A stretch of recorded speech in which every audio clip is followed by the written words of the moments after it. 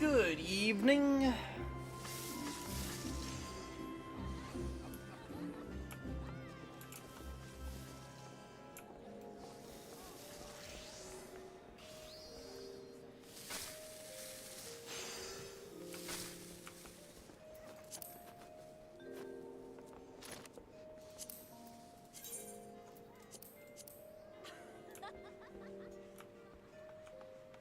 Okay.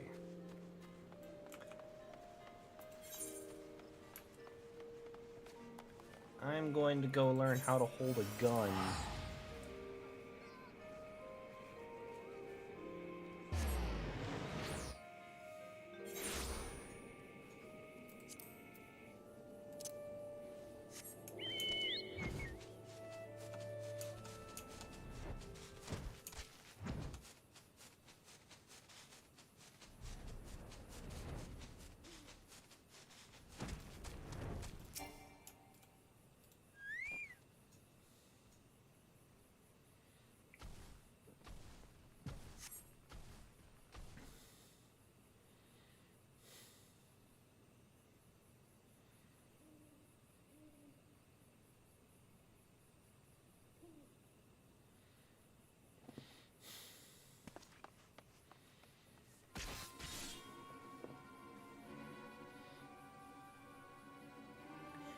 Frothcars have the best drip. They just do.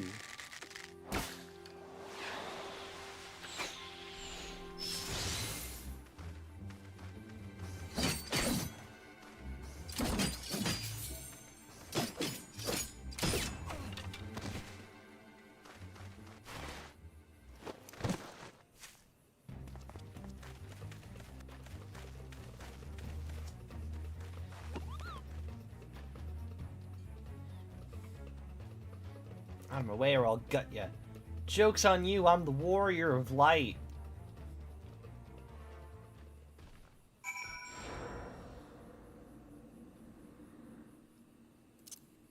Oh, wrong thing. Nope, I don't want to hit that, I don't want to hit this.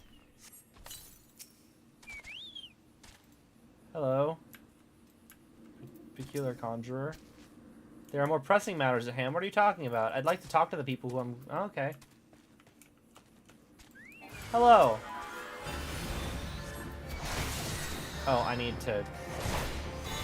Excuse me. Are you sure you're gonna gut me, sir? Oh no, you are dead.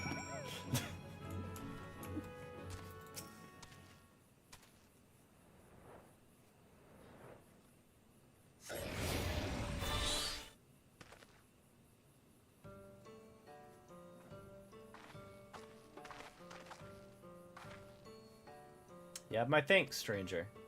And mine, if you hadn't shown up, things could have gone very badly for us. It's my fault, I'll be more careful next time. Truth be told, I thought we'd have an easier time of it on this side of the wall, how wrong I was. I think we could be caught unawares by a gang of common thieves. What's going on? We heard a commotion and... It's one of them, just like the witnesses described.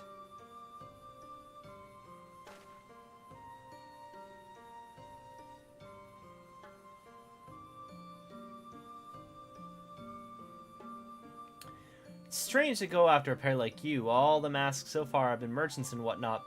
You know, folk carrying coin and valuables who won't put up much of a fight. All their marks so far. I reckon that if any of their cronies are out there watching, they'll think twice before crossing you lot again. Still, it might be an idea for you to seek out these travelers and to see these travelers to Gridania. You look at the rest of the highwaymen.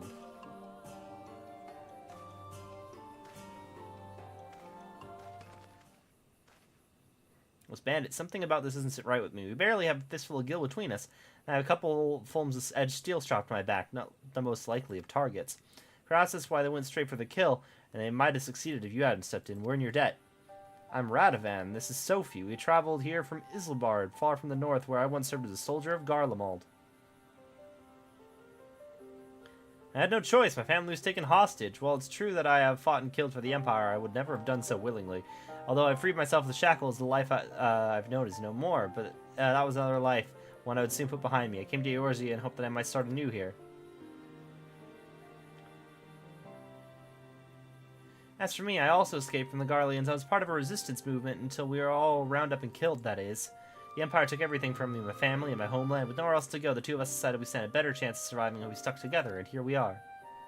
To see me now, you'd scarce believe I once served as a personal guard to my queen, but in the end, I couldn't protect her. I couldn't protect anyone, not even my wife and son. While I would have gladly given my life for theirs, it was not to be. Even so, there may still be a use for the skills I spent years honing, those whom I may yet deliver from harm. That's why I suggest looking for employment as a bodyguard in Eorzea. Gridania seems like a good place to start. I know you've helped us enough already, but I have a proposal. I didn't read the proposal. Hold on, that's a rather lot to ask, don't you think? What did he ask? I didn't read the proposal. That's what it takes to become a gunbreaker. It seems like Gunblade has caught your eye. You may have seen Garleans wielding something similar, but this is a genuine article. Those used by the Empire are simply edged weapons with a firearm bolted on, or vice versa. While they have their uses, they pale in comparison to those my clan forged for generations. Our gunblades are etherically imbued cartridges. When you pull the trigger, the powdered crystal within ignites, releasing the ether. This sends a powerful shockwave through the blade, increasing its destructive capabilities. The cartridges can even be fired into the air to create defensive barriers. Perhaps you should save the lectures until you've heard his answer? Are you interested? In exchange for assisting us, I will teach you the art of the gunbreaker. I was wondering if you might be able to act as a guide. If you'd accept the gunblade training as a form of payment, we'd be most grateful. Once the coin starts rolling in, you'll receive a fair share. You need not answer right away. Please give it some thought.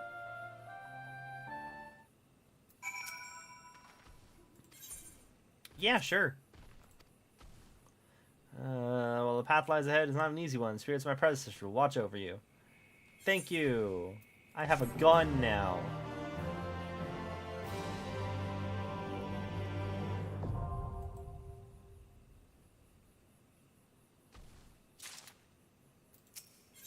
I have to have a gun. I have to be wielding a gun. First off, let me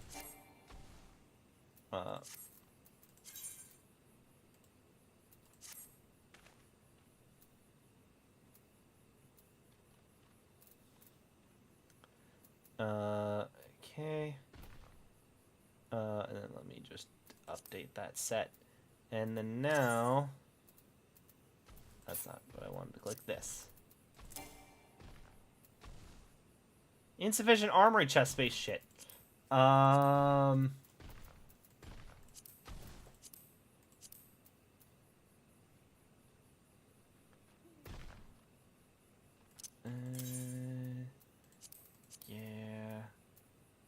That's all the weakest shit that I got. Can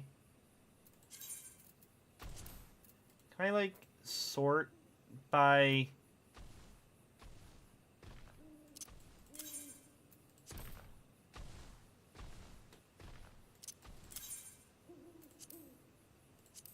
Okay, now let's try. Nope. What else do I not have room for? What do you mean insufficient armory chest? Oh, wait. Earrings.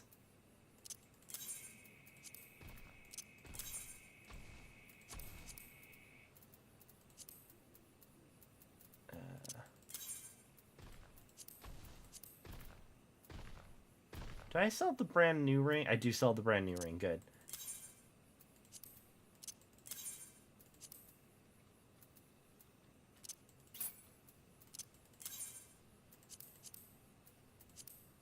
Okay.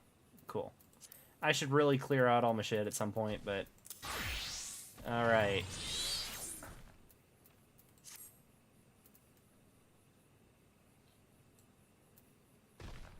Okay. I only... It's a level 5. A level 5 thing. Maybe I shouldn't, I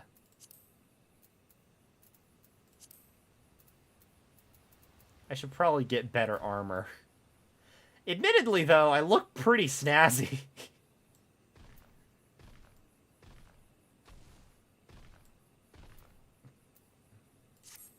Alright, hi. Alright, take the blade in hand. Rather than spend moons and moons training, you perhaps we best find employment first. Use the time between assignments to refine your abilities. Where should we start? Adventurers Guild. Sounds promising. Supposed to be our adventurers, after all. You're familiar with this sort of thing? I may or may not be the Warrior of Light. Couldn't have had a better guide. At the time of present, shall we? Powder gauge indicates the defensive stance Royal Guard is in effect, which is the tanky thing. And then you do a combo. Acquired at level 40. Good. Gosh, I have so long to go before level 40. Adds cartridge to the powder gauge, suspended by bursting, gnashing fang. Acquired at level 60. Gosh, so long to go till that. Okay. So I should probably get some actual ass equipment. I should go and sell some stuff so I can actually, like, have more, space. We gotta go to Gridania.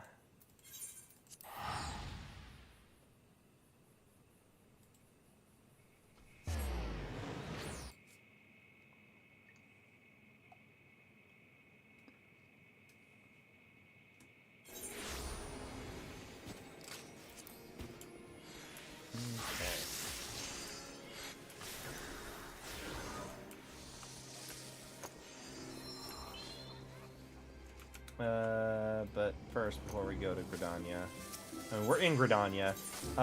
Before I go and do anything, I'm gonna head over here.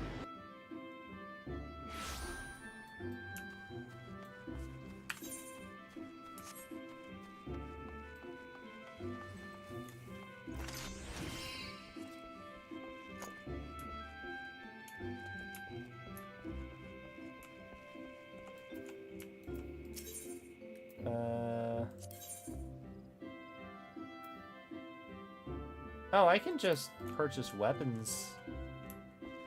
Like, normal-ass weapons, I guess. But first, I only sell shit.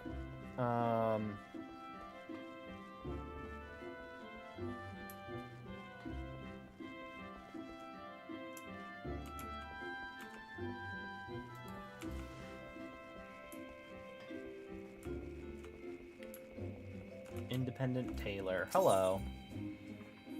Disciple of War Gear.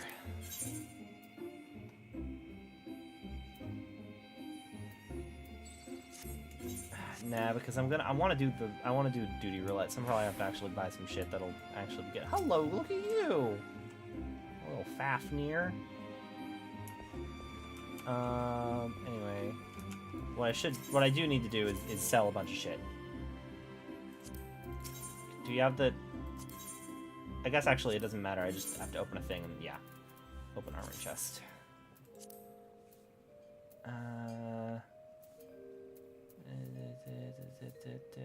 Don't care.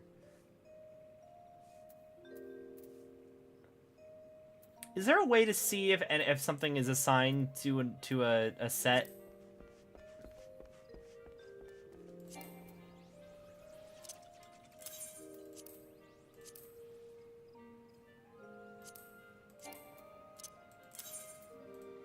If it's grayed out, it can't be sold.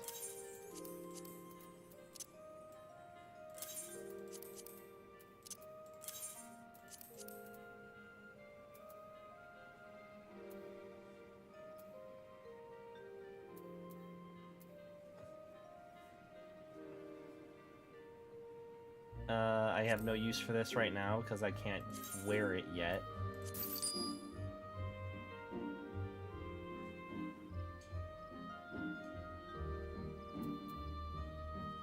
I wish I could sort things just by level. Actually, yeah, if this is level 60, then I'm not wearing it because I'm currently level 70, so...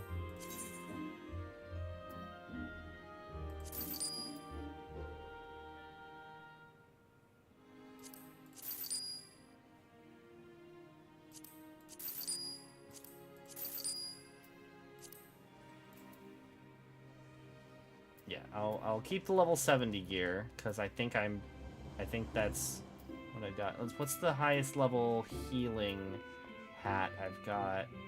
I don't need you.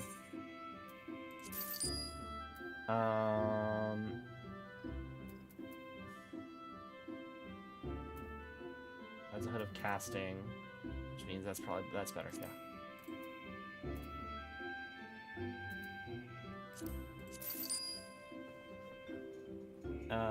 Philosopher's hat. I really wish that you could just sort stuff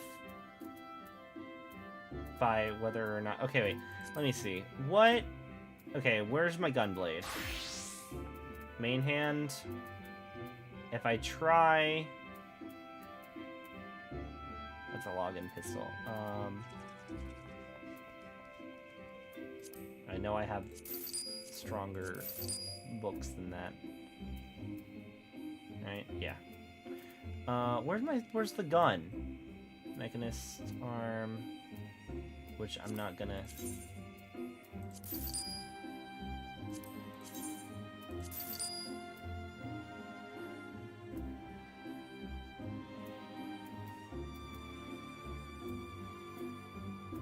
Where's my gun?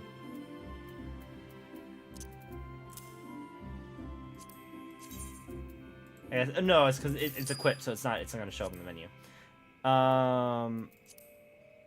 yeah, if I...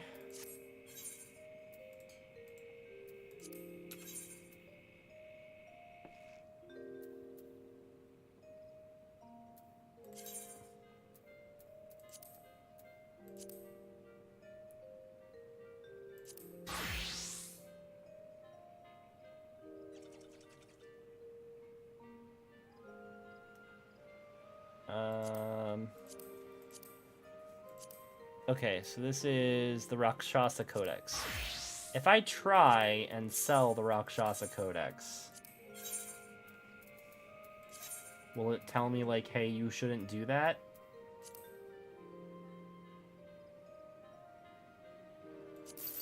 No, it won't. I'll take that back, thank you. Oh, does the little, oh, this thingy shows you, okay. The little icon in the bottom says that it's a thing or not. Okay, cool.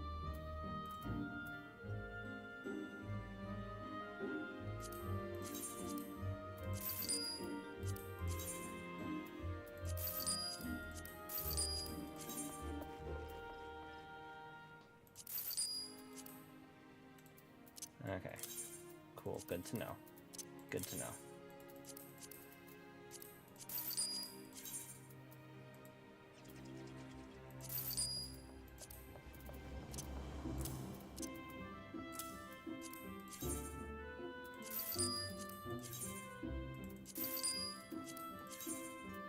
Okay.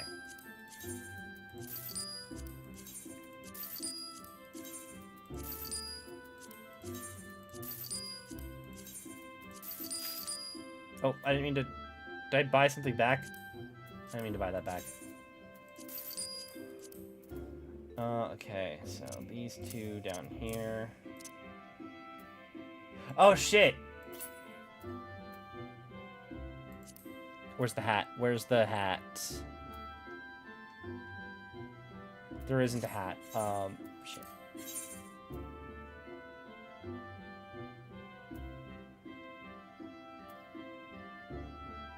Buy back.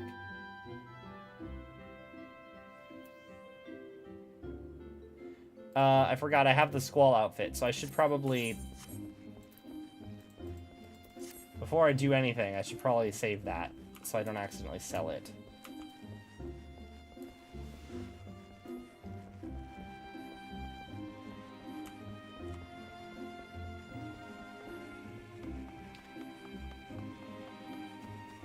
God, Gridania really is spread out from, like, everything.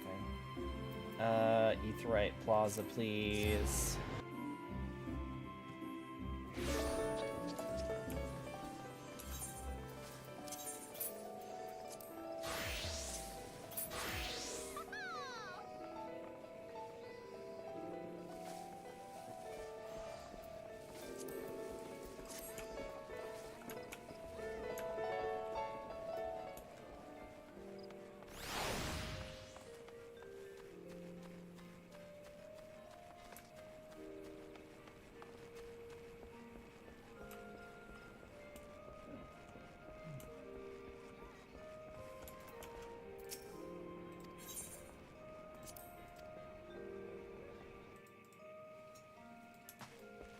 Okay.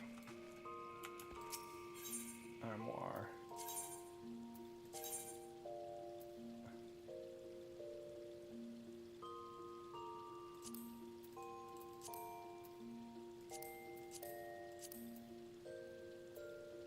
Lionheart jacket. Lionheart boots.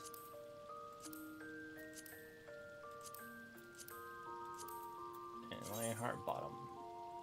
I'm wearing the Lionheart bottoms. That was the most powerful bottoms I had. Unequip these. I will just be pantsless for a little bit. Don't worry about it.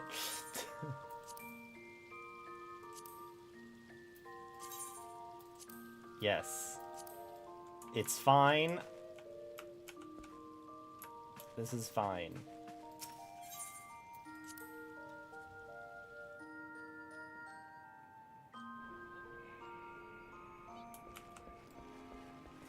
Ignore me. I'm only half naked. It's okay.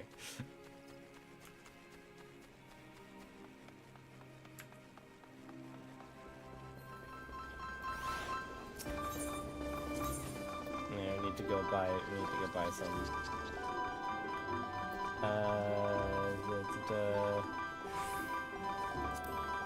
Yeah.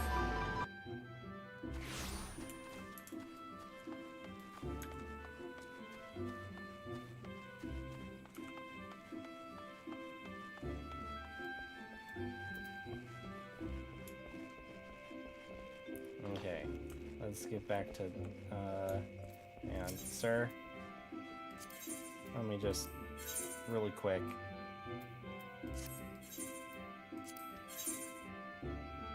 I'm just gonna get some pants really quick here.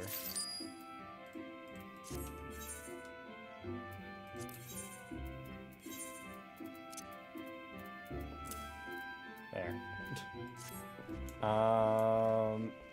Now then.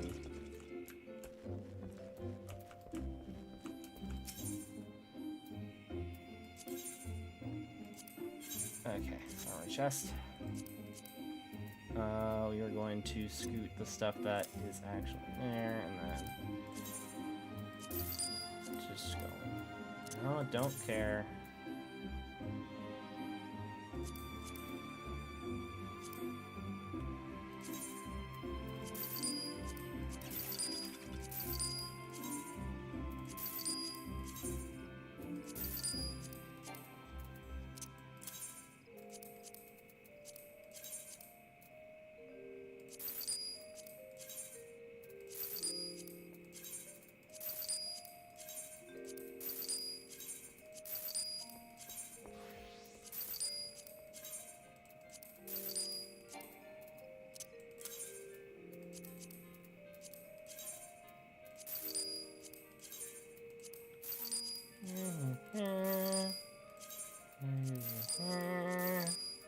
Just clearing out my inventory.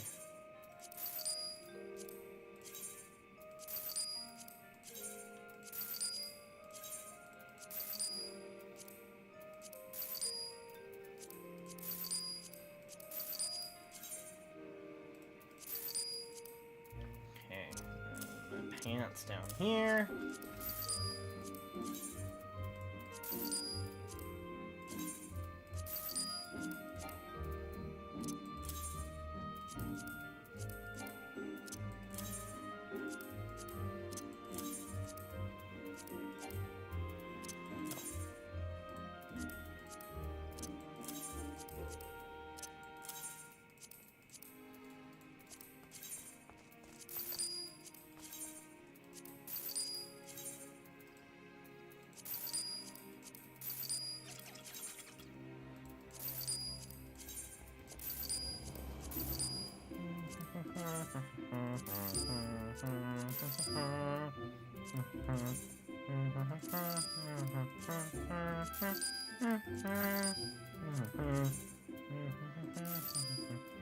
Okay, put the shoes down here. And get rid of all the other stuff I don't need. Just clearing out this inventory.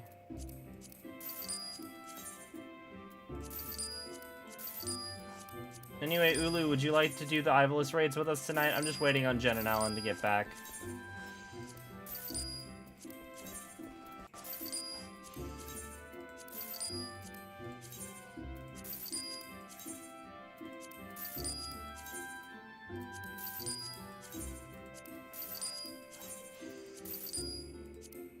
Alright. Oh, this is House 4 Tom Shield. Fine, I guess I won't sell that. Down here. I'll just sell all the other things.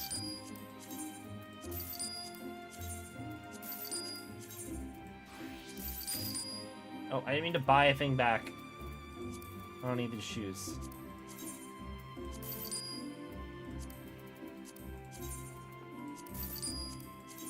Why is my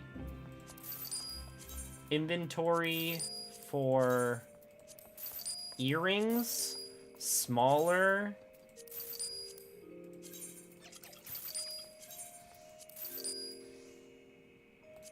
than several of my other equipment type?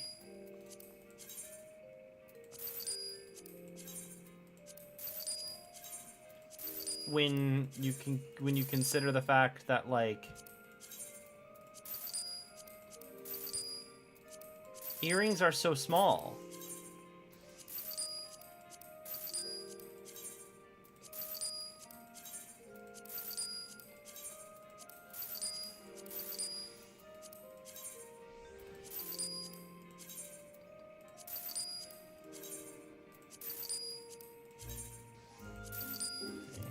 Alright. Necklaces down there. Like, these shouldn't take any inventory space. Granted, technically speaking, you give me all this shit, I'd be over encumbered.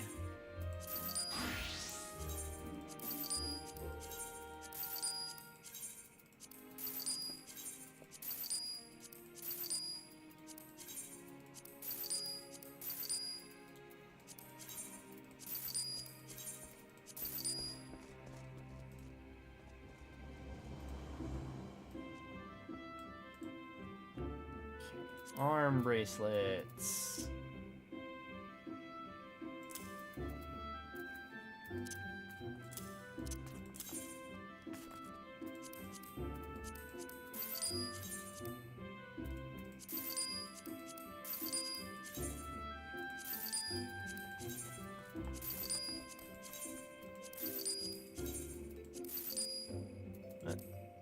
Oh, I totally skipped over coats.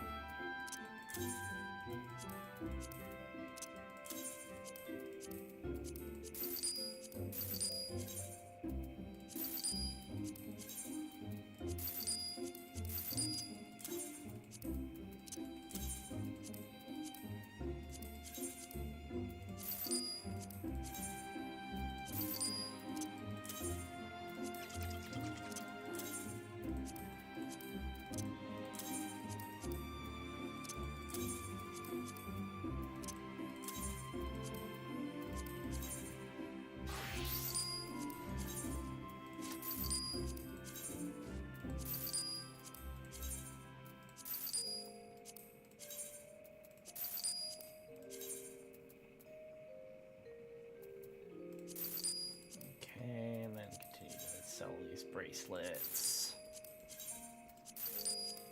Just a bunch of inventory management. Very engaging stream content. As I give this vendor all of the gear they could possibly ever want.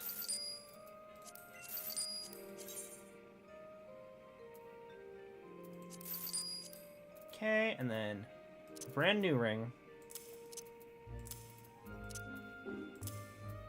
And these rings. Okay. Nope. There.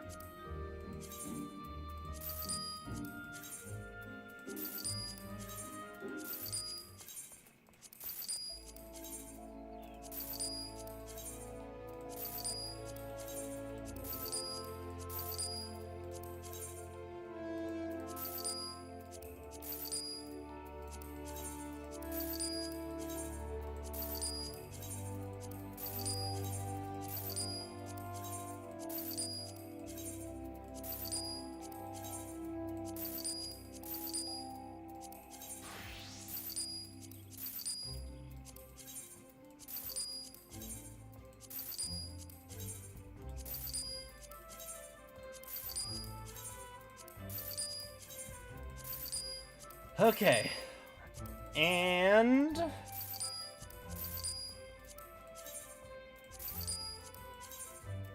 there we go. Armory chest cleared out. Now I can sell a bunch of shit from here. Oh yeah. There's shit in here too that I need to get rid of.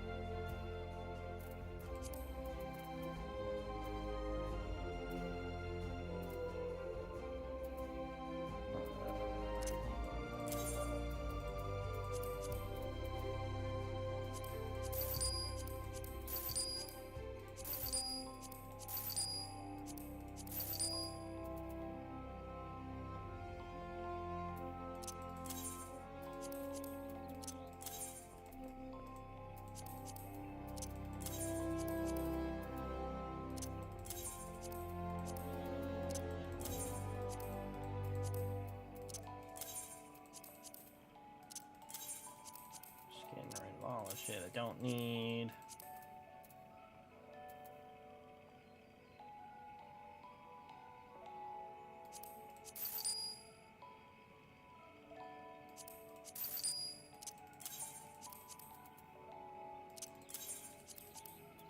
Okay.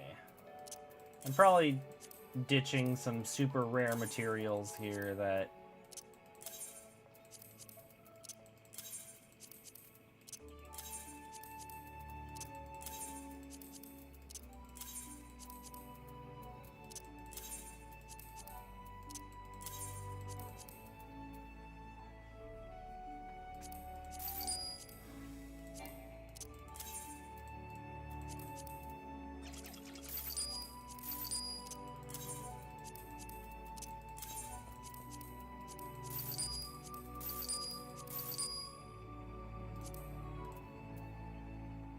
Oh, this is furniture. I'm gonna keep that. This is also furniture. Furniture.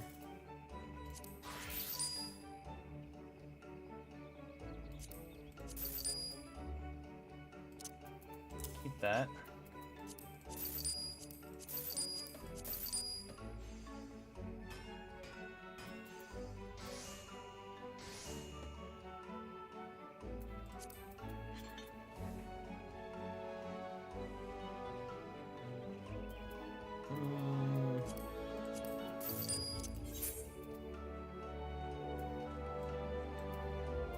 Oh, this is my Crystarium gear.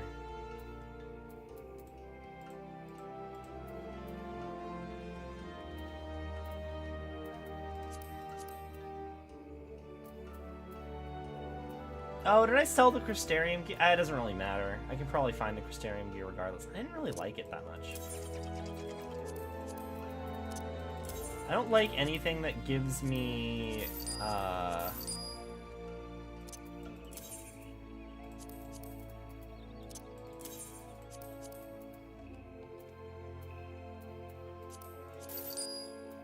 Okay, cool.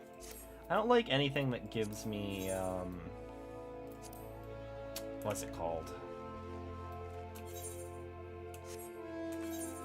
Also, do I have a login tomestones?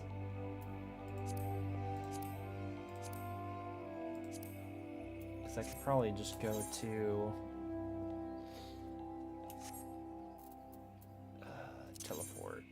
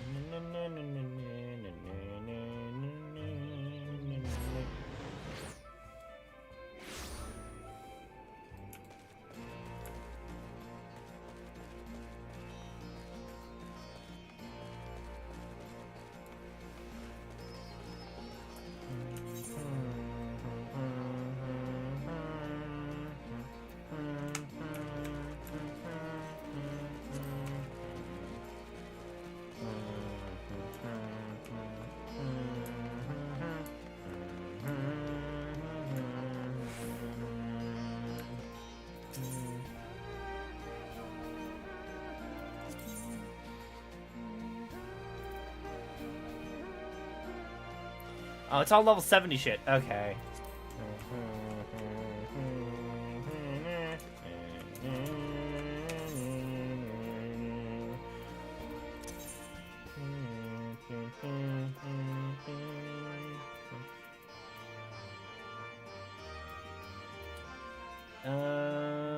Where are we going? I'm going to Idleshire.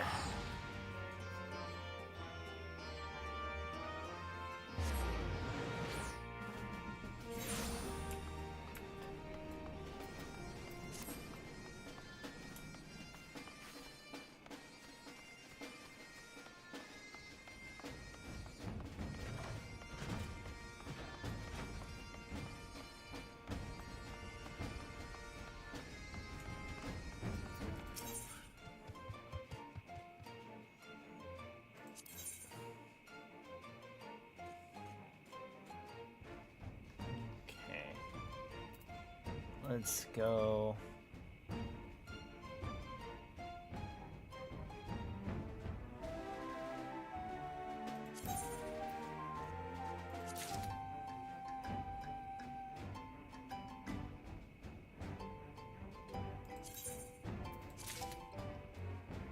Oh.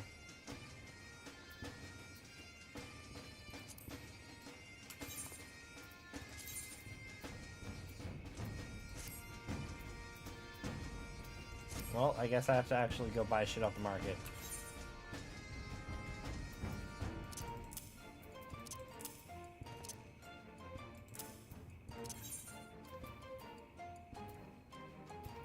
Let's go to Limza.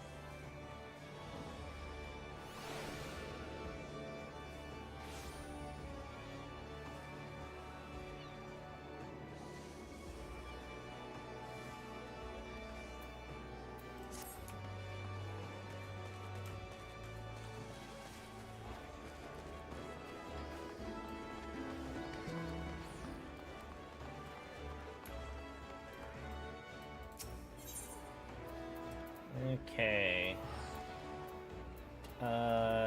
Body Gunbreaker for... Can it just be level 60?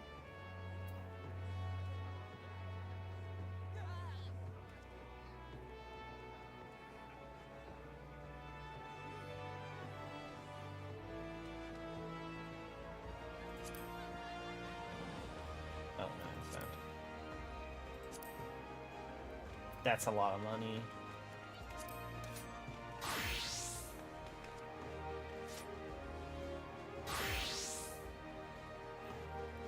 You see, you have the exact same.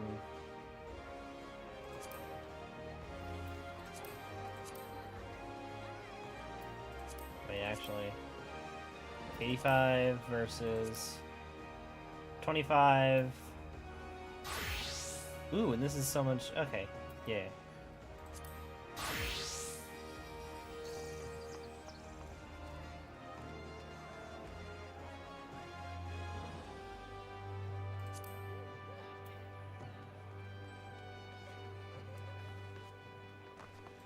I'll buy one of these, thank you. And I need Gunbreaker hat.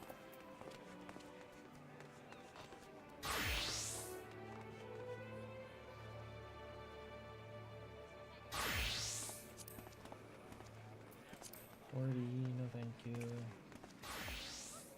Can I get one that's cheaper? It gives more or less the same amount of protection. $265. $262 for slightly less. I will buy that. Okay. Hands. Holy shit, that's a lot of months. No thank you.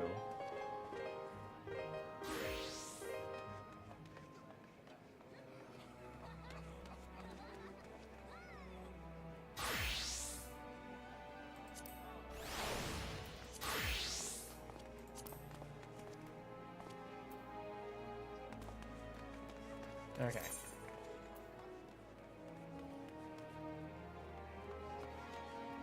Sure. There.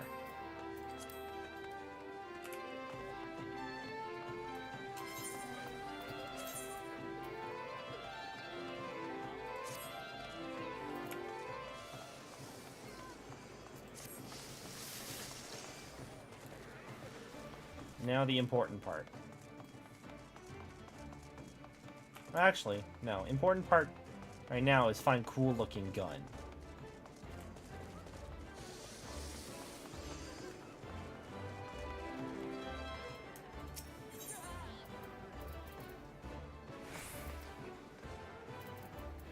Which one's Gunbreaker? Scholar, Red Mage, Dancer, Dark Knight, Reaper.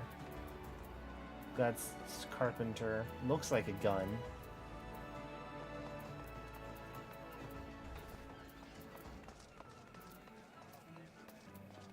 Samurai, Rogue. There we go. I forgot. Okay, it's the O. And there's nobody stealing this. Okay, that's fine. I don't need it anymore.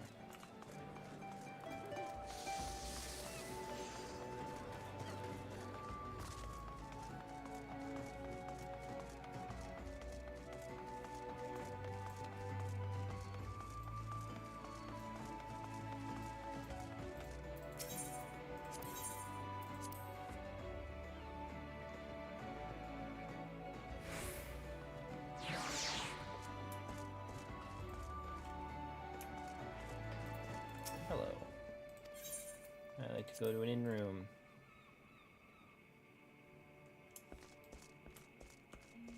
Okay. Time to look fabulous. Glamour plates.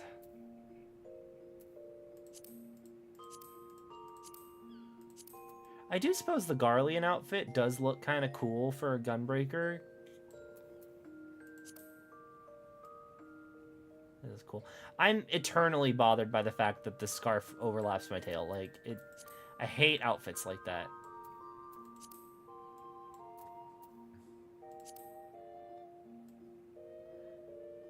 Yeah, like, the fact that this...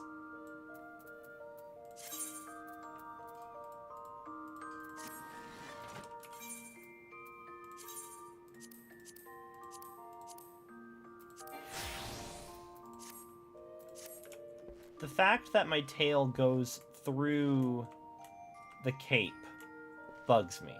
Any piece of glamour with a cape just doesn't work for me.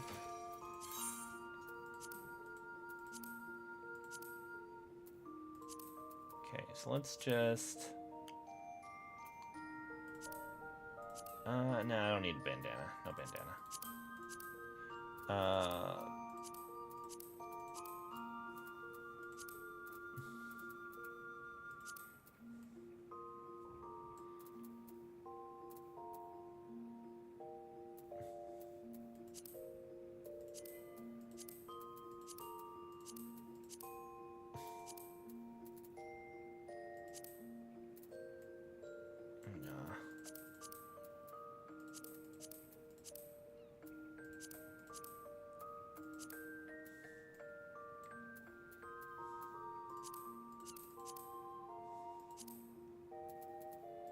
Honestly,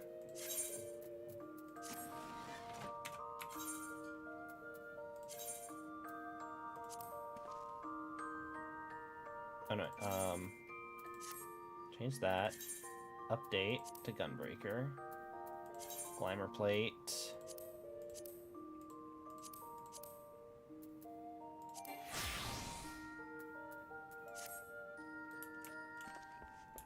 okay.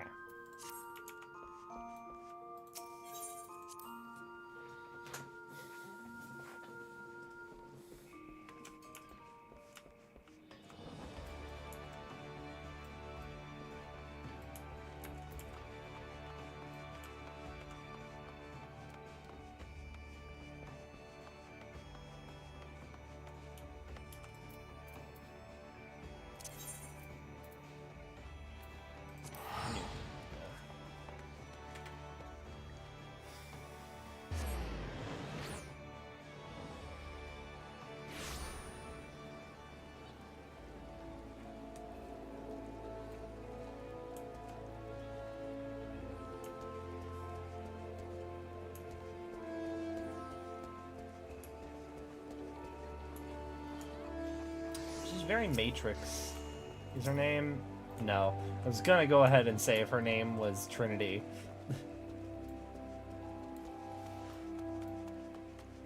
Okay, actually, I should... Okay, so which... what's my tank's... Oh, first off.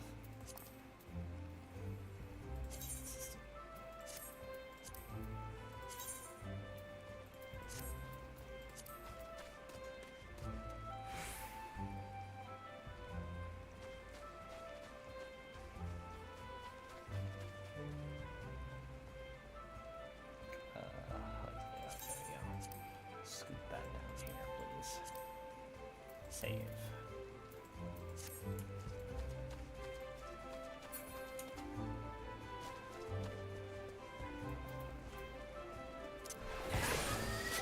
Okay, so that turns that on.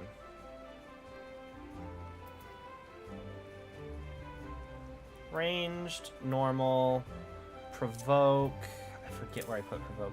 5 I've been using for my damage mitigation.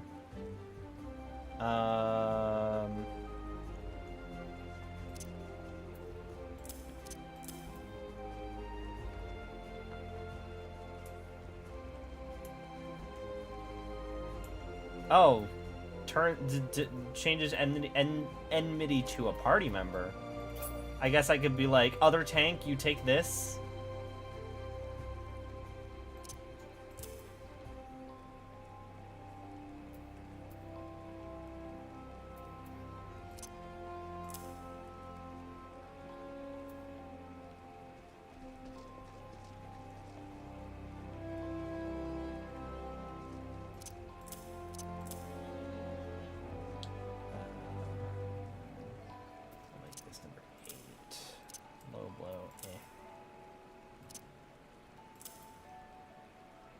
Grants regen to a target. Ooh.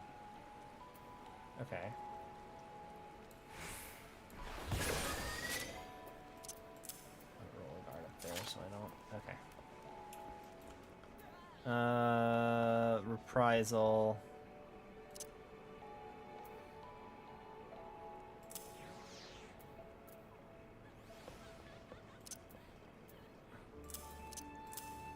Okay.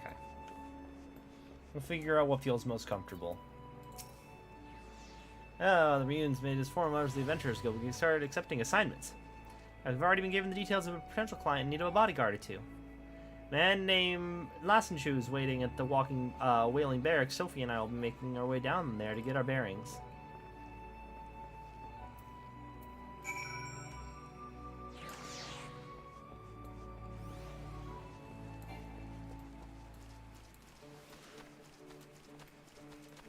Wait, Wailing Barracks? Where is that? Okay, it is in Old Britannia.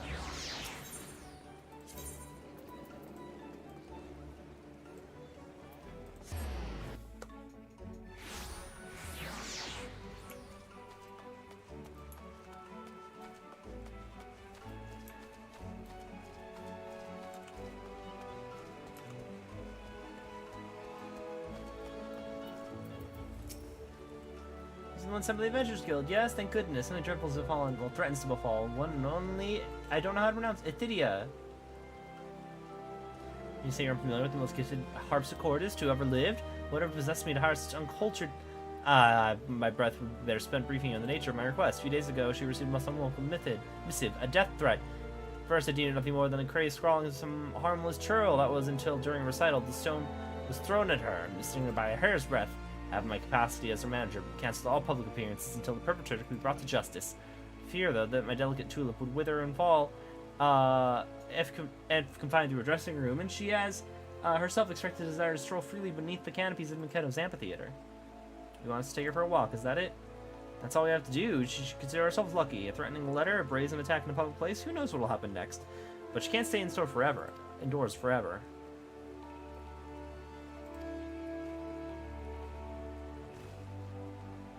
Let's proceed carefully. If the culprit knows Lassenshoe asked the Adventurers Guild for help, they can probably deduce that they'll be coming out of hiding. We should see if anyone bears a grudge against her, so that we know what to expect. I mean, a dude just threw a rock.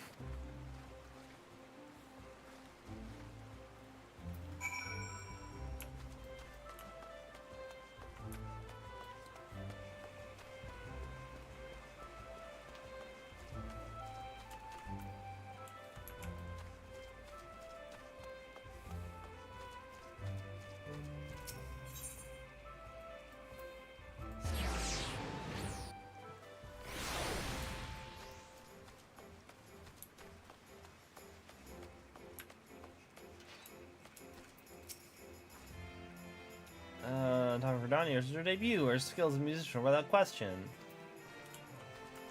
Silver admires her in strange garb.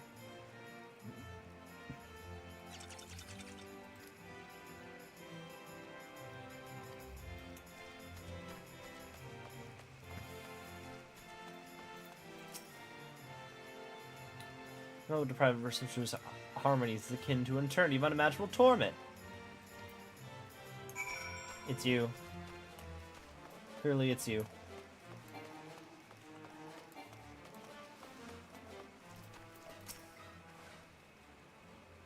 No, it's Ondine? She's a harpsichordist, like Athidia.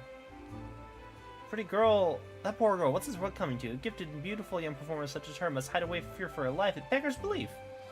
Must be one of her followers. I see the way some of them look at her, and it makes my skin crawl. With fans like that, who needs enemies?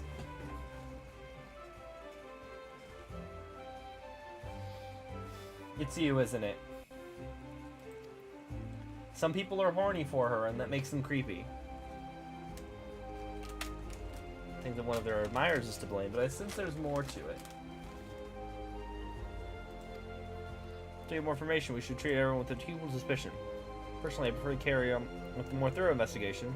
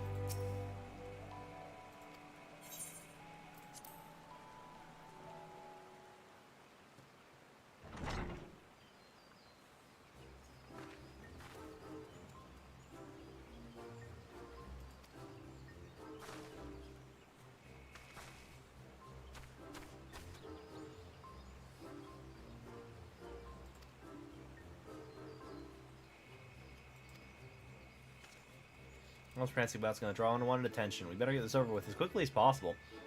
I'll escort you to the amphitheater. Why don't you stay armed blasting you in case we need to hurry back? Keep an ear out for any signs of danger and come running if you call. Well, I was fully prepared to join you in guarding Athidia and dress for the occasion. I will defer to your professional opinion. Remain here. I promise you that you'll keep my sweet Petunia safe. Leave it to us.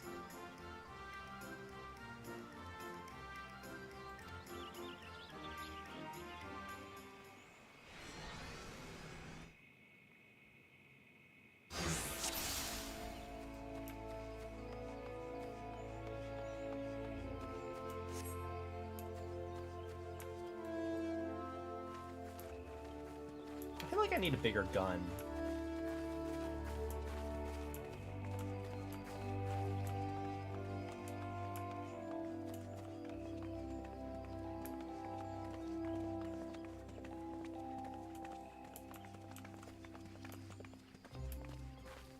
You are so peaceful and serene. Now we're gonna get jumped. Gridania is a wonderful place indeed. You should stay a while. I'll give it some thought.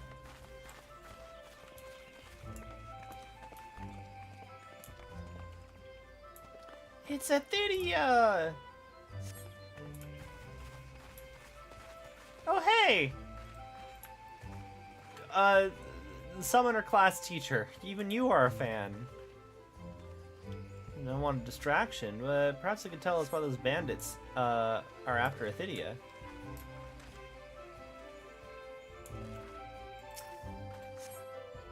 Athidia becomes something of a reclusive lady. I hope she returns to the stage once more. Ymithra! Athidia has only recently begun performing in Gridania and has already amassed a considerable following. I heard, however, that some of the other harpsichordists are envious of her success. Though Gridania delights in her magnificent melodies, every other musician pales in comparison to her. You're escorting lovely Athidia, please allow me to make a record of this day's events.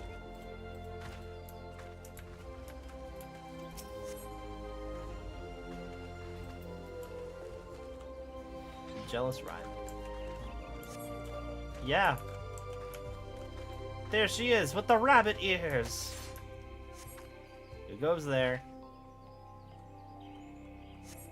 You might step away from the girl, nice and slow. Let me guess that she is mixed up with the rabbit girl that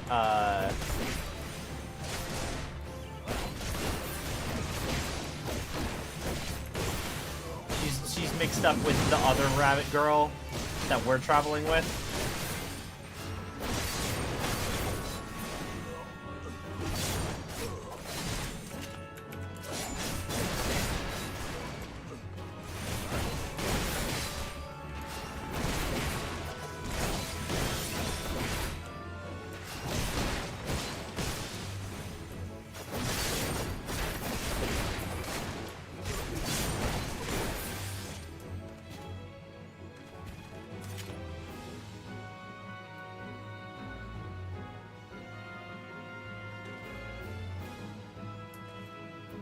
so I think...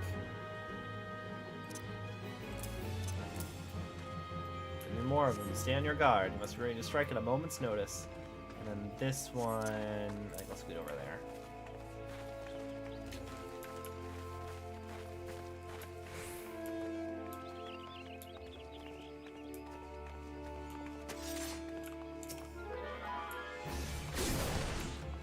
Oh, there are more here.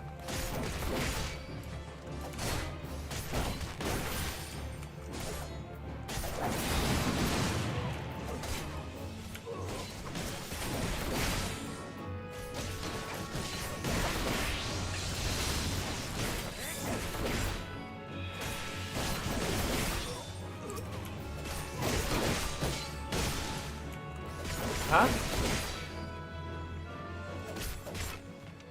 Oh, I thought I had friends. Oh.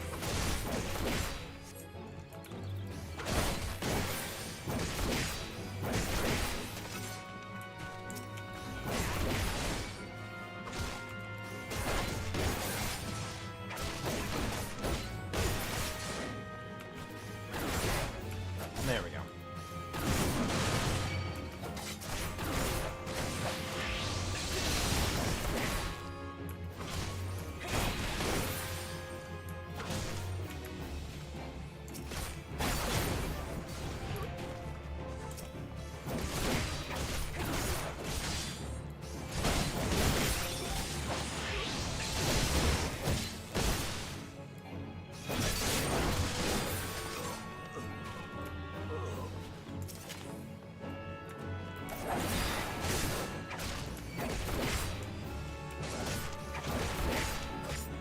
Solid barrel to ready a cartridge.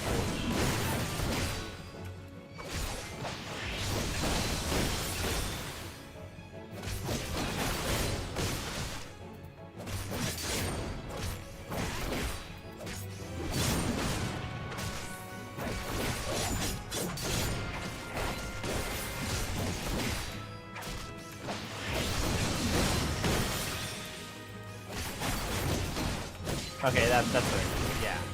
Attack. Number 2. Go into 3. And then yeah.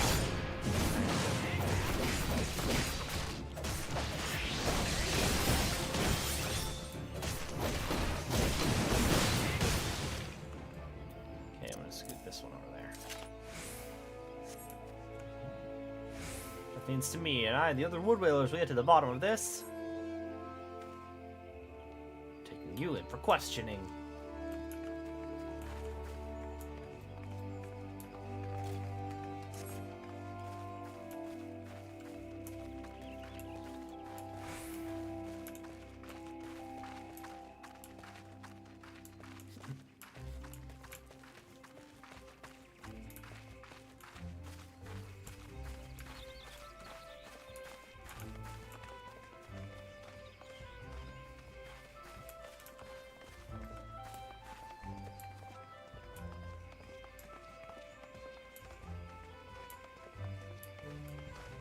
Yeah, they took down all the Halloween decorations.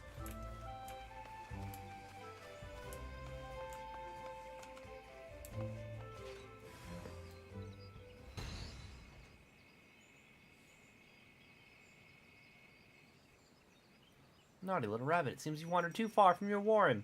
You just up your curtain call, though. It cost me a pretty penny to rent this place. It's for your last time you ever walk over my stage with those grubby little paws of yours. Okay, they haven't mistaken her for the other rabbit that we are hanging out with.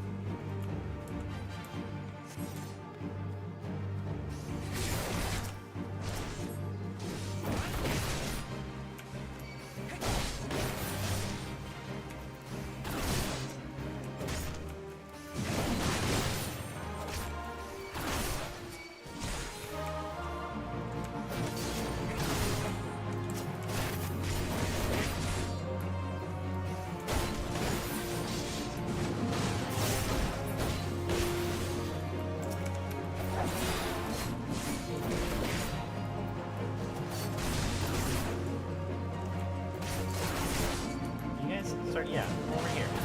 Back to me.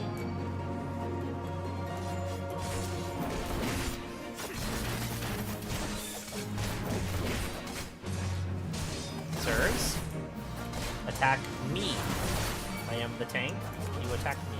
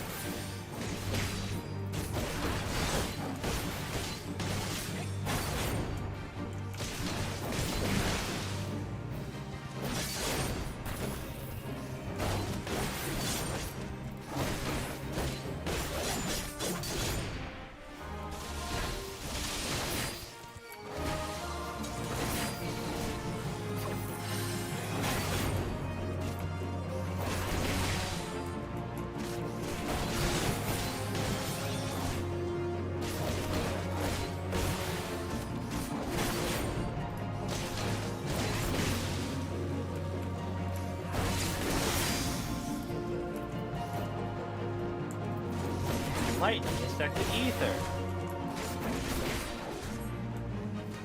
Excuse me.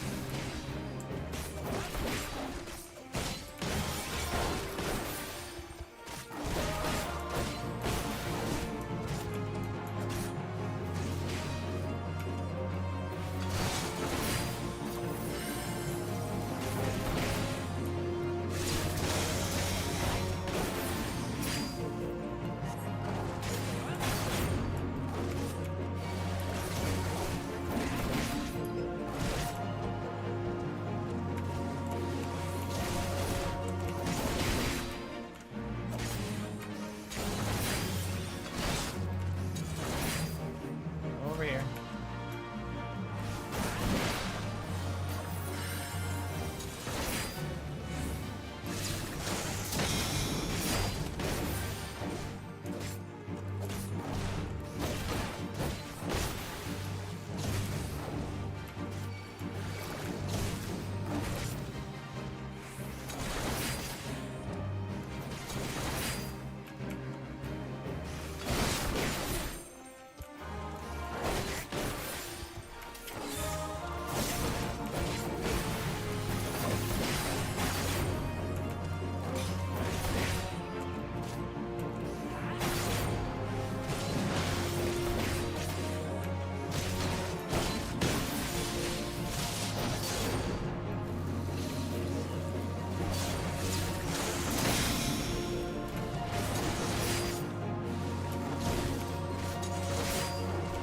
Still have a good amount of HP left? Yeah, she does.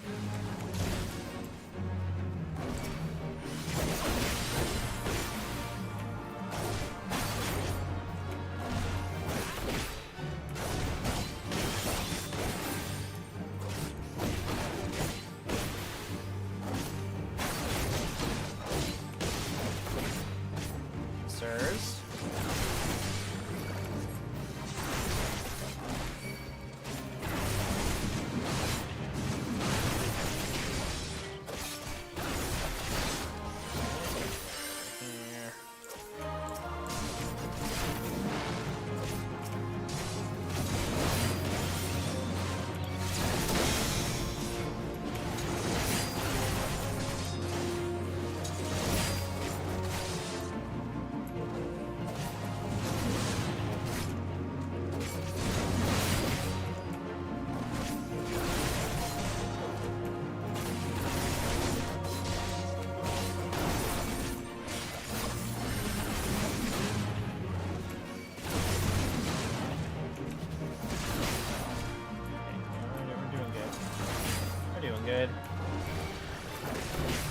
For a job quest, this is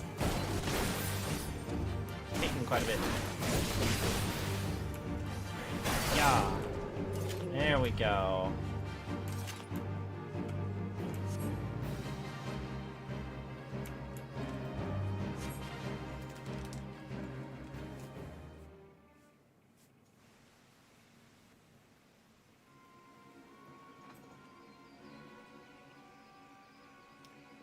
Do you need her to take off the mask? Does that really hide who she is?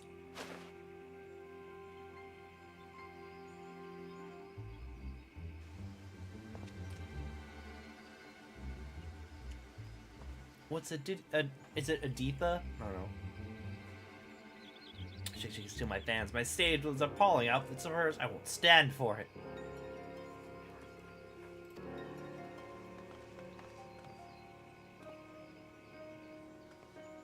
What happened here? Assassination attempt. I heard that Undyne wasn't exactly a fan of Thaddeus, but I never thought she'd paid to have her killed. Now we know that the highwaymen in the woods were on their, her schemes too. A few days back, they held up Undyne's carriage in the shroud, but they made them an offer with worth more than the valuables they were carrying. Mind you, I don't suppose there's many of those bastards left today. You've done us all a good turn, so if you ever need anything from the God's Quiver, don't hesitate to ask.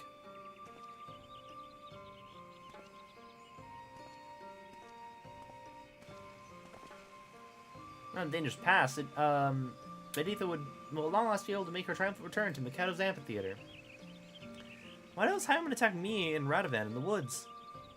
Maybe because of your ears? I imagine Undyne told them how much I love wearing my bunny crown. They probably thought you were me. Those ones aren't, these ones aren't real Vera ears, at least I don't think so. Actually, I was wondering if I might have a word in private with the three of you? There are four of us. Yes, but only if I include you, which I'm not. What have I done to deserve such treatment? I suppose the lady is entitled to her secrets, but before I return to my duties, I wish to express my gratitude for your part in today's events. You both have performed admirably.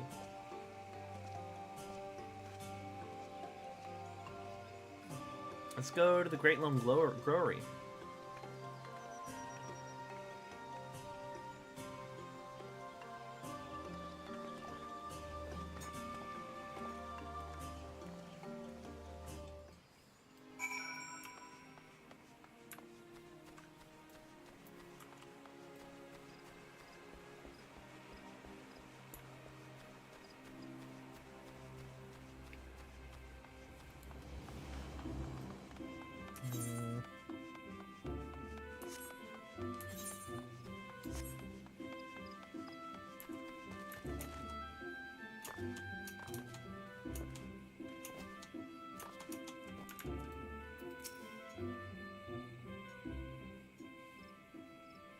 You risked life and limb to protect me, so I feel it's only fair I explain myself. One moment, please. Oh! That's neat. What? She's a sylph. You didn't say she was a sylph from the very beginning? This one feels much more comfortable now. It's fun to use glamours and play the harpsichord, but a little tiring. And this one spent so long in the walking one's house, this one nearly died. These ones need sun's rays to flourish and live. That's why this one had to go outside, even if the dangers were all around. This one hopes the helpful ones will understand and not tell simpering one. Listening ones will be sad if this one can no longer play sweet, sweet music. Secret's safe with us. I'm ever so grateful. Promise you'll come listen to my harpsichord soon, yes?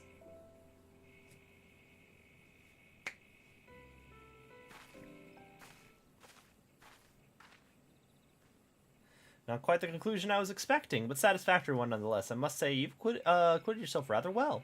Normally it takes a lot longer for novices to grasp the fundamental differences between a gunblade and a regular sword. It was originally developed by my people in the Third Astral Era. The march of the Ilagan Empire had driven us to the barren wastelands, where even survival was a constant struggle. Our queen, Gunhildur, was closely guarded by loyal soldiers known for the unique swords they wielded. These loyal vassals were known as Gunhildur's Blades, a name that was abbreviated and applied to the most distinctive of their weapons, the gunblade. Meanwhile, the Alogans are developing their firearms capable of launching projectiles over great distances. As they were similar in appearance to our gun blades, we referred to these weapons as guns, a term which is now commonplace. So effective were these new weapons on the battlefield that Queen's Guard decided to specialize in smashing through the enemy lines and destroying them swiftly as possible, thus they come to be known as gun breakers.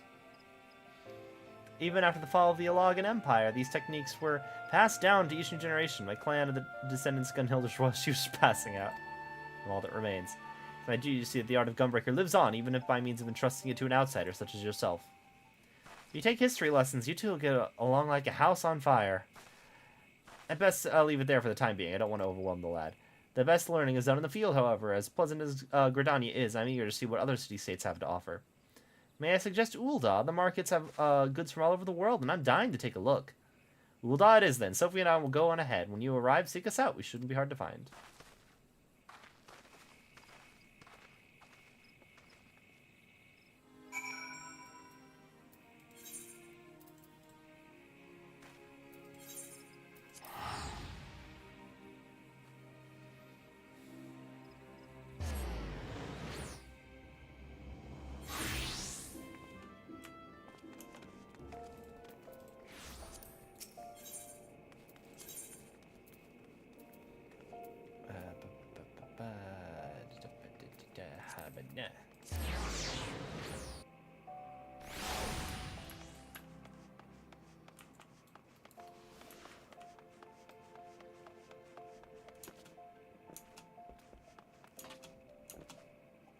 Wait, there you guys are.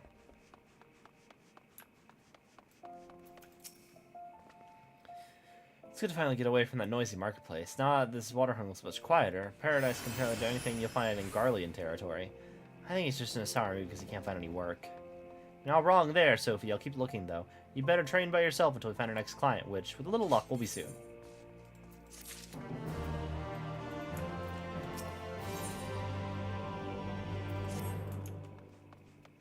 Okay.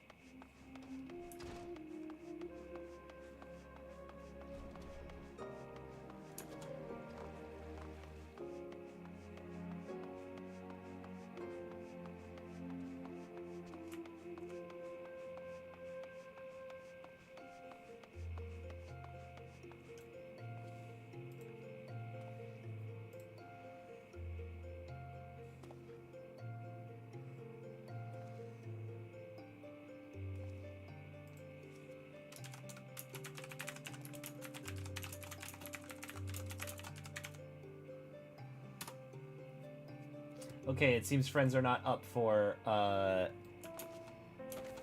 doing what's it called? The final Ivalice raid tonight after all. So I will do this dungeon, and this will have ended up being my start learning Gunbreaker stream.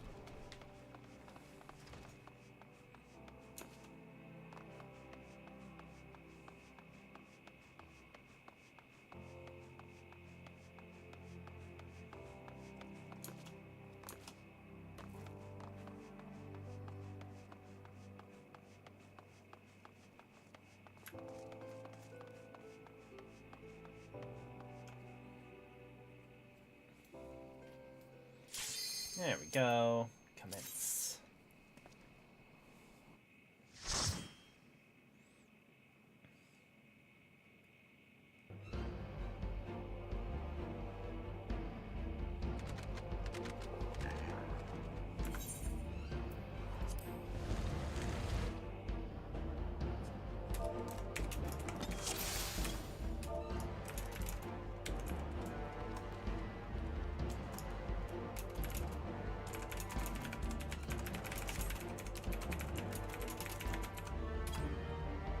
Oh, I meant to say that I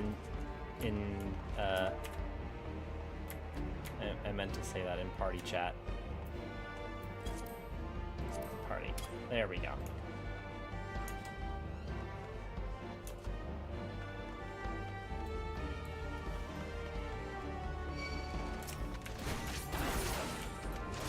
Which I should turn on the stance.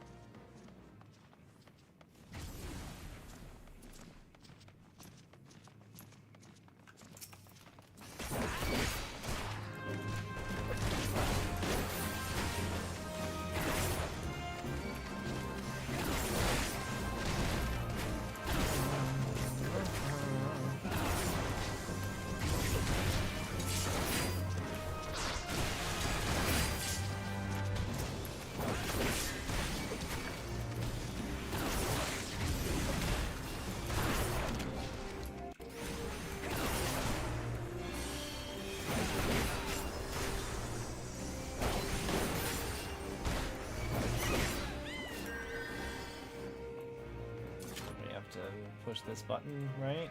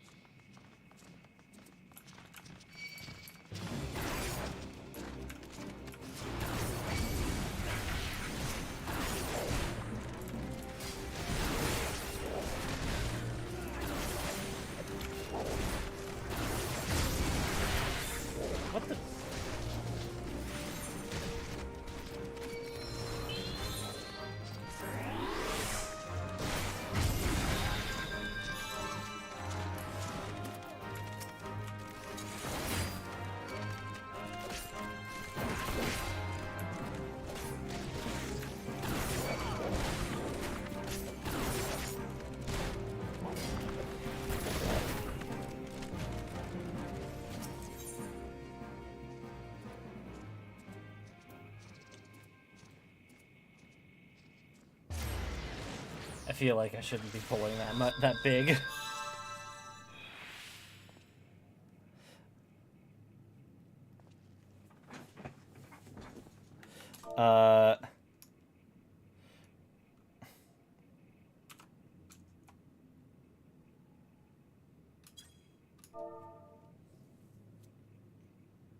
Yeah, I know we need to unlock the timer thing.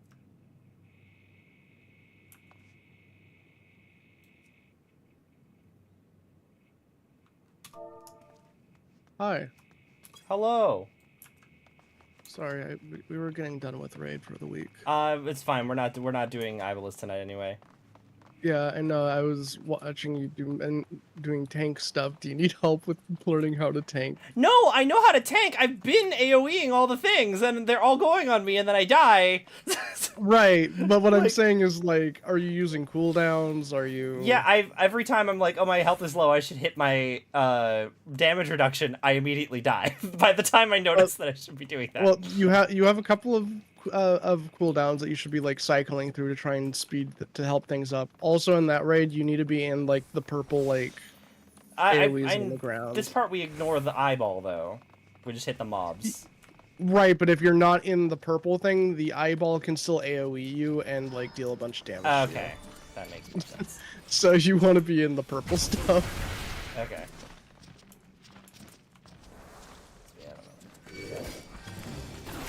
Okay, cool. Oh. My nerd, go over here. Can you go over here now? Guys?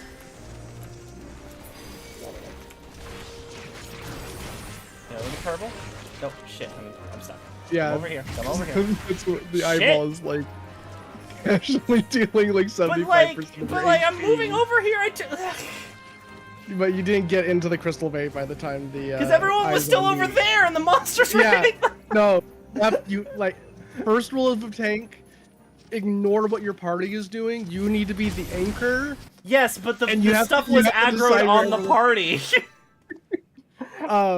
Use Thundershot. Your, like, ranged ability. It has increased entity. Okay.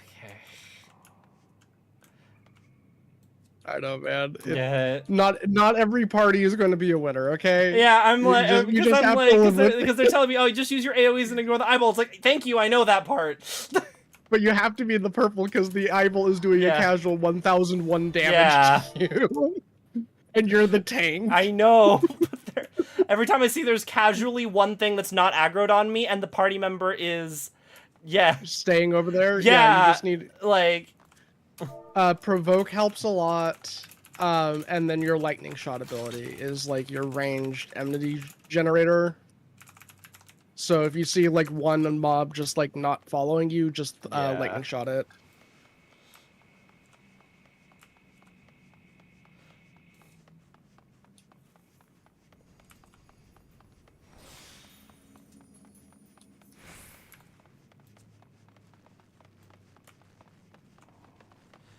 Yeah, otherwise that like eyes on me mechanic is like just doing like 33% of your HP. I've done like, this dungeon 50%. multiple times, and I did it, and I swear I've done it before, like when I was leveling my paladin too.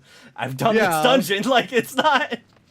No, I will say Darkhold is one of those weird dungeons. It's not the easiest, but it's not the hardest either.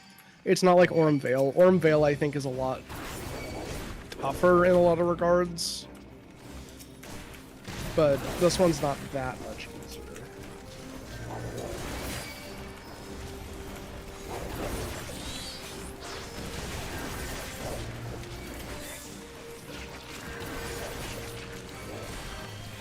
But yeah, now you should be dodging that, like, eyes on me mechanic. Yeah.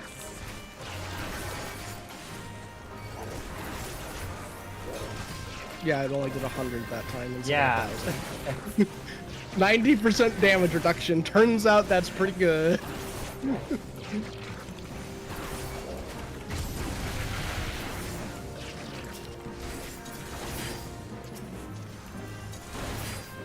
here, please. Alright, you're just gonna stay over there. Okay, you did. You did.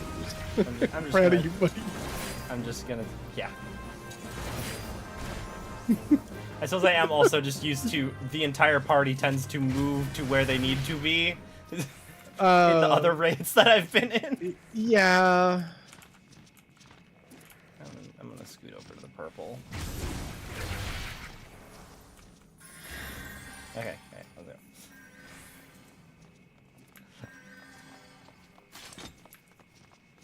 I was also thinking, like, man, I feel like Gunbreaker's the one that I'd want to have on my main, but, hey, sir, can you please come over here? Sir? Thank you. I was like, oh, Gunbreaker sounds like the tank that I'd want to have on my main, but I do not want to, like, but I was like, oh, but I also want it on my, my ult that's the Mechanist. Yeah. I'm like, oh, I don't want to have to level him up twice, and then I'm like, wait a minute, it starts at level 60. I don't, Yeah. It's actually not that big of a deal. Also, did you see the new Viper class already, or no? I'm aware of it, I don't know much about it, other than you have two swords that become double-bladed sword. Yeah, it's FF9 weapon. It's Sedane's. Oh, that's neat. I had not put that together. I'm out here. I'm busy out here hoping that the limited class is Beastmaster. People are thinking it's Beastmaster because that's what they stated previously of like limited jobs that they were like thinking about. And also, the limited job they said is going to be in 7.1. That's not the expansion, right? No, expansion starts at 0.0. Oh, so as in it's going to be in... So... It's still going to be in the expansion, but it's not going to be at launch. Yeah, so the way patches work is the first number for the patch number is the expansion. Yeah. So 2.0 is ARR, and then 6.0 is current. And then you can count in between them to kind of figure out where they are. Yeah. Then expansions start on 0.0 as base game, and then there are 5 major patches, which is the first number after the point. So 0.1, 0.2, 0.3, 0.4, 0.5. Okay, so Beastmaster will probably be in Dawn Trail, but will not be in base Dawn Trail. Yes, it'll be with the Alliance, right? It'll more than likely be in 7.15, which is the half patch. And also Sadness, they're not going to be able to level up past a certain level. No, well, that's the thing with limited jobs. They'll work on that limited job until it's 10 levels below level cap. But didn't they say they would? Weren't they saying they were going to stop that even with Blue Mage?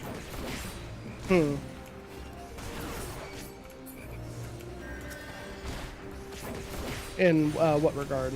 I remember hearing someone say that like they were doing something to like get people used to the fact that like Blue Mage is eventually not going to go all the way up. I don't know. Well, like so, I think you're misremembering what I was saying. Okay, maybe because I think we had this discussion a while back where for a while now it started at level 50, like back in Stormblood or something like that. It was either Stormblood or Shadowbringers. I think it was Stormblood though. Where it was effectively like 2 expansions behind. So a lot of these patches that they've been doing has been to try and catch it up to this point. But now that they have caught it up, they're now only going to be able to do about 1 expansion's worth of content per expansion, where like this previous one we had 2 big patches of it. Okay. So Curious what they're gonna start Beastmaster at then, like. They'll probably do it either to like Heaven's Ward or Stormblood, more than likely. Because they would rather get a proof of concept and see where people are feeling about it, because Blue Mage went through a couple of iterations before it got to where it was. Like, look, I really wanted to like Lord of Reminion. I want something where I can have small, adorable things that I command. Right. So give me Beastmaster. Well, it's like potential limited jobs that people are thinking about is like Beastmaster is probably the the best bet right now if you're like trying to like guess it. Yeah, please Just don't give because me you- Morpher, because Morph is just a different blue mage. Like the idea behind Beastmaster is it's an FF11 job, which is why like Blue Mage. I think that's why Blue Mage was like so on people's mind, was just because it was an FF11 job. And also, Dawn Trail's doing Final Fantasy XI raids, right? Is it Yes, they'll be raid doing content, or- the Alliance raid, not the not like the normal Savage variants. So the 24 man, not the 8-mans. Yeah. We don't know what the 8-mans are right Did you ever play 11? now. No, I did not. Technically, you can still play it. Yeah, no, it's still up. Yeah. Which I find crazy, but at the same time, like... It's still getting updates. Yeah. That's the other insane part. Like, Well, I mean, you like... I guess in this case it's not that weird. Like EverQuest 1 still gets updates when EverQuest 2's out, but actually EverQuest 1's the more popular one, so that's not that weird. Right. Well, and the same thing with like old school RuneScape. Both games still get updates, and they're completely different games at this point. But OSRS is now more popular because of bad business decisions. But like. Beastmaster is going to be thought about for like the next limited job. People are thinking Puppet Master as well because of how like weird that was in FF11. I want to be able to catch monsters. I can see pros and cons for both of them. Like the idea of Puppet Master would be like you're building mammoths to like help you out in combat. I guess, as long So, as I still have, go- as long as it's a proper pet job, unlike Summoner. Well, that's the thing is like you're building up your mammoth to like do combat for you, but like depending on what parts you put into it, different properties become apparent. So like there's an idea there I could see. I don't know how like fleshed out it becomes, which is like my concern. But like I can see like some ideas. Same thing with Beastmaster, same sort of idea of like you get to find pets, you get to raise them, and then you get to go do like content with them, whatever that content is. Capture a Moogle and make it fight for me. They are enemies in certain content. Right.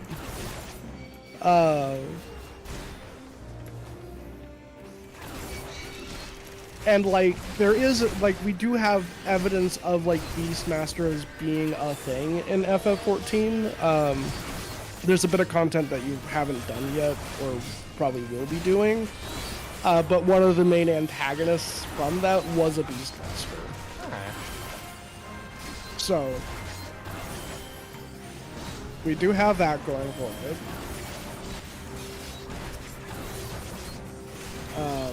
We're still getting another job. It's going to be a caster. Yeah, we don't know anything about that yet. I will say, so since it's just range DPS, my favorite class in Tactics was Illusionist. But Okay. that's mostly because they were board-wide AoEs, and I liked that. Yeah. I would always just like make a law card, make board-wide AoEs the thing that was favored by the law, and then have all of my guys just sit in a corner and spam the board attacks until we got the totem summons. So that'd be fun, just because it's a Final Fantasy class that I like that's not in the game yet. Yeah, I've been hearing two other ones that people have been thinking about. Green Mage has been coming up as of late. Isn't there also not Sage? There's a different. Actually, no. I guess it is Sage that I'm thinking of. They could cast like turn people into toads and stuff in Tactics Advanced. That's Green Mage. That's Green Mage. Okay, cool. Green Mage was a like debuffer class.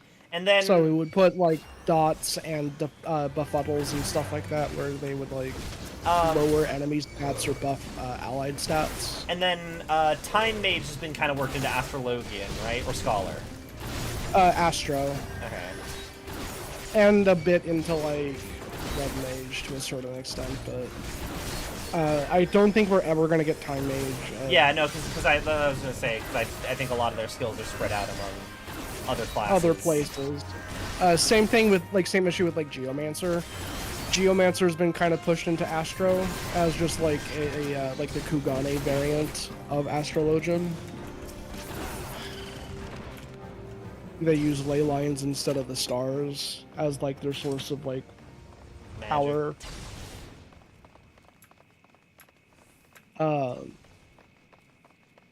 I like the idea of painter slash pictomancer, I think, like, would be the more official term for it. It'd be really weird. You go into the one boss fight in Omega, and they're like, I made a magic thing, so your paintings can be magic, and it's like, oh, hate to break it to you. I do this on a daily. The reason why I think it would be really fun is because one of the zones is, like, I think they're calling it the Painted Hills or something like that. It's like a bunch of, like, colors across hill, like on a hillside or whatever. And so they could easily tie it to, like, oh, that's what the magic of that local area is, and we're kind of exploring that a little bit further. I think Green Mage is going to be the solution, or is going to be, like, the actual job. Main clue is part of the pack content. You get, like, a emblem, or, like, Kryl gets an emblem, and it's a green club, like a 3-leaf clover, which is the symbol of Green Mage. So unless Kryl is all of a sudden gonna, like, job swap from whatever they are to Is Kryl not a summoner? I mean, I guess technically, Warrior of Light's the only summoner, so to speak, but... Well, like, what combat? She's technically a conjurer. She uses a staff. Oh yeah, and I guess I actually haven't had any content where I can play with her. Yeah, well, I don't think there's a whole lot of combat with her. That's the thing. Like, she's always like a support cast. Oh, thingy is up. But apparently they are a conjurer. So. I said it before, I do appreciate that Alisaie is a red mage instead of a summoner. Because it definitely fits her personality more.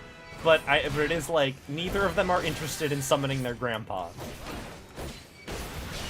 Well, I mean, they kind of explained that with, within Coils. No, but I thought he literally says that at the end of Coils. He's like, I'm a primal, and, you know, there are people who can summon primals. You could theoretically do it, and then, like, he left it at that.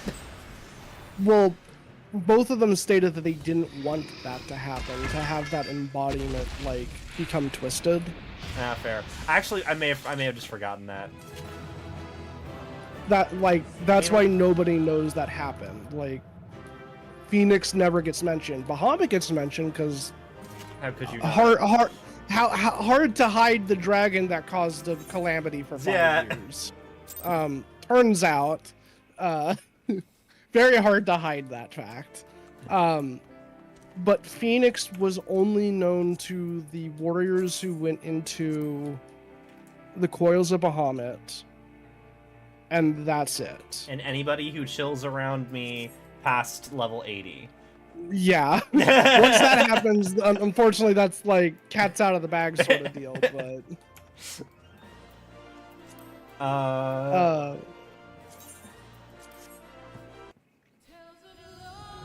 me swap. I may as well do my daily on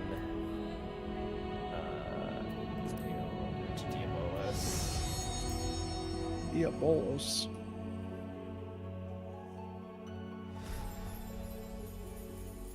Do my daily on my edgy boy. Here, I'll hop over. I can probably do something. I've also Diablo. I've also been starting to level my crafter on one of my alts purely because there is a part of me that's like, at someday I'd like a house, so I guess I would like, but I think I'm just gonna try and passively make money, in the sense that I want to get far enough in the Ixal quest line that they will sell me the black and the white dye, and then I just want to buy a bunch from them and slap it on the market board for double the price. See, all my income right now in game is passive. It's great. I don't have to do anything. Because, like, I know that there are people who are going to be willing to buy the dye off the market board rather than going through the Ixal quest line, because I am one of those people. Yeah. It's me. And black and white dye are the best ones. Yeah, but it's not like pure white, unfortunately. It's not, but that's they save that shit for the cash shop, so I'm not.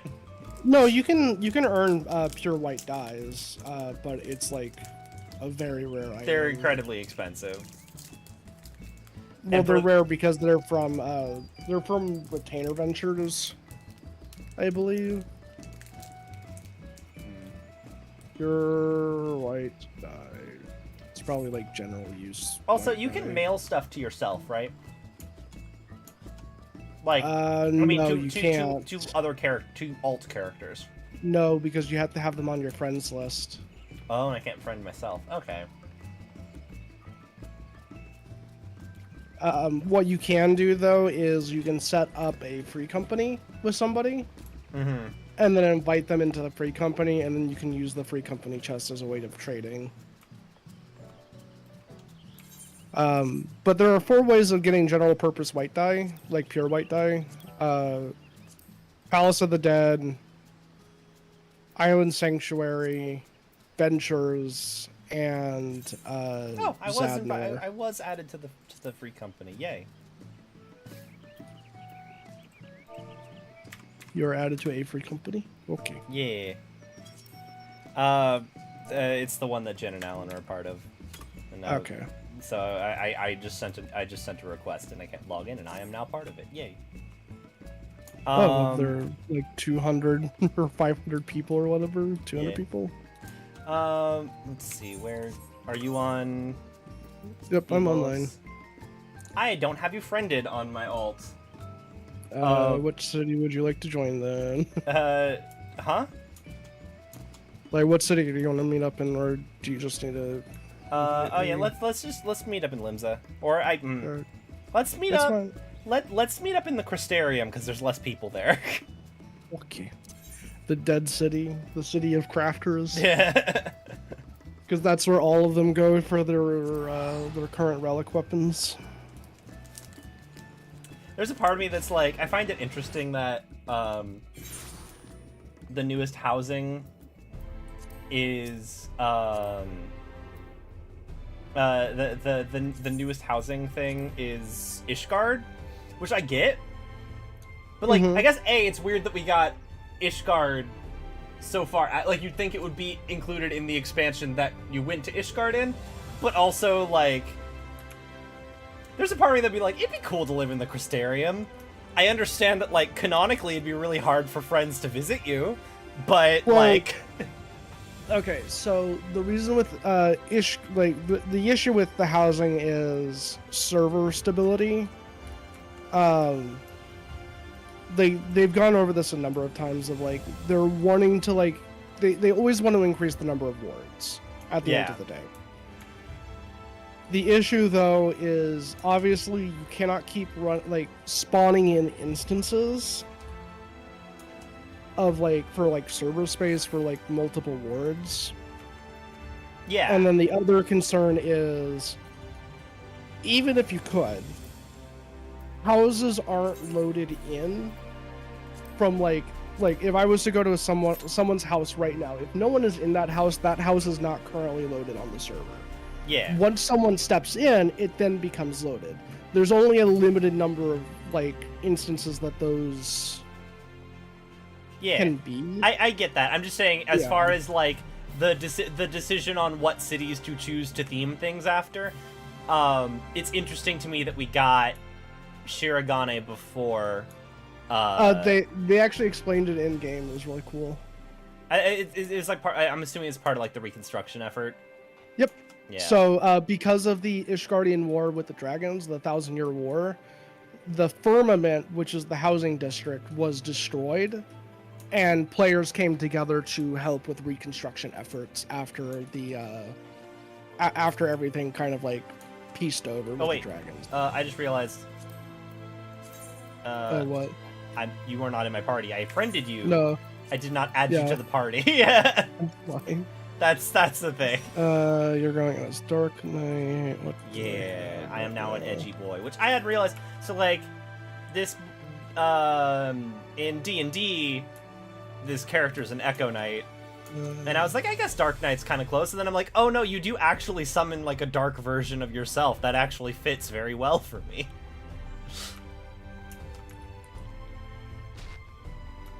Sure, we'll do White Mage. Hopefully everything's set up. No, I do suppose, as far as new housing areas go, Mesoamerican housing area would actually be kind of cool. Mm-hmm. Probably would take that over Crystarium, to be honest, because Crystarium's sort of... It's cool, but aesthetically kind of similar to other places we've been.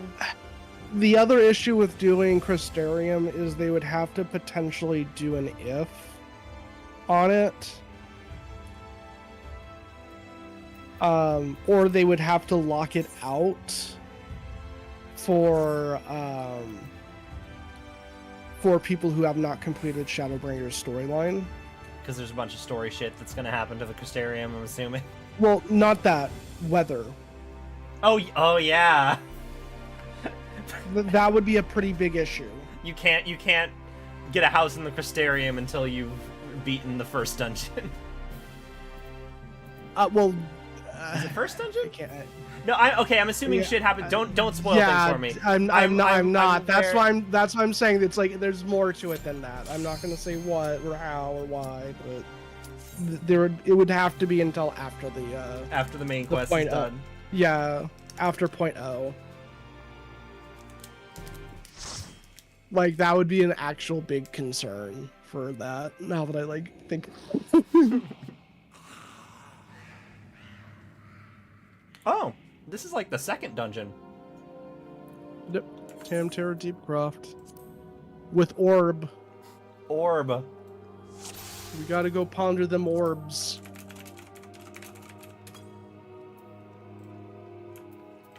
Oh, not Iron Will. Great. This is the part where I put on my mentor crown, right?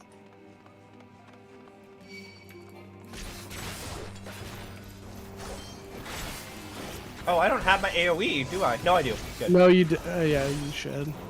I think tanks are the only ones who have an AoE at this point. Mm-hmm.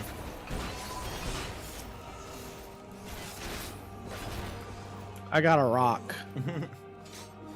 Also, I will say, like, as much as I,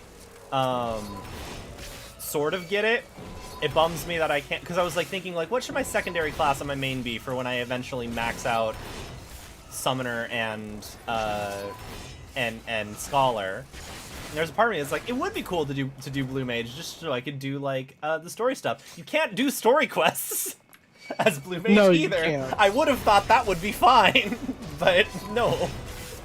No, Blue Mage breaks all semblance of balance.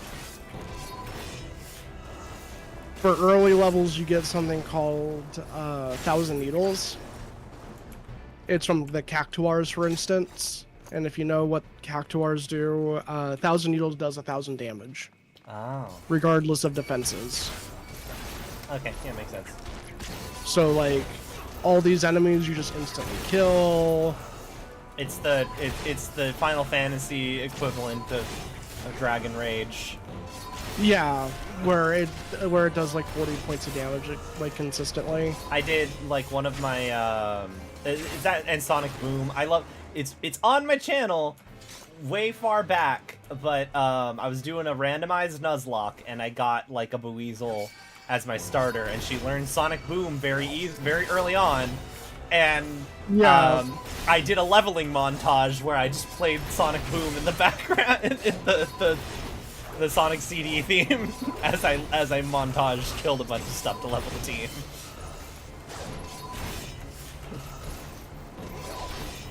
I'm still waiting on. So I'm waiting on. God, I really want to do a Soul Link of Scarlet and Violet at some point. On the channel, just because I think the fact that you can play the games co-op makes a Soul Link such a fun idea to me. But also, like, there's a modder in the works for Platinum, and I was thinking of doing a Nuzlocke of not Platinum, of Shining Pearl, Brilliant Diamond, Shining Pearl. And I was thinking of doing a Nuzlocke of that, and I was looking through the mods, because there's a guy who's been adding in Battle Revolution animations and camera style to Pearl, and it looks really, to Brilliant Diamond, Shining Pearl, and it looks really good. But they're planning on doing a National Dex mod for it, National Dex randomizer mod that also includes the added animations. And I'm like, well, I guess I'll wait until that's done and do a randomized Nuzlocke. Okay.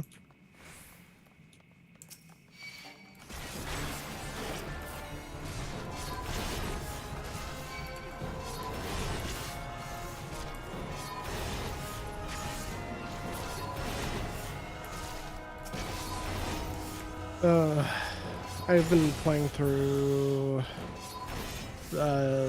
one of the Dragon Quest games that never came out here in the West not too long ago. Fan Patch? Yeah, Joker 3 never came out, but I played 1 and 2, and I wanted to see, like, what were the, like, big changes and everything. And you could definitely tell they were running into, like, limitation issues. I want to at some point. No, continue.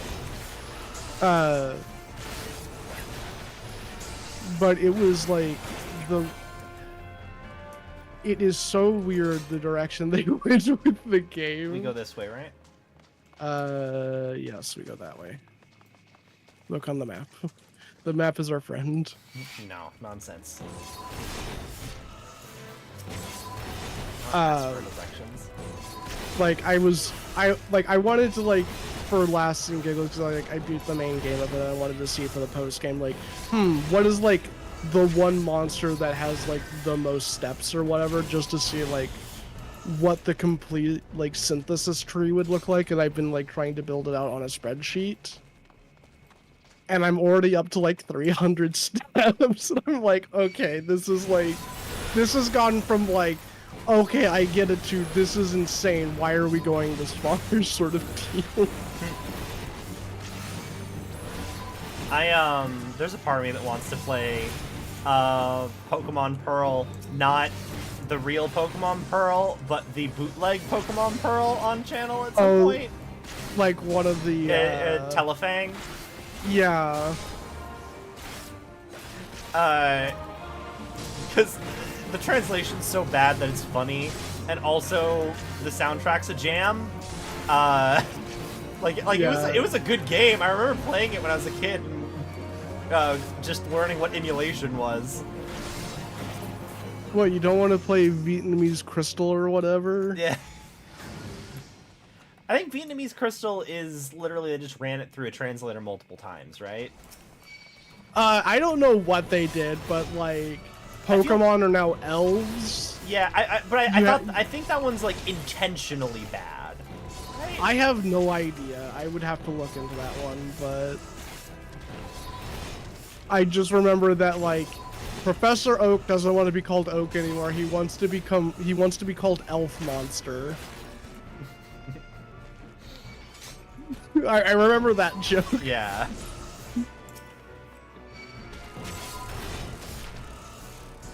Have you, did you see the trailer for the new Avatar?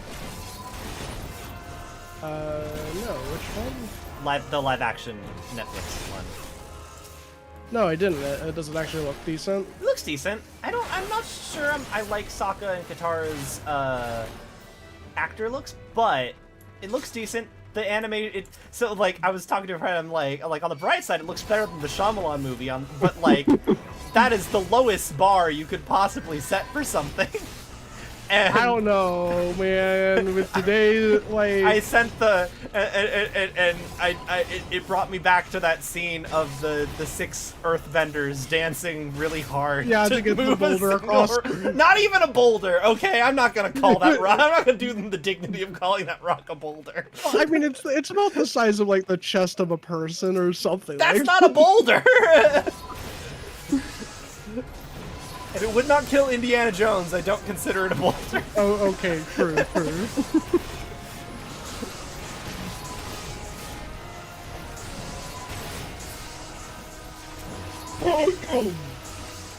But no, the effects actually look good. Like Zuko and Azula They actually and stuff seem look to really care good. about Yeah. the actual like. I have my worries because, you know, the creators left the project.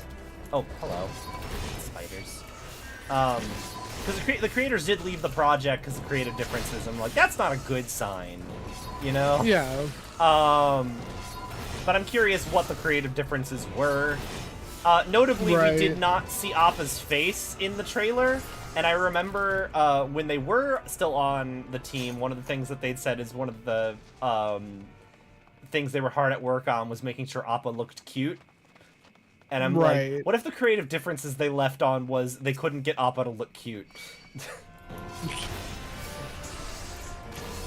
So nope, this broke it. Nope, No. can't continue. We're scrapping the project. To be fair, it is a little bit like, it is kind of important that you are endeared to Appa and he's not a CGI monstrosity. Otherwise, like, half of the heart of the Ba Sing Se arc is gone. Well, I'm assuming they're just doing like the first book, not the entire series, right? Yeah, but hopefully, I think the hope is that it's successful and you do more, you know? Yeah, like you hope that they go through all 3 books. Yeah, but... so it's like, for the sake of the future, ideally Appa should be cute, because otherwise Ba Sing Se doesn't really... I mean, there's more to that arc than just rescue Appa, but like... So but that's a decent, like, emotional... If you're not... If you're like, oh, thank God Appa is gone because he's a horrible CGI monstrosity and I want him out of my face. Sorry, like, we had to put old Appa down. Yeah. Grab orb. Take 2 other orb. I also need to. I realize on these characters, I need to go through and on my 2 alts, I need to go through and get the ring. The ring that gives you like 30% more EXP as long as you're under level 30. Brand new ring. Yeah. Brand new ring. Like the thing with Netflix live action though has been like very hit and miss. Where, like, I heard the One Piece was really good. But for every one of those, you have like the Cowboy Bebop one, which they tried really hard, and you could tell that they tried really hard. But man, yeah, I've never watched Cowboy Bebop myself, but like, just seeing the intro and how they recreated the anime intro in live action, I'm like, okay, this is cool. Right. The issue though is they were too faithful at points. I forgot the characters. I need to finish One Piece because I was watching it with my mom. She hasn't been in the mood to like just hang out and watch stuff lately, so I kind of want to finish One Piece. But I liked what I'd seen of One Piece, and I'm also not the hugest One Piece fan. But like, One Piece has been great. But Edward, the live action version of Edward was not the best. At least in my opinion. Like, they were very faithful to like the source material, but Edward was a very like jokey character from the animation standpoint. doing that in live action is kind of cringe. Like that's the sort of issue that they ran into. I'm very excited for. Oh wait, oh. Nope. Got the kill the baby. This is just Baldur's Gate. I still need to play Baldur's Gate. Oh, brain stopping. Yeah, I know. Hello, you all attack me, please. I'm very excited for Scott Pilgrim. Yes, that also looks like they... Especially, like, one of my friends really does not like Michael Cera as a cast for Scott, and I kind of get it, but at the same time, like, the fact that he's animated means you don't, like just in the clips that there have been, like, it's like, oh, he has emotion. I'm happy. Oh, sure, can you please, nope, do no attacking party members. You guys, hello.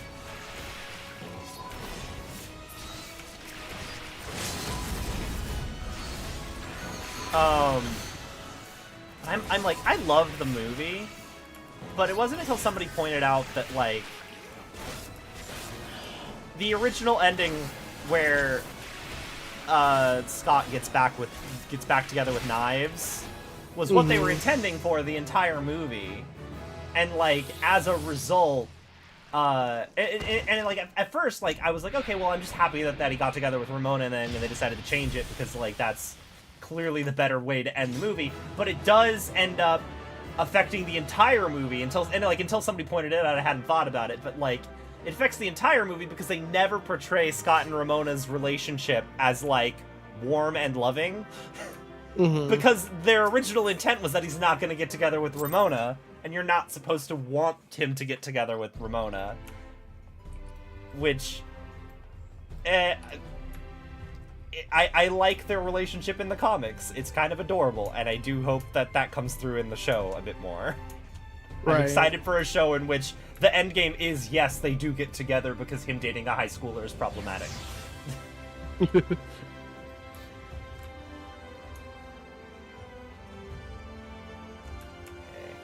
I'll this lad up. But like, that One Piece, both live action and anime. You are crazy, Ren. I was debating doing, when I went out to go play Pokemon Go on Halloween, I was like, I need some kind of costume, and I chose to do Joker Persona 5, even though nobody would recognize me as him. Because I just did his summer outfit, which is just guy in normal clothes with glasses. But I was originally debating doing a Luffy cosplay, because I'm like, that's also very easy. It's just get straw hat, wear red shirt, and then you're done. I could not find a straw hat. Like, there were ones for like $20 at Target, and I'm like, I'm not paying $20 for a one night thing. I'm sorry. Yeah. That's not worth it. Yeah. Thank you for the raids and dealing with me being bad at tanking. It's fine. Hopefully next time I do an evening Final Fantasy stream, we do finish up the Ivalice raids and get onto the trials. But it's Ramza can stay kidnapped. It's fine. I don't really care about him that much. It's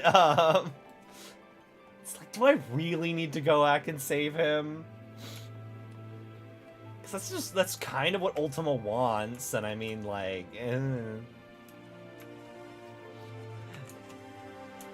I also want to, so I am thinking I want to be caught up by the time Dawn Trail comes out. If I'm not, no big deal, because it's not like the game's going to be playable for a month after release anyway. But there is a part of me that wants to swap over to using one of my alts when Dawn Trail comes out as the main story thing. I just don't know which one I'd want to do.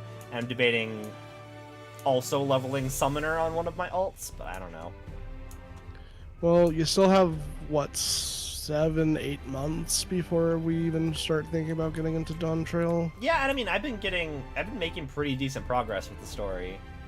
Right, and you're only 2 full expansions with patch content to do. Like 1.5 expand. Oh no, you're right because there's the patch content.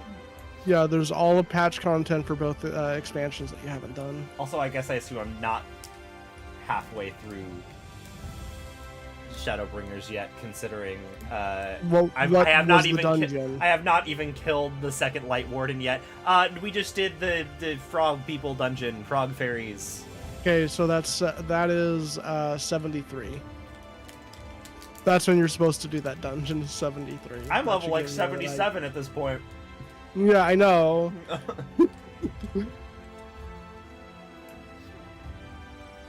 Yeah. But yeah, you still have dungeons are every other level, so they start on an odd level, and then you get 1 for every 2 for leveling, and then you have 1 for 80.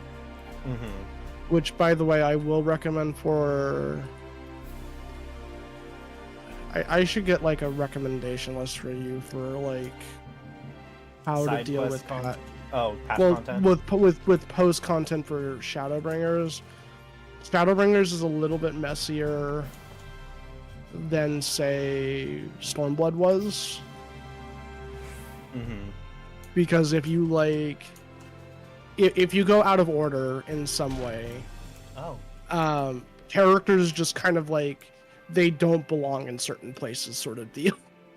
It's very jarring. Just like how I go back to start being a dragoon, and it's like, oh, we have to go capture Estinian, this man you've never heard of. Well, it's more jarring than, say, like because he has the eye of going through. Nidhogg. Well, it's like you even saw it with like this with the Stormblood Alliance series, where it's like, oh, you beat Omega. And then you come like, oh no, we're still worrying about Omega. We can't help you, sort of deal with Sid. It's worse than that. It literally does not make sense.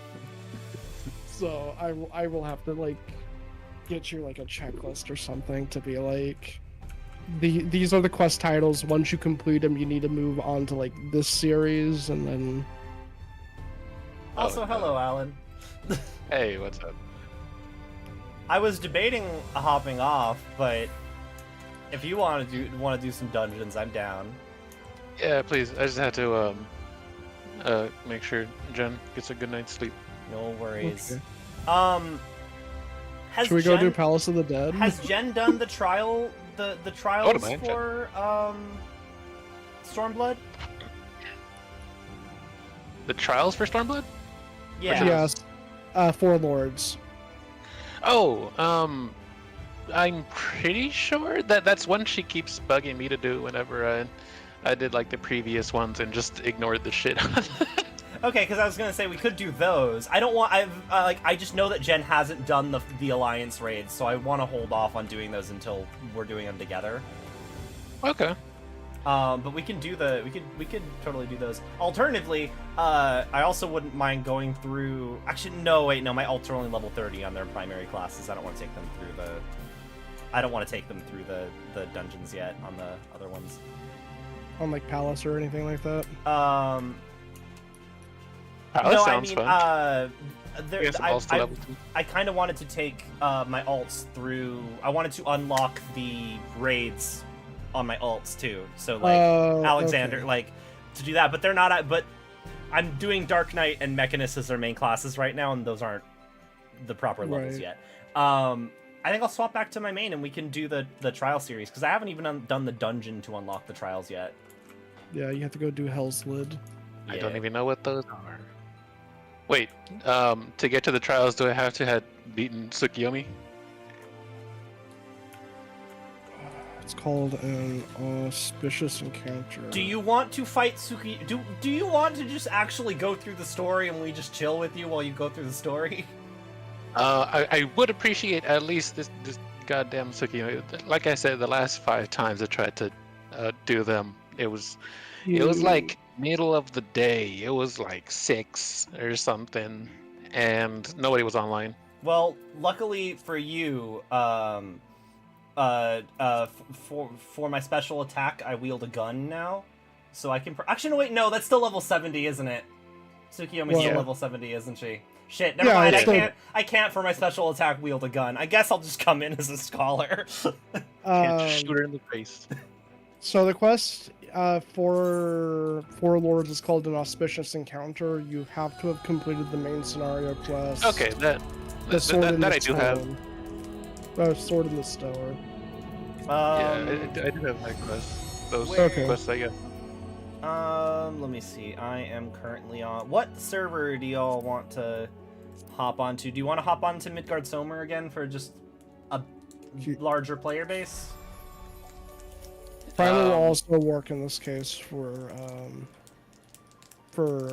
trials and stuff. What will also work?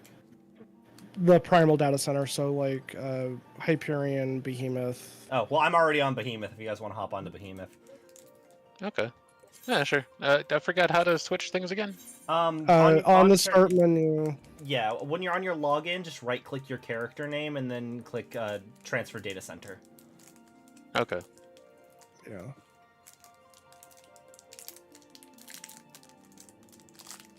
Yeah, we can do Tsukuyomi, and then I guess we can do the trials afterwards. This is another Just- data center. Just get you past Tsukuyomi so you can continue the story. I Now, appreciate. I'm the person who could spoil you, even though I know you already know a lot of story bullshit. Yeah, from I also Walker and Gem. I don't mind and honestly enjoyed spoilers most of the time.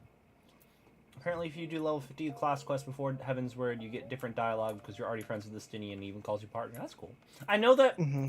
that happens, like, same with, like, if your military faction is ever involved in the story, they always refer to you by whatever your actual rank is. Hmm. Really? Yeah. Nice.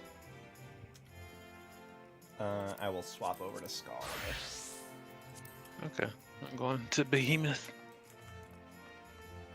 I'm just remembering. Also, I kind of want to... to. I would love to go through... I want to see the reactions. I've been doing Gyot's quest as my class 1 for Shadowbringers. And I would love... Because he's complaining about how... what's her face? She had a name before she was Sephrosiny that I had to look up how to pronounce. Huh? Or who? The Lalafell / dwarf who became Sephrosiny. She has a Oh, you're talking about the Sin Eater, the Yeah. Warrior of Darkness. yeah. Well, but like I like how Gyot's constantly complaining that she went around without her helmet on, and like that's the big thing. So I'm really curious what happens if you go through that quest as a Lalafell that does not wear a helmet. Yeah. Because I know that he has to say something. I know they must have planned for that. Lammet. Yeah.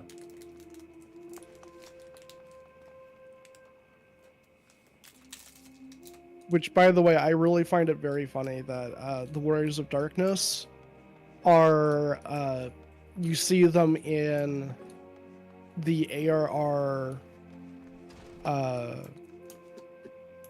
like, opening cinematic. Mm-hmm. Do you? Because they were placeholder characters originally. They weren't going to have any type of, like, story narrative attached to Yeah, them. they were supposed to represent the player characters from the original game transported you into the mean new game, right? Do you mean the warrior, the paladin, the bard? Mm-hmm. The chick? Paladin, the Warrior, the White Mage, the Bard, and the Black Mage. Right. All of those were default characters to try and represent like players from the game and everything like that. Ren, But Oh. but then they all got elevated in Heaven's Ward to the Warriors of Darkness. Right, dwarves yeah, yeah. are Lalafells. That's the thing. It's Uh, alternate ex- dimension Lalafells. Excuse me, dwarves are a beast tribe. Thank you very much. They're not people. Oh yeah, you actually do Beast Tribe quests, Yes, on them, don't you? that's the joke. Yeah. That's why they changed it from beast tribes. They were like, "Oh, this is very insensitive." All of a sudden, Oh man. as in saying like, God, Magic the Gathering's already thinking the word tribe in general is insensitive. Like, this is I literally do like that saying change, honestly. I think that I like Kindred better than Typal. I think Kindred sounds cooler than Typal. Archetypal. Yeah. Tribal? That was tribal. There's It's tribal that they're it's getting tribal rid that of. they're getting rid of, and they were calling it Typal as like a shortening of archetypal. They were saying it Typal in all of their okay. stuff. But I think now, because like all the tribal spells are kindred spells, I think kindred sounds cool. It sounds more magic-y, you know? Yeah, Like, Kindred it is does. probably It the really better. does.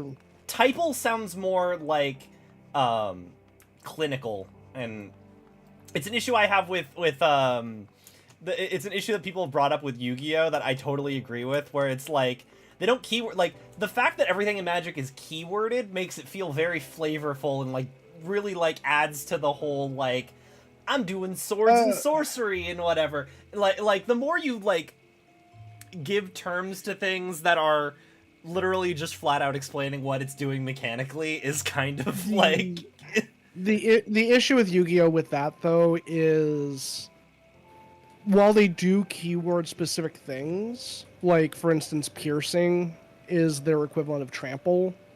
Mm-hmm. And they have like excavate, which is a type of like it's not milling and it's not scrying, it's kind of a mix of both, and we're not going to go too far into it and everything. The issue is that because of how varied each like potential deck is, and like an example is like I play Master Duel on the side and everything, so for some context. One of the new decks that just came out is called Vanquish Soul. The deck is based around fighting games like Capcom versus Marvel, where you have assists, where you are tagging people in and out Oh no. to then get like different effects from your hand based on attributes that you can reveal. Already. Keywording that type of mechanic for that It might be specific the party. archetype is kind of useless because you're never going to use that mechanic again. And that's just how Yu-Gi-Oh is. It's like every archetype has these one-off abilities that you'll never hear from again. yeah. And you're not going to be able to get a clever word for every single one of them, so they basically gave up. I kind of get that on the one hand. On the other hand, Magic also has abilities they keyword and then just abandon forever. Right, but but- some of those don't work. So, for instance, like Cleave. Cleave would be a pretty good example of things that, like, yeah, it's kind of cute, but, like, obviously they're not going to reuse that. But ever. that's less of what I'm talking about, and more the fact that some of their keywords, like they have chosen to shorten graveyard to GY, which totally takes me out of like. And like when Again, you refer to it And as two put the letters, guy. it takes me out of it. You are reminding me that I am playing with a bunch of pieces of cardboard where I am pretending that I'm casting magic, but you're not like trying. I don't know. Like, well, and again, the other issue is card real estate. yeah, which is another thing that I think. Why do you? The cards are already so small. They're already so Well, small. Like, Right, well, they're very small, but like, it's just this issue that they've pigeonholed themselves into because of that's how the game started. yeah, it didn't They have weren't- abilities. It was literally just this is my Red Eyes Black Dragon. It has 2,500. Is it 2,400, 2,400? Okay, yeah. This is the Dark Magician. He has It has 2,000 25. attack. He has 2,500 attack points. That's what he does. He has Yeah. 2,500 attack points. But unfortunately, because of how the game has evolved into this, like, I've heard people refer to it, and I would agree with this, of anime protagonist syndrome. Also, Ulu, yeah, do you wanna be the tank? I can tank. We're sure. gonna do Tsukiyomi first. That's fine. Yeah. Which is Uh, why I've promoted you so you can queue us for Tsukiyomi. But Yu-Gi-Oh has what people have referred to as like anime protagonist syndrome, where if you think back of like the original Yu-Gi-Oh, they didn't have this issue, where people had like a collection of cards and they may have had a theme around them, but they were very much a pile of cards. Weevil, for instance, like, yeah, he had like insects. He was very much based around like the cocoon of evolution and like that sort of stuff. And you could apply that to a lot of people. But once you start getting later into the series, you start realizing that everybody has this unique archetype and this unique gimmick, and you're trying to figure out how the hell does this world work from like, because they start trying to like expand this into like a financial issue and everything like that. I am which is just positive I have bizarre. mentioned this on stream already, but the most unbelievable thing to me in Yu-Gi-Oh! Is the fact that this entire world revolves around this card game, like as an economic and cultural touchstone. Like it's the most important thing in the world, and nobody sleeves their goddamn decks. Yeah.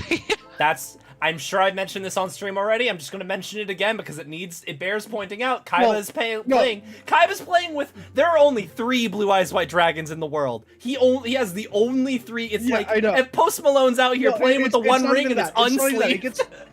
It gets worse because like in like the original series, like just the like season 1 to like the filler arc at the end and everything like that. That's relatively tame. GX, I'll even be like, okay, what the hell are you doing? You are like literally diving into like rivers and everything with your freaking dual disc and your cards in there and everything like that. Completely fine, apparently. And then by the time we get to 5Ds, there's an economic. No, regardless of that, like while that sounds insane and everything like that, just from the get-go or whatever, there's an economic disparity between the satellite, which is like the slums and everything like that, and New Domino City, which is supposed to be like New York City, and they're literally like powered by the power of card games. Well, powered by card games, but then also at the same time, people are having to dig through dumpsters to find the most like, people read this card and it's trash. So they literally threw it away, and kids are like scrounging through them to try and find freaking playable. No, when I say card games and motorcycles, it's not the card game that playing a card game on a motorcycle is itself crazy. It's just also going back to the whole they do not have any kind of card protection. Your cards are fucking gonna fly away while you're on that motorcycle. Yeah. You know, like it's gonna. No, it's They blast each other on these things too. Like they end up like spinning out of control because because a thing of light hit them or whatever. Yep. And they're still totally fine. They still hold their hands. If anybody drops any goddamn thing, they don't stop the game. Nah. Don't got time for that. Like I said, Exactly. I'm both very happy that the Pokemon card game anime is kind of like as much as it's taking liberties with it because the girl goes to regionals in episode 2 like 2 days after she starts playing the game, sure. But with like oddish. but like I appreciate that it's very grounded and the battles are all inside their imagination and like it's not actually like some supernatural thing, but because of that I actually would be on board with them being like, and actually because of ancient Grecian magic, the card games are real.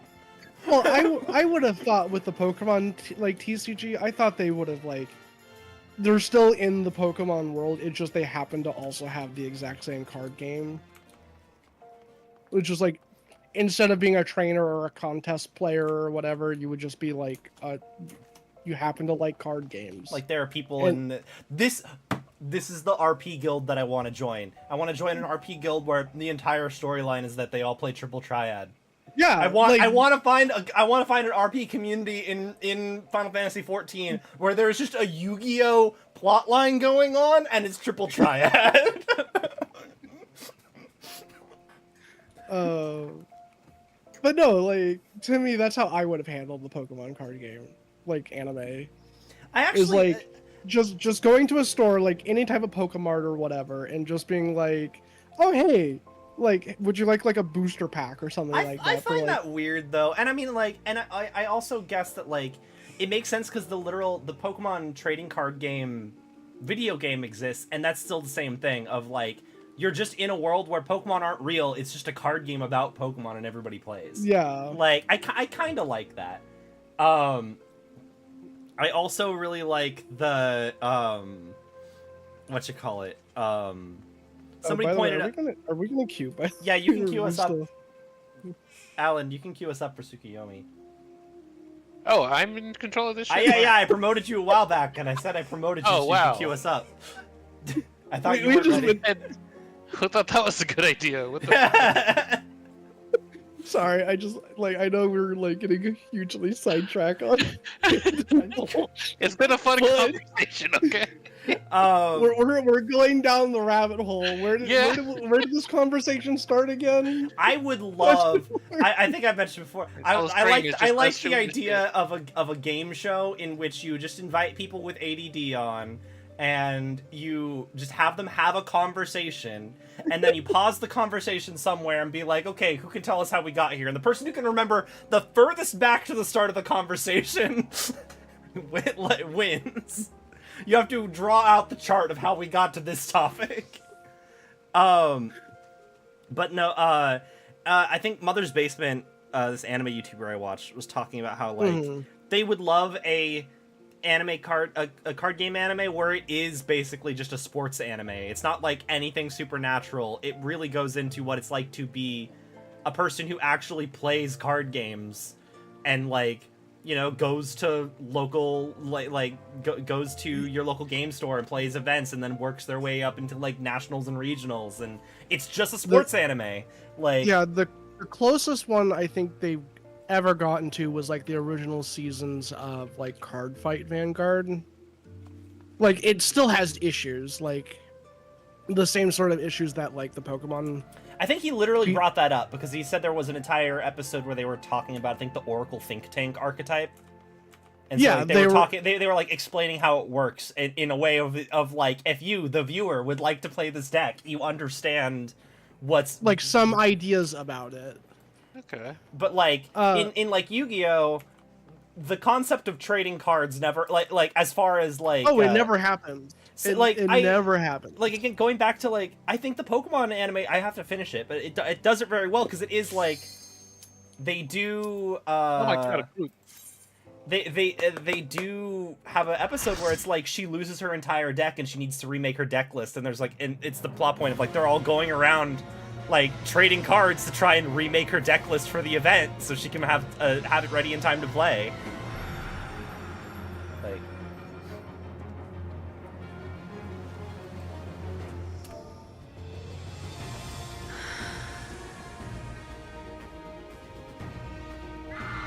Alright, this fight revolved around if you have light, go dark. If you have dark, go light, right? There's a stacking debuff. I'll warn you when we get there. At least it's Oh wait, not the I EX version. need fairy. I did not push the button that gives me a fairy. This is the part where I turn this around and kill everybody, right? I'm up for another run. This is the best part about being a tank, is like, just at any point, you can turn any tank buster around that can cleave, and you just kill everybody. And then we're just stepping in. Move. Ah, I moved Not like incorrectly. Yeah, you moved to the side, you just had to step back. Oh my god, our other scholar is called Nyan Binary. I love them. Neon binary. They're Nyan Binary. That's actually really clever. It's I like great. I love it so much. You may not want to be here, just in case a cleave does happen. Ads are going to appear. We need to kill them before they combine, otherwise we take a ton of damage.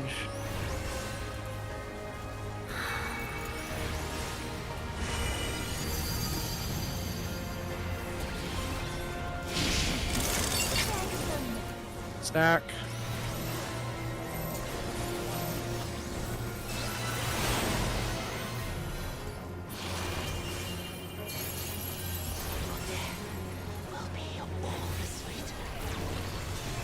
Big AoE. We're good. Hey, did you know Blue Mage gets that skill? Ooh. No way. Do you have to learn it from her? Yes. What the fuck? Blue Mage gets all sorts of wacky abilities.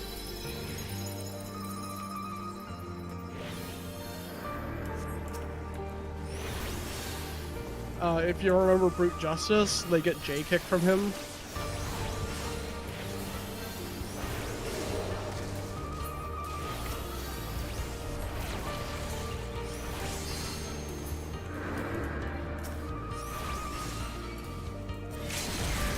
Her big AoE skill, Ren. Night Bloom, yeah. I don't know why we tank LB, by the way. Oh, it was in this press apparently.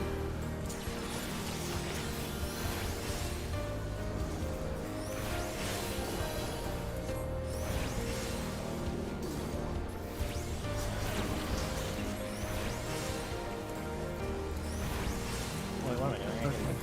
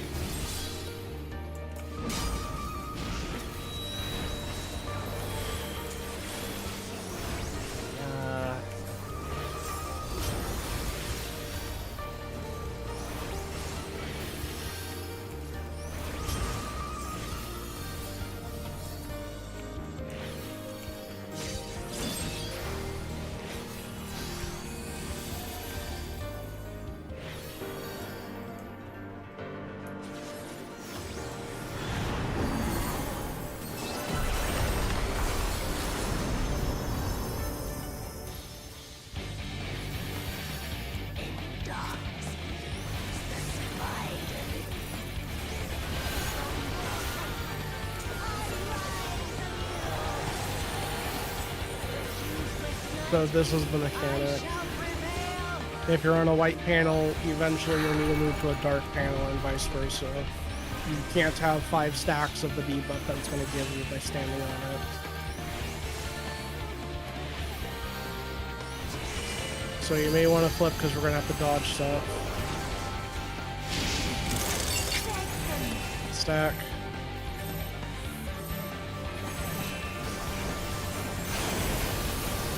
Make sure your shield open. Oh, shit. Teddy Freework setting. Yeah. I got him. Oh shit, I think they got him. Yeah, the other person got hit by the, I'm gonna... No, the other healer res the person that I used my quick res on.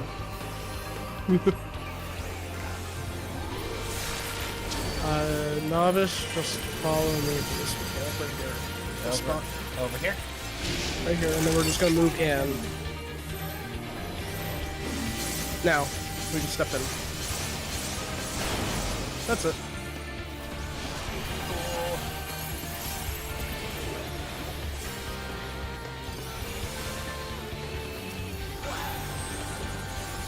Don't be near me, don't be near me.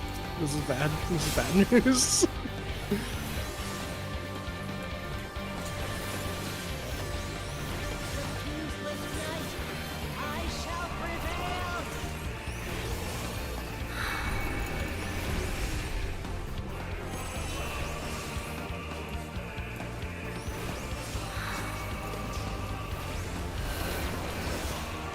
We have to kill these hazels.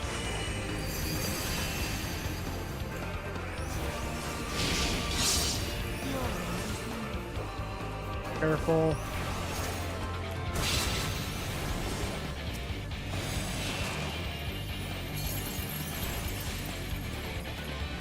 Oh, person's dead. Yeah, another. Oh. Other person almost died. I saw 5 stacks of the debuff.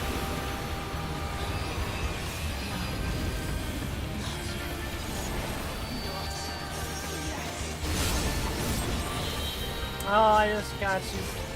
You may want to move away from here. Goddess of the Stack. moon. Turn the evil moon for a second. Up, up. they were gonna run with the Aquamore.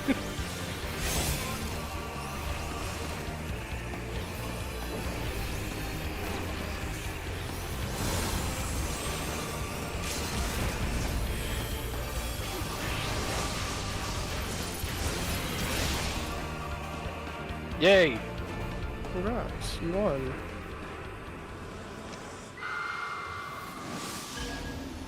You're a wiener. I'm not a wiener. I'm a man.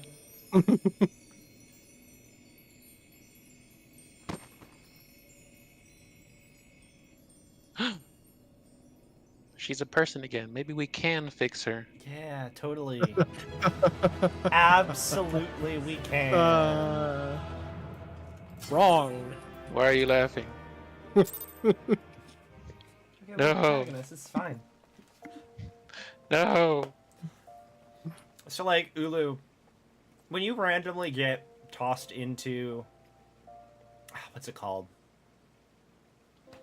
What's the Which one? dungeon where Horsefant dies? Oh, the vault? Yeah, when you get tossed into that dungeon and you see that it's with a new player, what do you do?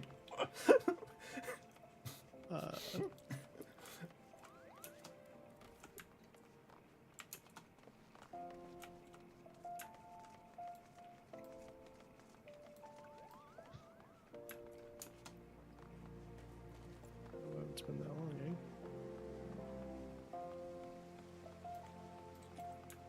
And yeah, let me know when you're done. Damn, he shoots her twice. I mean, she already got shot like 4 times by... I know, she didn't get shot by Gosetsu. You just let him? He's monologuing. We can't stop that.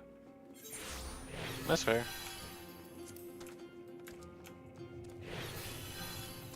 It'd be very rude.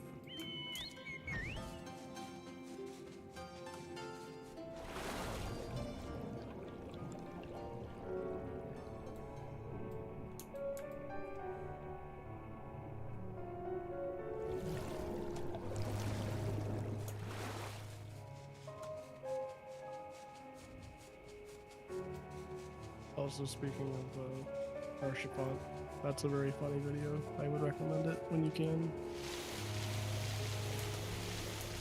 I was watching somebody break down like it was a joke video of like the worst classes in Final Fantasy XIV, and he was like Paladin. I was a Paladin one time, and then I played Heavensward, and I realized shields don't do much.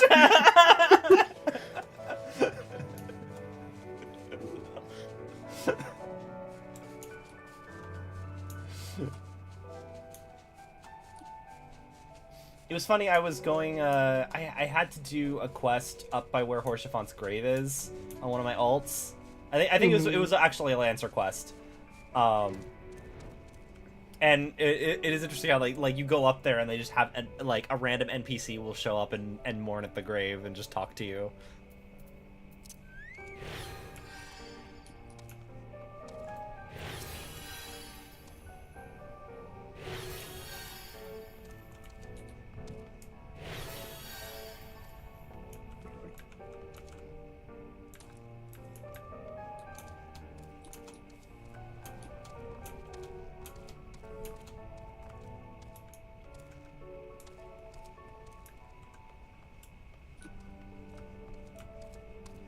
At some point, I'll have to do my... I think I'm gonna do another mentor roulette grind. For no other reason than just to see how it's changed over 2 years. What do you get for doing the mentor roulette?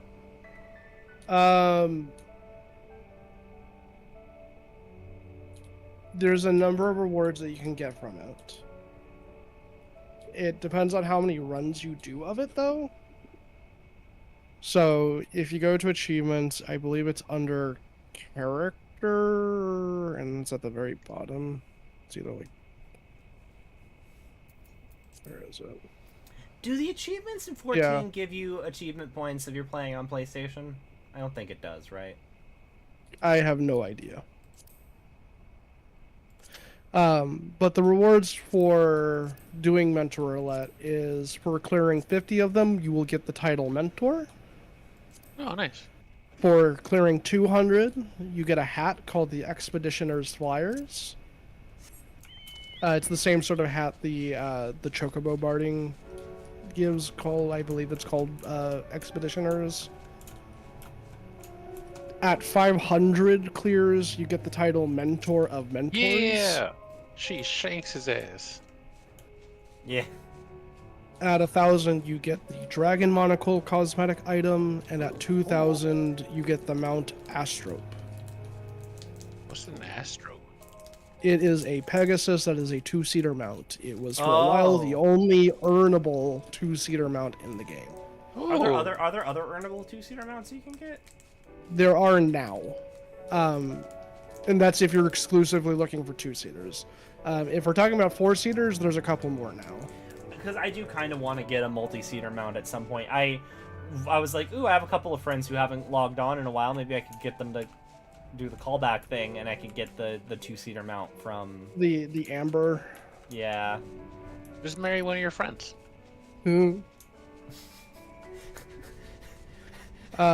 Jen wakes up tomorrow and is like, hey, I know that Alan's your husband and stuff, but last night I may or may not have married him. But anyway. But if we're talking about multi-seater like, mounts, don't worry, you meant nothing to me. if we're talking about multi-seater mounts within the game currently, Island Sanctuary has one called the Garland GL2T. It's a 2-person mount. It's a tractor.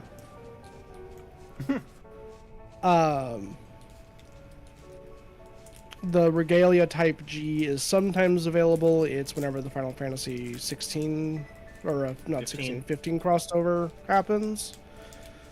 I mean, like, are they gonna bring that one back? Potentially. They haven't put it in cash shops, so it's more than likely going to be like, it'll probably happen once in expansion, like whenever there's downtime. I just want to see the car again. That's the one. Yeah, the Sky Slipper is earnable. That is from one of the Savage fights for clearing. Just to explain nomenclature for how Savage fights are described, it's the letter represents which raid it is, the number represents which floor it is, and then if there's an S, it means it's Savage.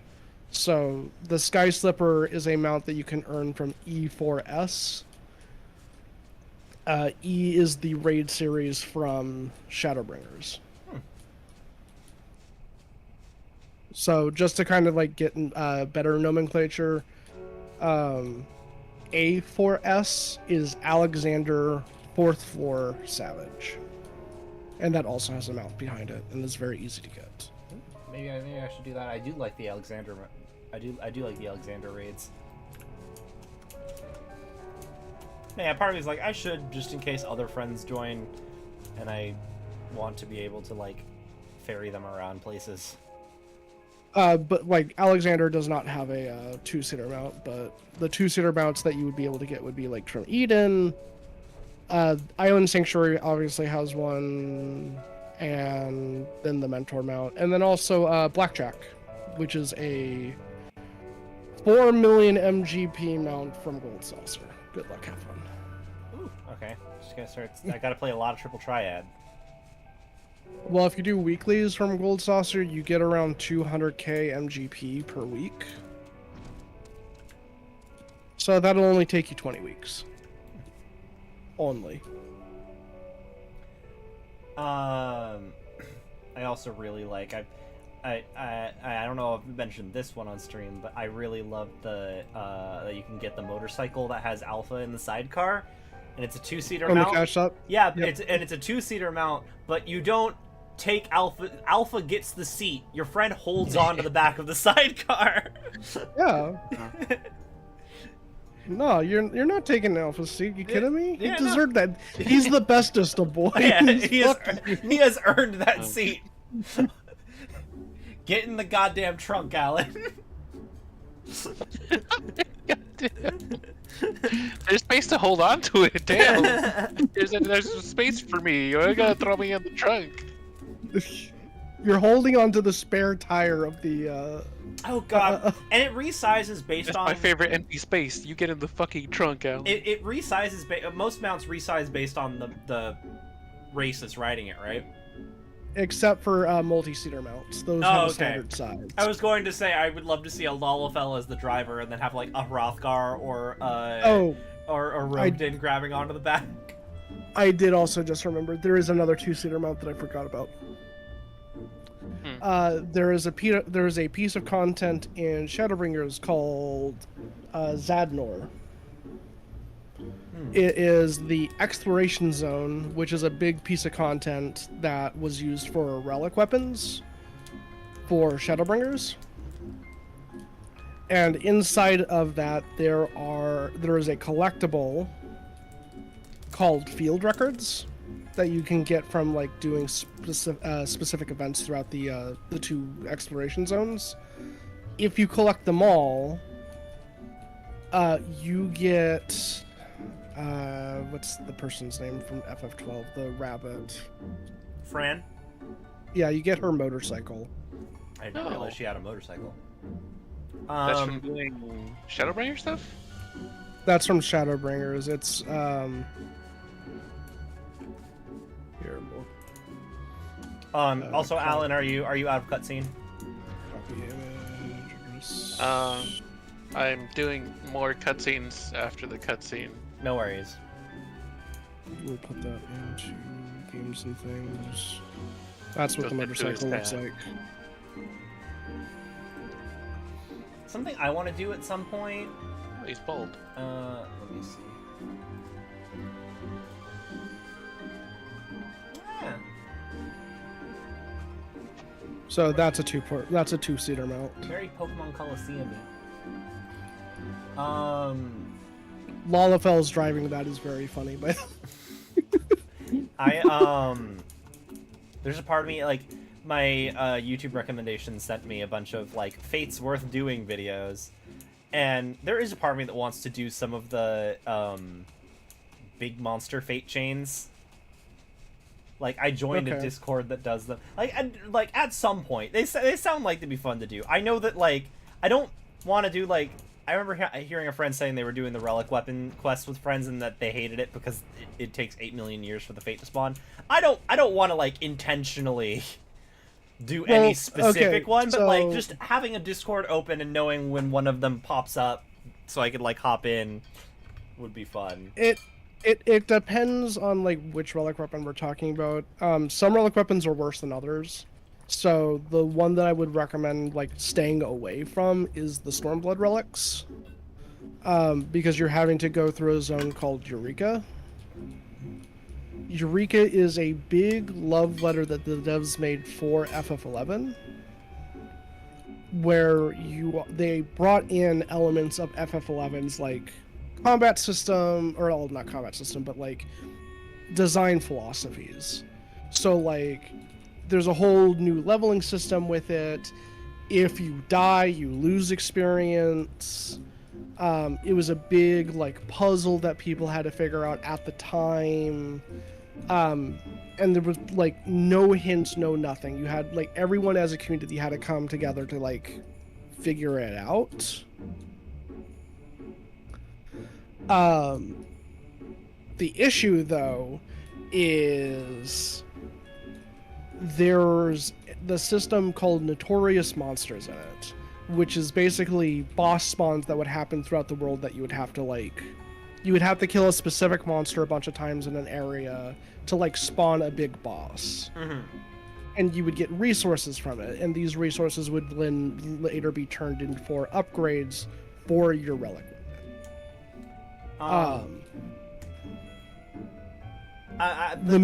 The ones that I was thinking of are just like, because they were talking about the ones where like a specific weather effect appears on an area. That's Eureka. The ones I was seeing like Odin and stuff, which is like Black Shroud. Oh, okay. Yeah, world boss fates. Yeah, I kind of want to do some of those at some point. Okay, I'm out of cutscenes.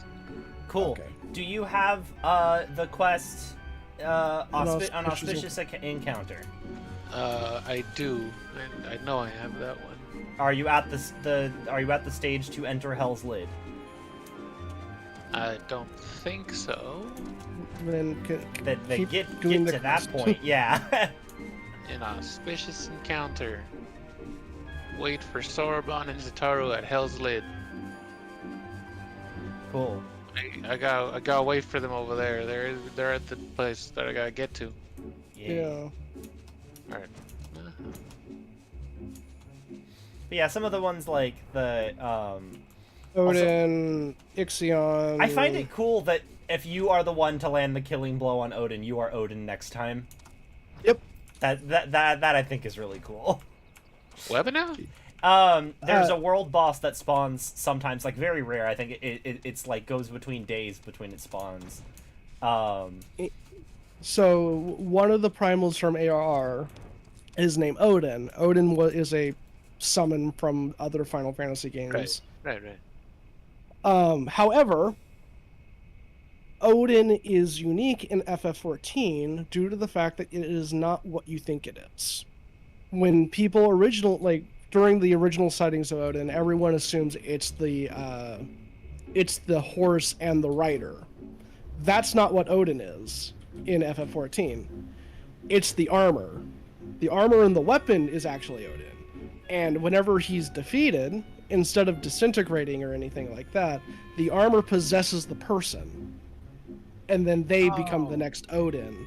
So in the Fate, the idea is if you kill Odin, you get possessed, and then the next time Odin appears, that player's character is the model that Odin uses. Oh, that's cool. Yeah.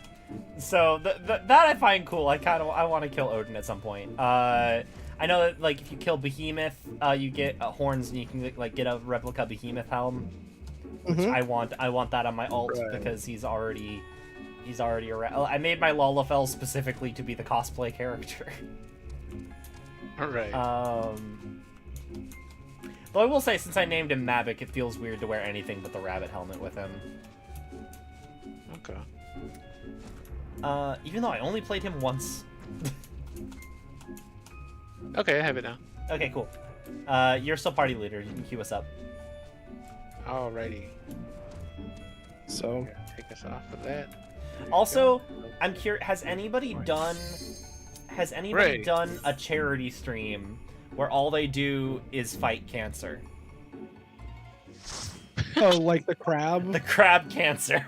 I feel like you could do a charity stream, and it's literally just you hopping servers and fighting cancer over and over and over again. I'm sure you could do something like that. We're doing this stream to fight cancer. Yeah. That does sound funny. You should do that, dude. I don't feel like I have a big enough presence for like any kind of meaningful charity stream at my size, unfortunately. That's If I did do a charity stream thing, it would probably be if work ends up doing an extra life thing again. And in that case, I think I would want to do my idea of can you pet the dog % speedrun gauntlet.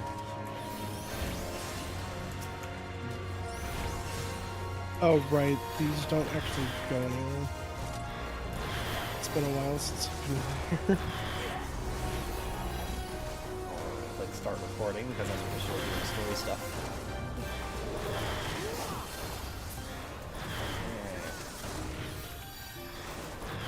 Because after this crab dies, then the rock falls over here. Everyone dies, rocks fall? This rock. See? And then we go. There we go. Okay. You look like a reused book model. You would be correct. Sir.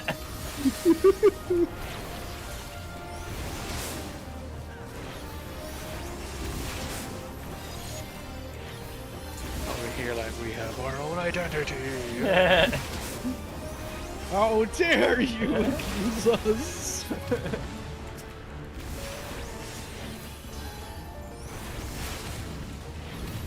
And then the wall recedes. Okay.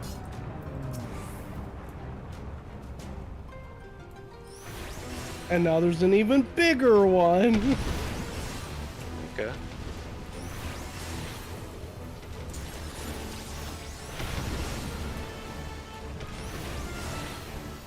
Guessing get rid of the ads first. Yeah, we just get. They're all ads. We're not even at the boss yet. Oh, okay. Yeah, this is just AoE pack. not standing in the orange. So does anyone know who the four lords are? No. No clue. What? Famine, pestilence. No, wrong ones. Wrong ones. Um, Asian for the four cardinal directions. oh! Chu Chaomon, Azulongmon. There's the turtle easy. one. There's Kodama of the West yeah, Tree. Kodama of the West Tree, Kodama of the East Tree. North and South. yeah, all the Kodamas. True. That was easy, damn. No, the Four Lords. It's the Digimon I'm thinking of. Yeah. They have So- Digimon? Ibonwumon and Yeah, they're based off of Genbu, which is a tortoise, generally depicted with a black snake wrapped around it. Oh. Byakko, which is a white tiger. Suzaku, which is a phoenix, Okay. or a bird with like a scarlet bird. Right. And then Seiryu, which is the serpent. and then is in Digimon. There's the fourth one. There's the fifth one that's like all of them like lords over them. Is there a similar thing here? Well, even in the original, there is a fifth one, but it's always weird. Like, it's sometimes depicted as one thing or another. Just run. It's just chasing you. And then away from the tools. Away from the tools. Yeah, he's gonna smack you. Nope, I'm good. I'm not smacked. Get fucked. And then we kill him.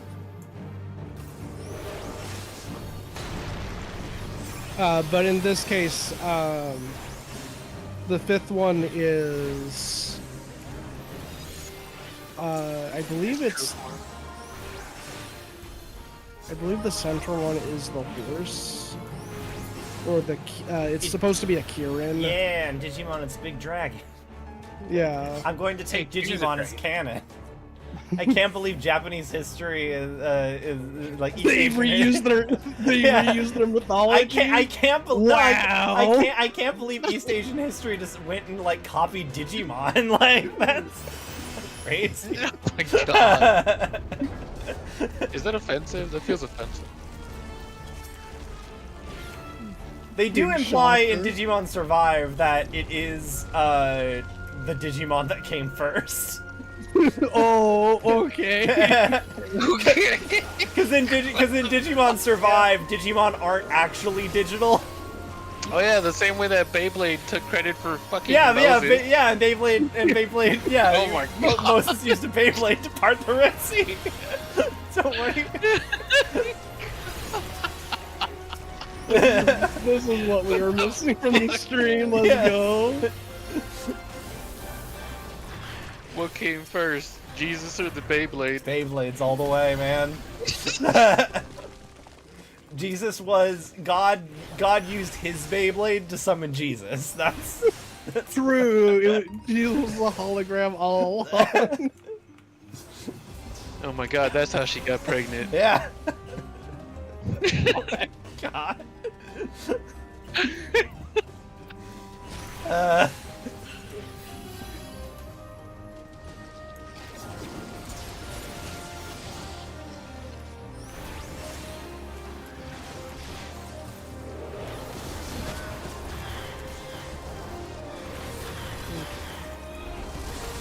Let me chop you up. Nope. Nope, Hey, nope. wasn't facing the I right- was Just raise. It's fine. It's fine. doing it.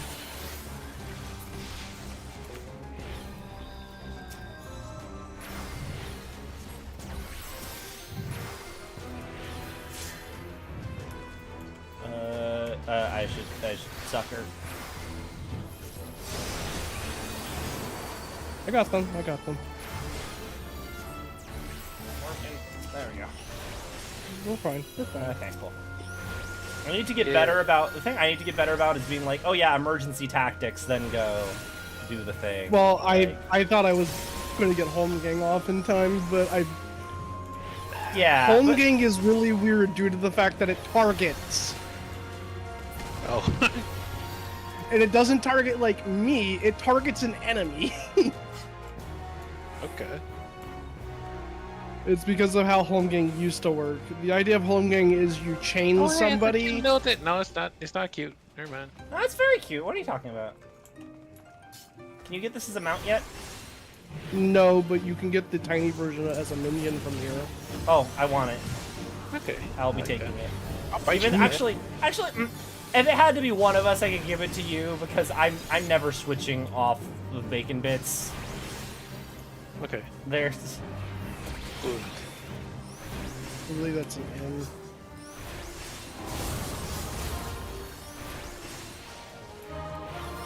And if you don't get it, this is supposed to be the Wind Weasel. Yeah. That's a weasel? Yeah. From The World Ends With You. That's a... You guys, It's you guys know it's what supposed weasel to be is, a right? it's supposed to be a ferret, but and that's a flying AoE. You guys know what those look like, right? Mm. Does Final Fantasy know what ferrets look like? But a mythological version, not actual version. Oh, Ferrets hey, aren't look! Look, we mythological. get a bunch of stuff to attune to. We can fly. If we. You can fly forever. No, if we just gotta attune to all these orbs, and then we can fly inside the dungeon. We need to dodge those lines. Okay. Am I supposed? Yeah, Are we supposed to be doing anything with these orbs? Or You're is supposed it- to be attacking the ads, that's it, and dodging the orbs. Okay. Oh God. And He said dodge the lines. He said dodge the orbs. the lines. Lines are not orb shaped. He said limes before he said orbs. Fuck up, Alan. I'm good at Final Fantasy. God damn it. I've only died a couple of times tonight. Okay, at some point I'm gonna have to get you with like a couple of my friends, and we're just gonna have to like go through a savage, and I just want to see you guys panic. It'll be so We'll funny. both be Don't healers. say that. No, I've learned from my mistakes. I'm ready to be a healer in next alliance. Right, the thing I did wrong is not heal Jen above all other DPS. That's. Oh my god, she was so soft. That's the specific thing I did wrong. Oh. Oh. I'm just imagining the next one. She's like, I don't like that my number isn't the highest. And I'm like, okay, so you just want me to make sure that the other DPS have more dead time than you do. And she's like, yes. Oh no.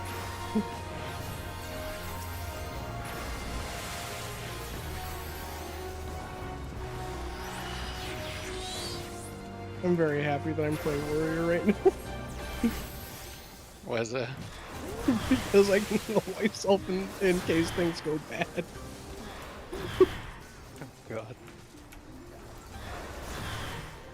I'm close to another boss room. I don't want to waste my sacred solo right now. We still have one more ad Oh. to go through before the boss room. I'm just, I got you. So remember about me saying I can heal myself? I forgot that I have to heal myself. Yeah.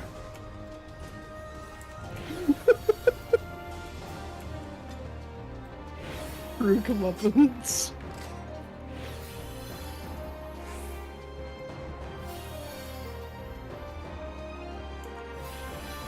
We got two newies. Newies.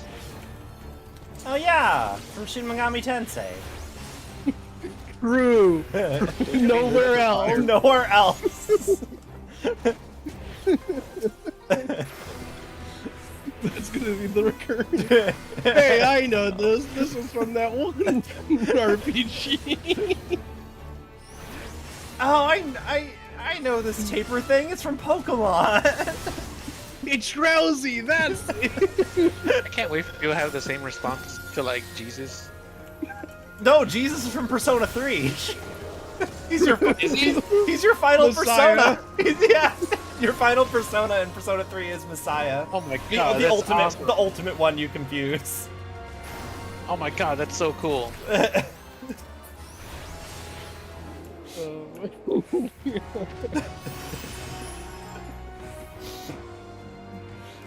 Oh my god, it's Izanagi from Persona 4. Oh man, it's Donatello Turtle. from Teenage Mutant Ninja Turtle.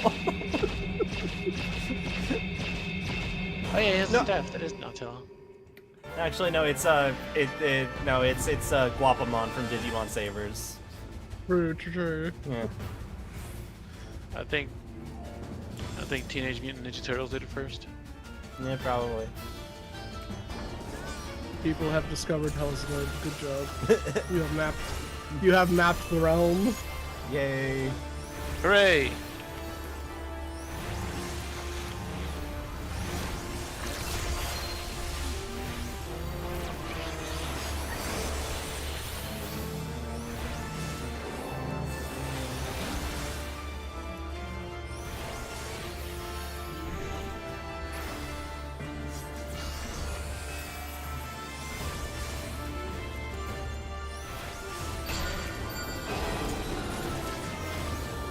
Center Is save. this okay? And then we scoot out. That's it. It's already done. Oh, he doesn't even go the full 5. No, the orb will follow the arrows from platform to platform. You just have to make sure you're not in the way. Ah, gotcha. So there's the orb, follow the arrows. Make sure you're not on those arrows. Okay, gotcha.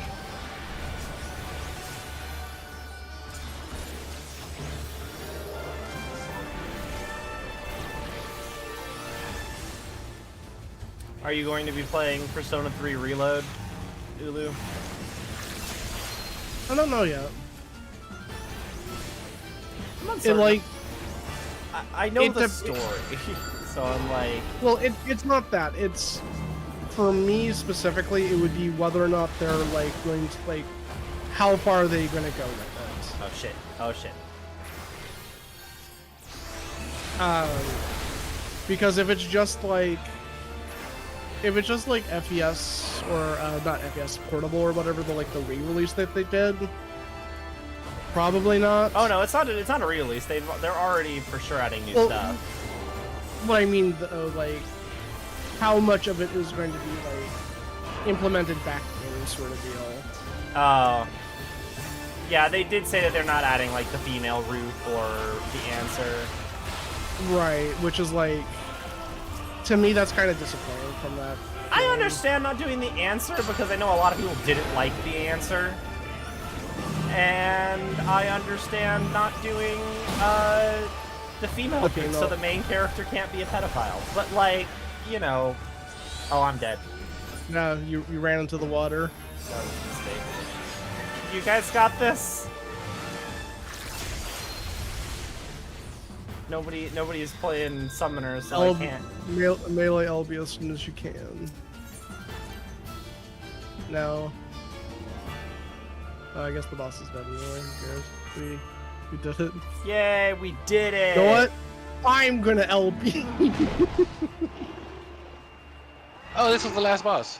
Yeah, Yeah. that was it. Oh, okay, cool. Turtle! Can you get No, him turtle. as a... You can get him as a minion, yes. Who? Genbu? The turtle. Yeah. Little turtle boy. That's from Siren Song C. Oh, alright. It's called like Guido. He's He's probably actually not even that expensive. Let me look it up. There's this wonderful website that you can look up. I've heard of it. It like checks all the market boards. Or whatever they stored up. Guido is currently 62 gil. Oh, Dang. Okay. No, So if again, you too want a Gito, I've mentioned it before, but the reason I Yeah. subscribed to Final Fantasy XIV before finishing the award-winning expansion Heavensward is so I could get bacon bits. That's literally the only reason. I mean, I also wanted to join a free company so I could change my chocobo color.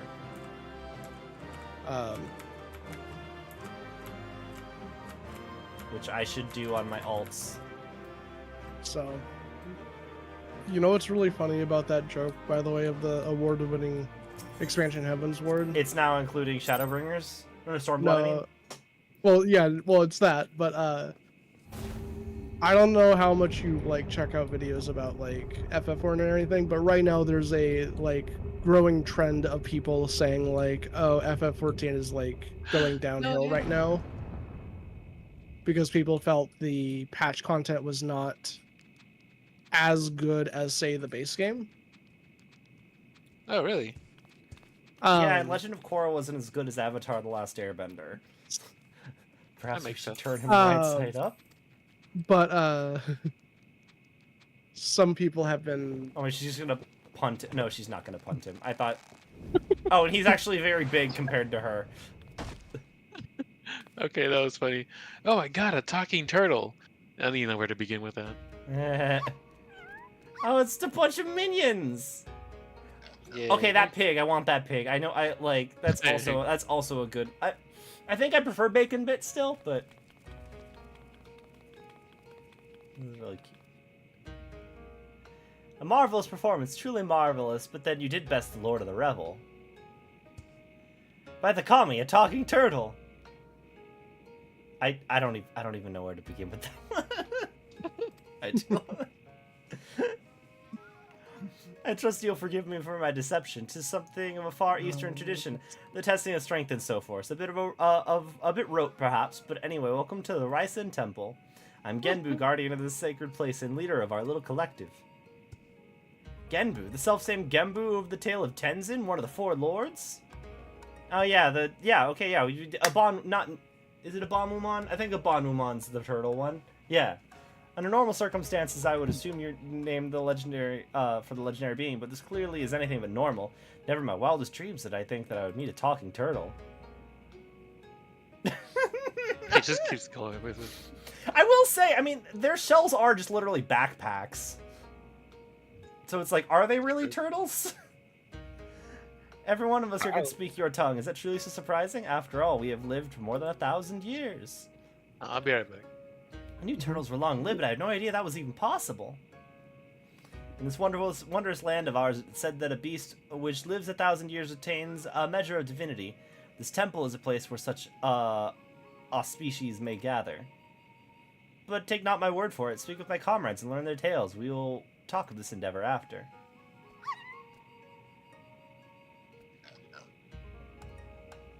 You may as well do as he says. Besides, who knows what valuable secrets come with that from 1,000-year-old animals? But who knows what valuable secrets 1,000-year-old animals may know?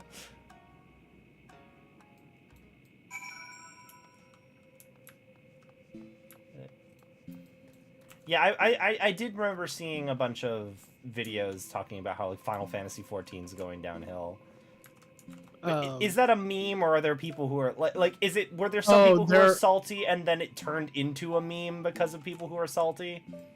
Well, okay, so there was one person, and like there's a very specific video that has been like making the rounds as of late. And the easiest way to explain the video is spite. You could tell that they absolutely cared about the game at some point, but they are so blinded by what they remember the game was like 2 expansions ago that they cannot even make like they can't make like comparisons or explain it in a way that does not like break what actually happened. And so in order to like try to counteract some of that, another person made a video to explain what he thought was the worst expansion of all time.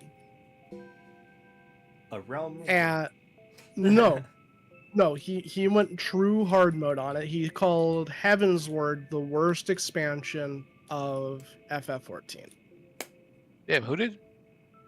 This guy's This trying to respond to a person saying that Endwalker was bad. well, just like FF14 was like not for him anymore, and like it was full of vitriol and spite. That's the video in a nutshell. Basically, if you didn't agree with him, or if you weren't like a hardcore raider or whatever, like it didn't matter. The game was not for him anymore, which is fair if that's the case. But Yeah, the way that he was jam. going up, like if you don't like a video game, don't play the video game. But at the same time, don't also then attack people or call people names for enjoying like different parts of the video game that you don't enjoy. If you don't enjoy the story, for instance, of FF14, that's fine. But you don't then go attack people who do enjoy the story. Yeah. Sounds like a jerk. Yeah, well, again, vitriol and spite, the video. But Sounds the person response was saying that Heavensward would probably be closer to what the worst expansion was. And it's not because of how Heavensward is now. The thing with Heavensward is nowadays, a lot of the bad that happened during the actual expansion has been either removed or refined. Oh, okay. So, to put it into perspective, how does this content sound to you guys, okay? It's a piece of content, like casual content, that you have to do once you got to the end of the game. You have to be in an FC, like a free company. They have to have a house, and they have to have built an airship, which at the time would have been like millions of gil because of how much resources we're talking about here, for a bit of content that is effectively fate hunts. That would give you gear that is better than the Savage Raid. That does sound pretty bad. I didn't even know that making airships was a thing until I entered my FC's basement, and they're like, "Oh, here's where all of our airships main And control is." stuff, I'm like, "That's a thing I that didn't- happens." I didn't know that until just this second. Right. Guess what happened to that bit of content, though? They removed it. Removed? Yeah. Not once, though, but twice. Hang on, I'm following this lad. They said that they were going to go see a crystal, and they're like, "Don't do it. Genbu's going to put a curse on you." And now he's just walking, and none shall pass. Just Mm-hmm. sort of inside Genbu curse you for 10,000 years. Okay. Okay, I'm sorry. I'm just watching this little pig's adventure continue. But so the content in question was called the Diadem. Diadem was effectively a proto version of Eureka and Zadnor/Basha. It was an exploration zone where you would be able to fly around islands and do fates and missions with a bunch of people to get rewards. The issue was the content was fairly difficult in some cases, where if one person didn't know what they were doing, they could absolutely hold the entire group hostage just because of like, oh, you're not doing the mechanic right, you're not doing the mechanic right, and you're wiping us over and over again.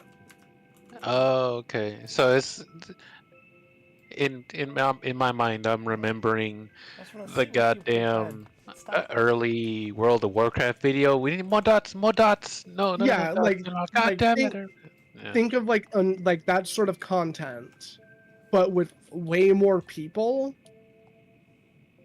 and like the loot is highly random. So like, Oh. so let's say you're playing warrior, okay? Like just we're gonna take me for example. Okay, so let's say you got a weapon coffer. You feel really special, and you open that up and everything. Here's a white mage staff. Oh man. With random stats, by the way.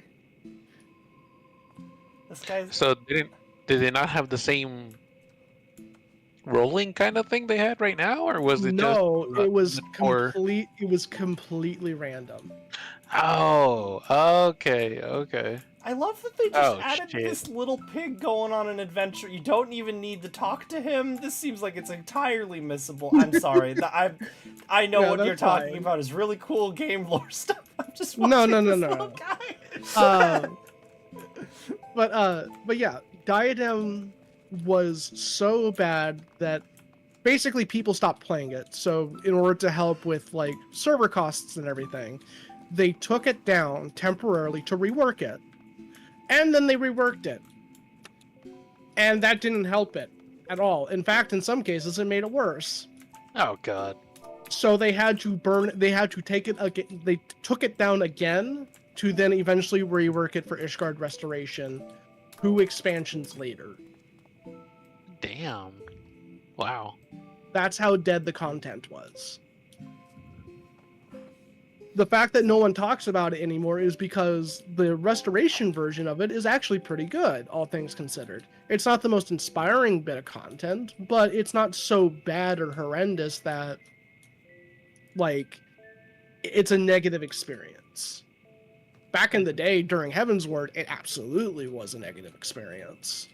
Yeah, especially when it's like the only way that you can get better gear. Well, for casual specifically, absolutely. Yeah.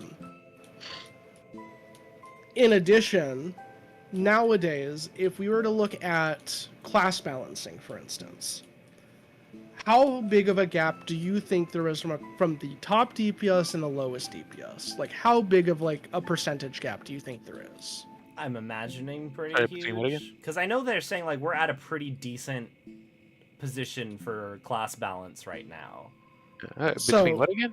So for the highest DPS and the lowest DPS, what do you think like a rough percentage is right now? Like, how big of a gap do you think there is For like now, for now? I'd want to imagine 10%, like maybe. at most maybe 20-15%. So if we were to look at the current Savage, because there's ways of doing this, you I can know find that- funny numbers. I know that Summoner's supposed to be the highest DPS right now. So And then if there's if stuff like the if- dancer, which focuses on buffing other ones, so that's not gonna So- that's gonna skew the numbers a little bit. so if we're talking about playing absolutely perfectly within record for the current Savage tier, the highest DPS currently goes to a Black Mage. Oh. They have pulled Right. 15,380 damage per second. Okay. And the lowest is a Machinist at 14,000 DPS. So if we were to take that Oh, 14,000, that's less than 10%. so if we were to do that just by those raw numbers, there's about a 9% difference from top to bottom. Yeah. For That's most pretty games, that's pretty good. Yeah. Now we go back to Heaven's Word. You played certain classes, you're not getting into raids, period. Really?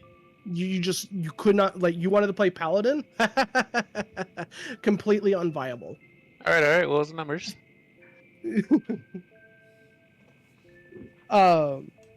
And this happened for just about every class for raids, like for the highest end content.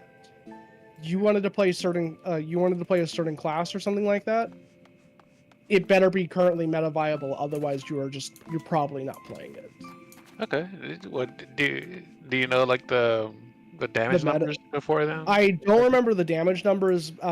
The biggest issue back in the day was more of how class design was working.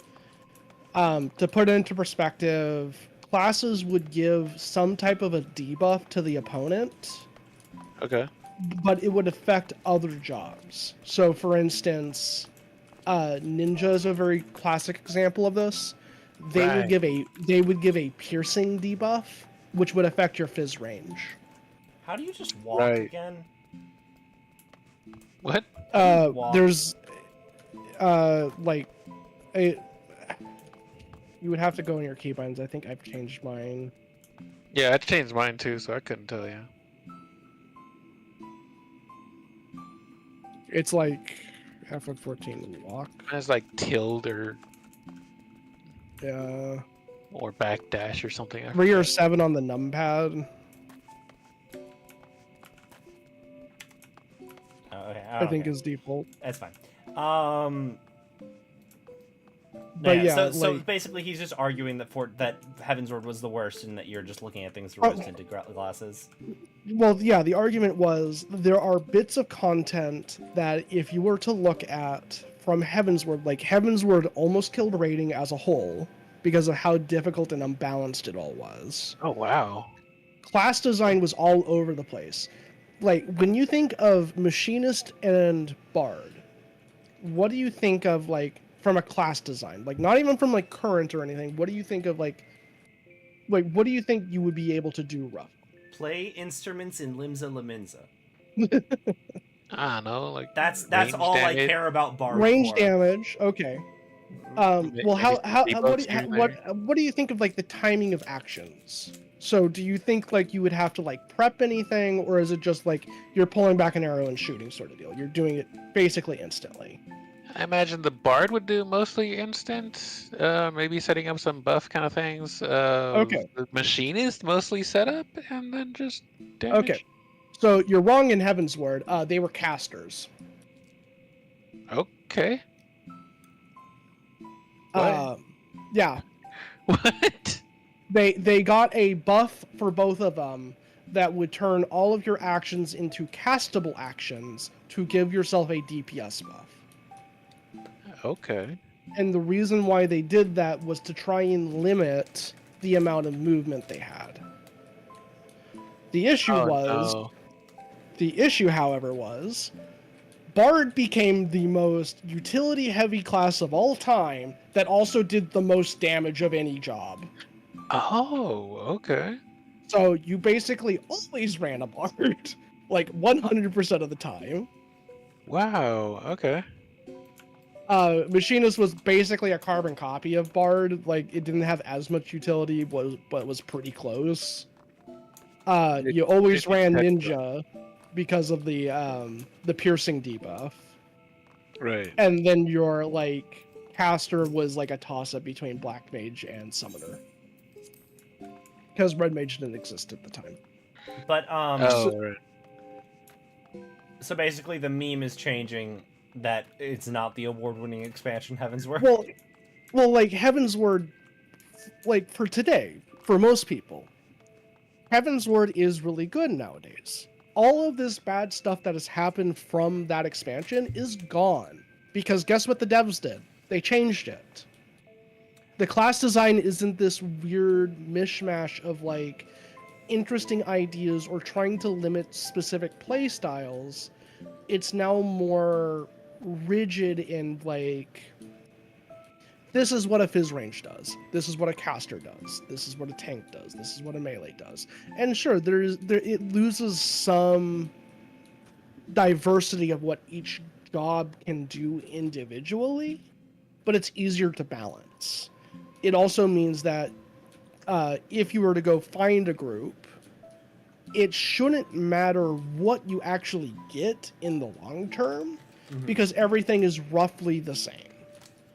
You're no longer having to make this decision of, okay, if I get a bard, I'm going to want this, or if I get a dark knight, for instance, I better have a warrior, or you're no longer having to make this, like, decision from a party standpoint to, like, make content happen. And it makes the game more open. It definitely makes the game more casual, but that's not inherently a bad thing. Okay, yeah. But the different classes feel more just like reskins to each other than. Well, like, if I was to compare to Monk to Samurai, both of them are melee. They have different ideas in them. Monk has this, like, blitz system where you have to set up different sigils, and then you can use those sigils to, like, burn an ability, so you're, like, building up a resource to then spend it. Yeah. Whereas Samurai is you're building up combos to then get stickers, and then you're using the stickers in specific ways to then get like a big attack. Which Yeah. they sound very similar, but the style and the way that you do it is different. Yeah. Okay. Hmm. But it's not so drastic anymore where it's like, oh man, you need this particular ability that is only from this particular job, therefore every other job just doesn't exist anymore. Okay. So it's more of a like, what's your flavor of gameplay that you prefer? Yeah, Find it and stick with it. like, well, and again, like if I was to take the Fizz range, Bard is Bard is an in-between the other two jobs, whereas Machinist is a very rigid structure where, like, you know what you're going to do 100% of the time, and Dancer is more proc focused. You're not always going to get what you want, and you have to react to it, but that's Right. fine. Bard is this in-between point where you have a game plan, but you have procs to deal with occasionally. Right.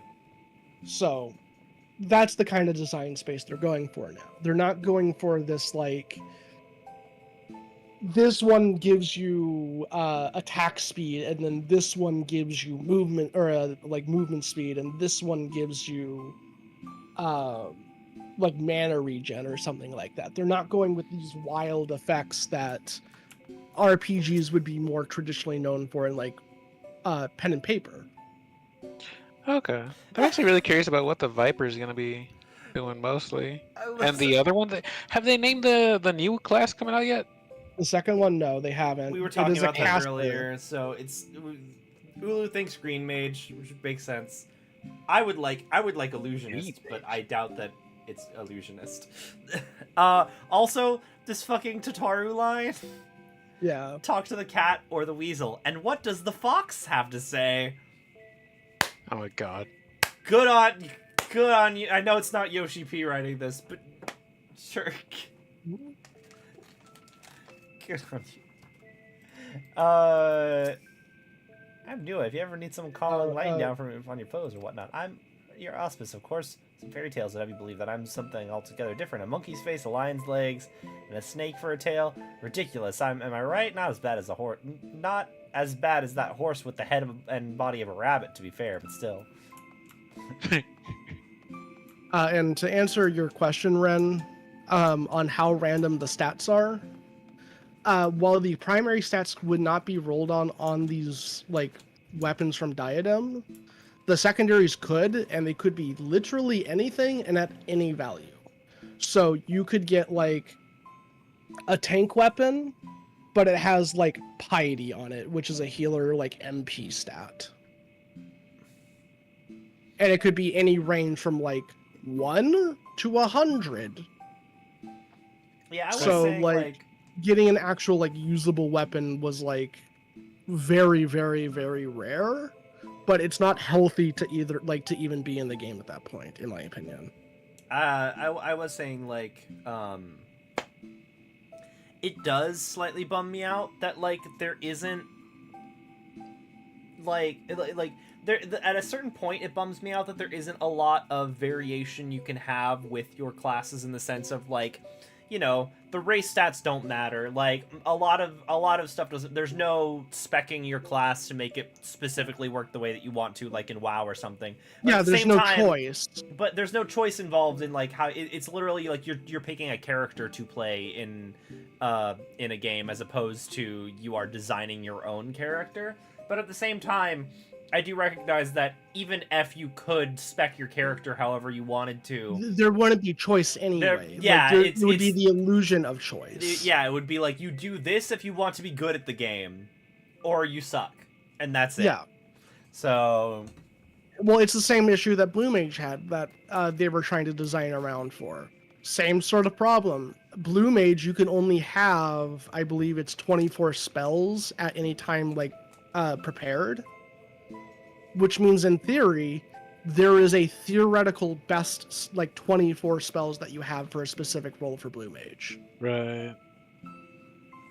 Luckily, all things considered, like, it's not so bad to, like, be able to like there's resources out there to do that for that hard content, but also the game doesn't really like lead you down that road anyway.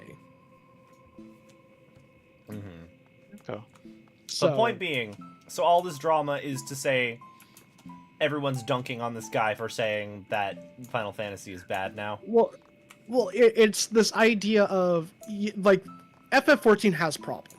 I don't think anyone in their right mind can say that there are not problems in like any video game. Even the most beloved video game has bugs or glitches. I or only get to something hang that out would with Bahamut for 15 seconds at a time. I don't. or whatever. Like problem. whatever that issue is, whether it is objective or subjective.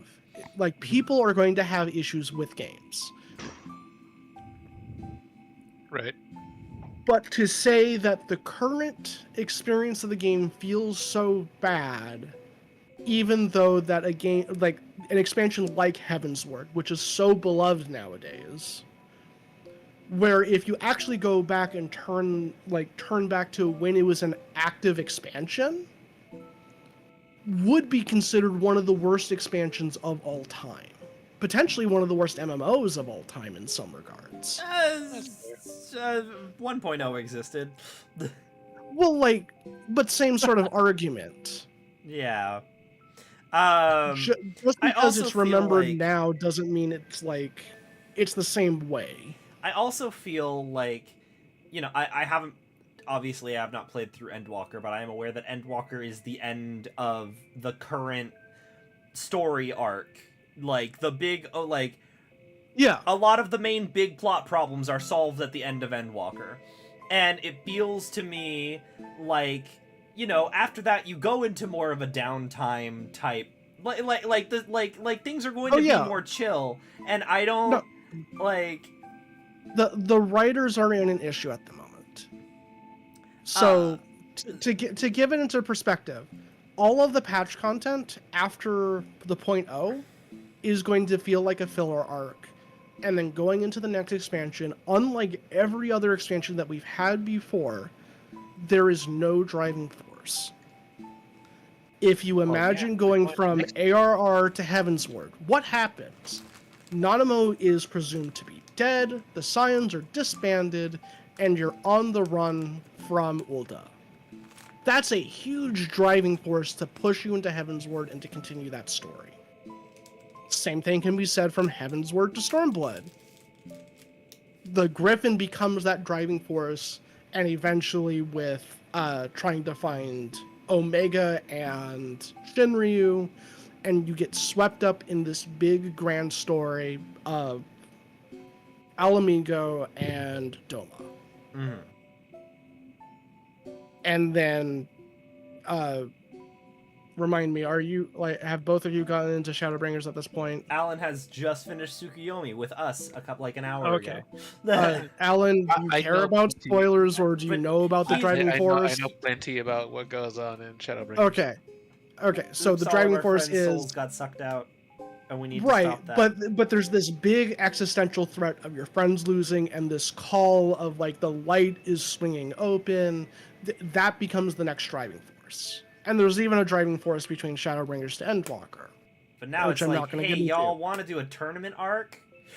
Right, there's nothing there anymore. But I honestly don't mind that, because I actually the gentle criminal arc of My Hero was not incredibly exciting as far as actual shit developing the plot goes, but I enjoyed the gang just having time to chill and be students and do drama nerd shit. I like that. So I'm I'm Right. looking forward to actually all of this stuff being okay, cool, there's not an Ascian looming over every cliffside brooding for a while. Right, and some people have figured out that they're okay with that, but some people haven't, because they still want that driving force. They want that feeling of being pushed into that next narrative, and right now there isn't anything. And we only have a half patch left before we get into Dawn Trail. So I forget, yeah, Dawn Trail's actually relatively close. yeah, When is Dawn Trail? next year, it's June, July. Okay. but we're gonna have one last half patch, so there's no more major patches for the expansion. I'm excited though. I mean, that's want to good. go on a vacation. I want to have a goddamn vacation. Cancun. Yeah. Vacation to Latin But America. it's not, yeah. Latin Is my people. Cancun technically Latin? It is Latin America, isn't it? But Um, we're going more like Puerto Vallarta. You know, like we're.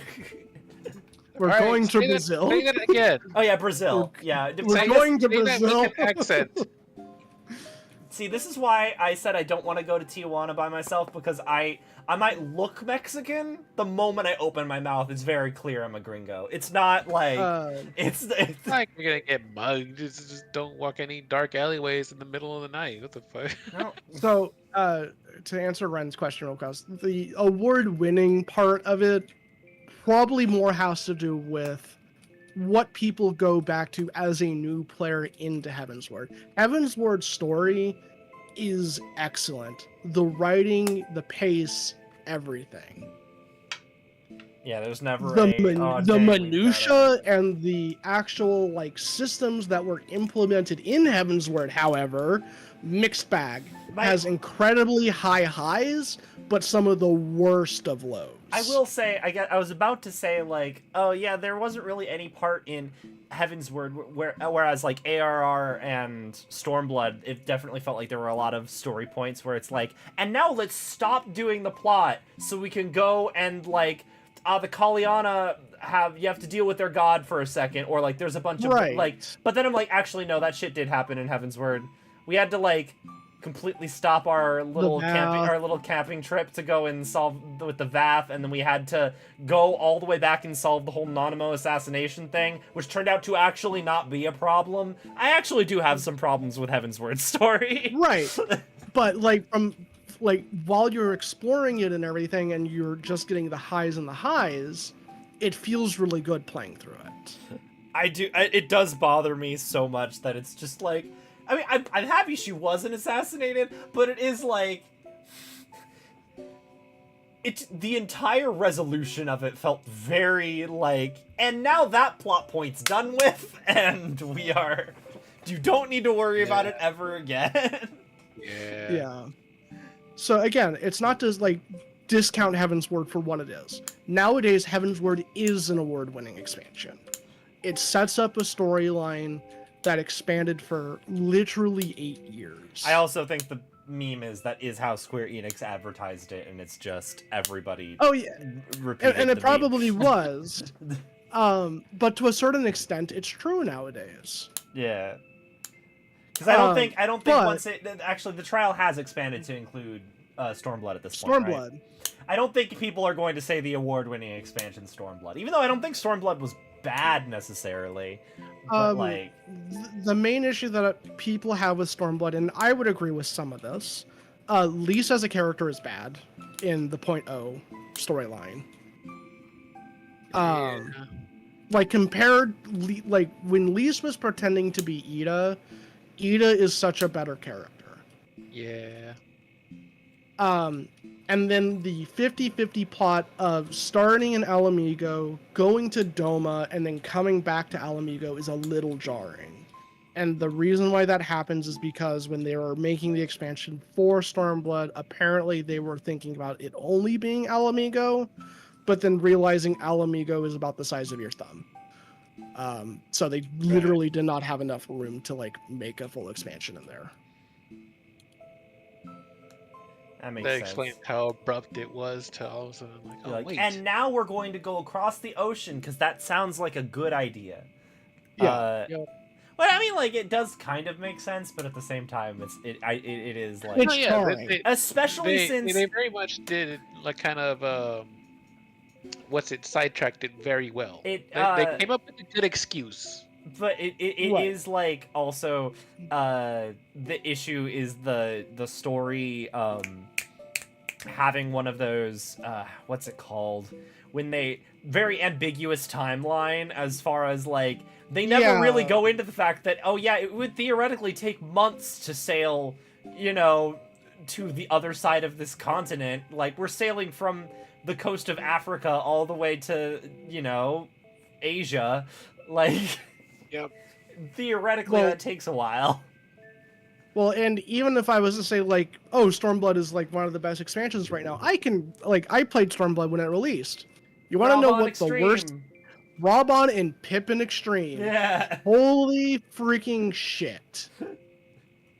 How would you like to play the award-winning Stormblood all the way up until level 61, and then you get to the first instance quest, and you can't go in because they don't have a queue system That yet. is why I'm like, there's a part of me that's like, man, I want to play Dawn Trail when it comes out. But at the same time, I'm like, you know, like, I was like, I'm going to get back into Final Fantasy XIV, but I'm going to wait until it's several months after Endwalker so I can Well- actually get into the goddamn servers. So, to give them some credit, whenever they do have some type of expansion issue at the beginning, they have the track record nowadays of not repeating that mistake. Yeah, but I'm not even saying that. I'm saying, like, as someone who works for a company that runs an MMO and has, you know, like, Yeah. anytime literally a server opens, it's just like, you know, you may as well not play for the first month because the queue time is going to be like half a day.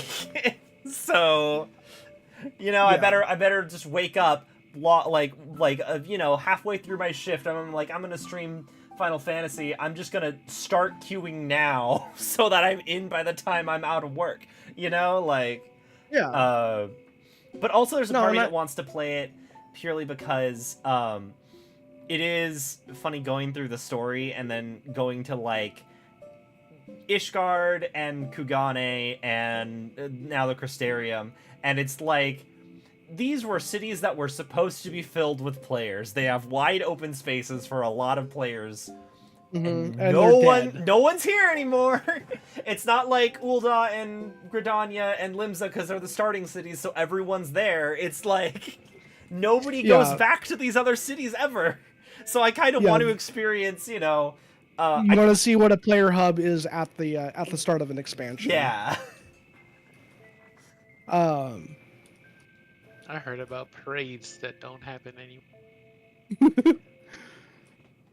But like, I think the idea of the of that video though, to like try and kind of wrap it all up, was just because something is well remembered now doesn't mean that's actually how it played out.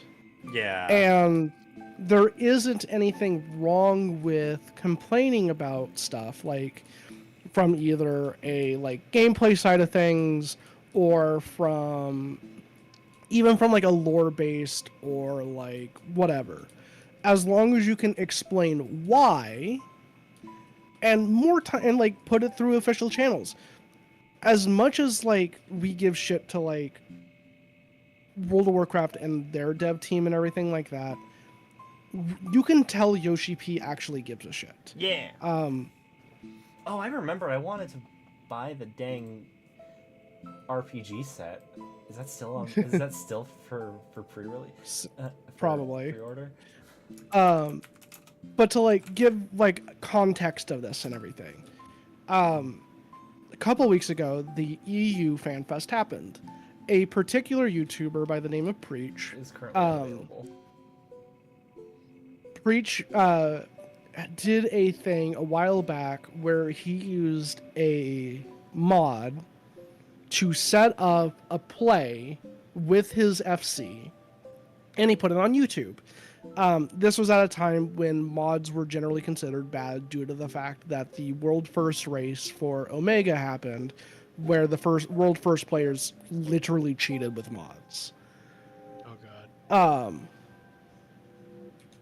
Now, the mod in question that they used for this play was speech bubbles.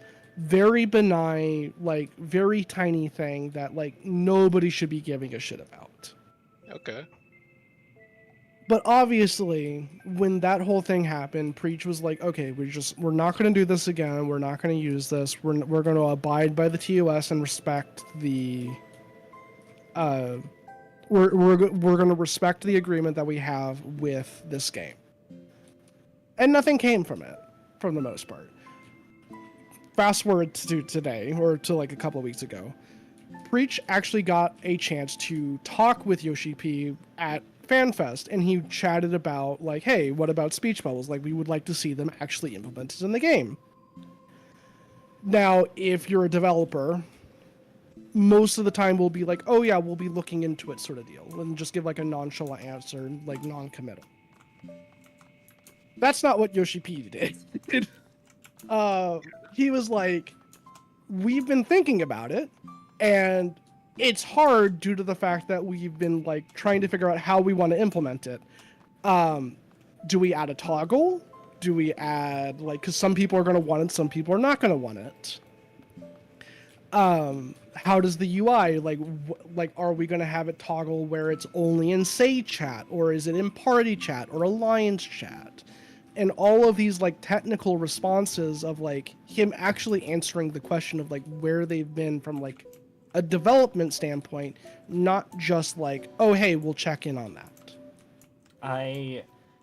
It's part of what I really like about how since we took over Magic Online, Tony and the rest of the team are usually just very blunt. If people bring up stuff in either the suggestion or the bug report forums, they're usually very blunt about like, yeah, this is something we'll think about, or this is not technically feasible and isn't going to be a thing. We're sorry. Right. Like, you're not giving a non-committal answer. You're actually being like, this is what we're working through. You don't have to go into the technical like side of things of like, oh, this is what we're programming, this is what we're going through and everything. It's just like, how are we even implementing it? What are the ideas behind it? And just giving a response. mm-hmm. Like, that's insane nowadays, I feel. No, that's why, like, it is funny hearing people talk about, like, Magic versus, Magic the Gathering versus other card games. It's like, Magic's the most transparent card game out there. Like, for all the shit people give Wizards of the Coast, yeah, like, the fact that you know who the devs are, they, like, freaking, Mark Rosewater has a blog that he responds to fans on, and, and Gavin has a YouTube channel where he goes into, like, you know, how exactly they went about developing certain cards and stuff. Like, they're, like, for all the issues people have with Magic the Gathering, it seems that they actually give a shit. Yeah, there are at least people there that give a shit. I'm not convinced necessarily the shareholders give a shit, but, like, the people who are making the game do, so that's the, like, which, you know, is still good. Yeah, it's something. Yeah. I mean, like, it's better than, like, World of Warcraft for the last couple of years, or, like, last couple of expansions where they constantly have been at ends with their player base, it feels like. You do bring up a very good point, Ren. Like, I don't know what that part of Telegi's plan was. Like, I get that, what's his face? Lolorito wanted Raubon to kill Telegi because he also didn't like Telegi, but it is like, he only died because he was a dumbass and decided to taunt the guy with the sword. Like, oh, hey, your friend is dead. Isn't that bad? Isn't that sad? Like, it feels like he didn't think that part through.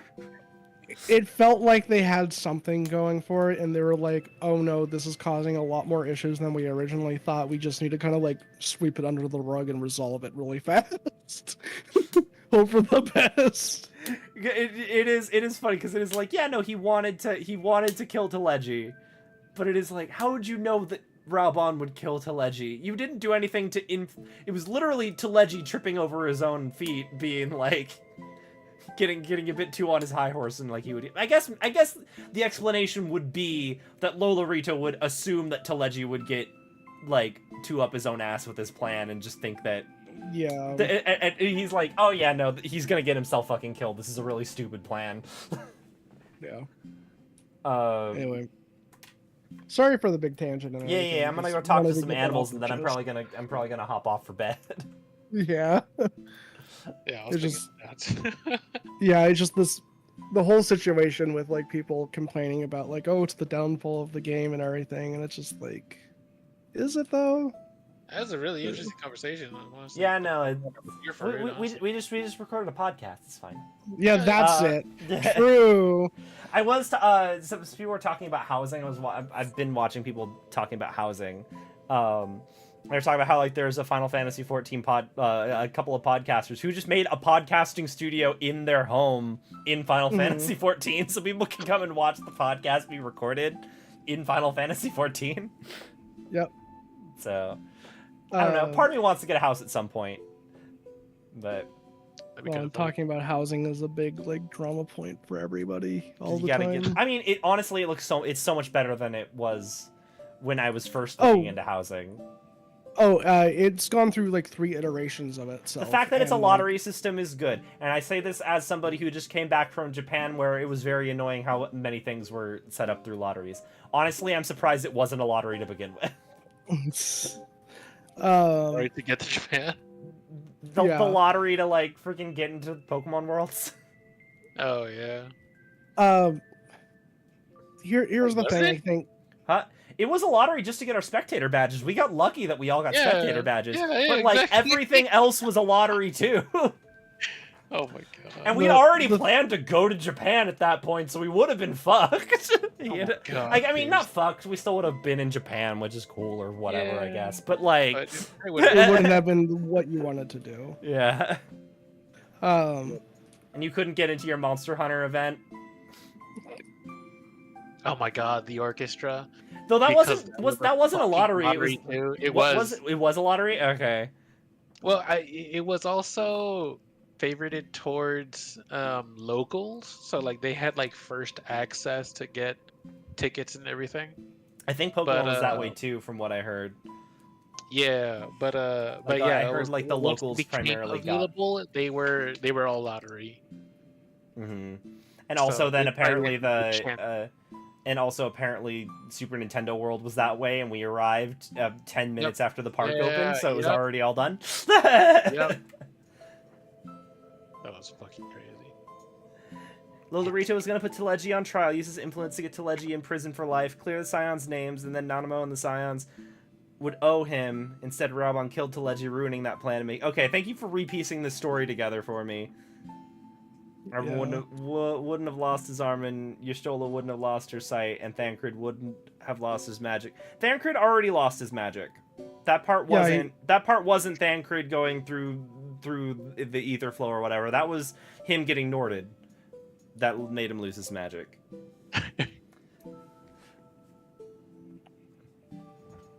Xehanort's just an Asian.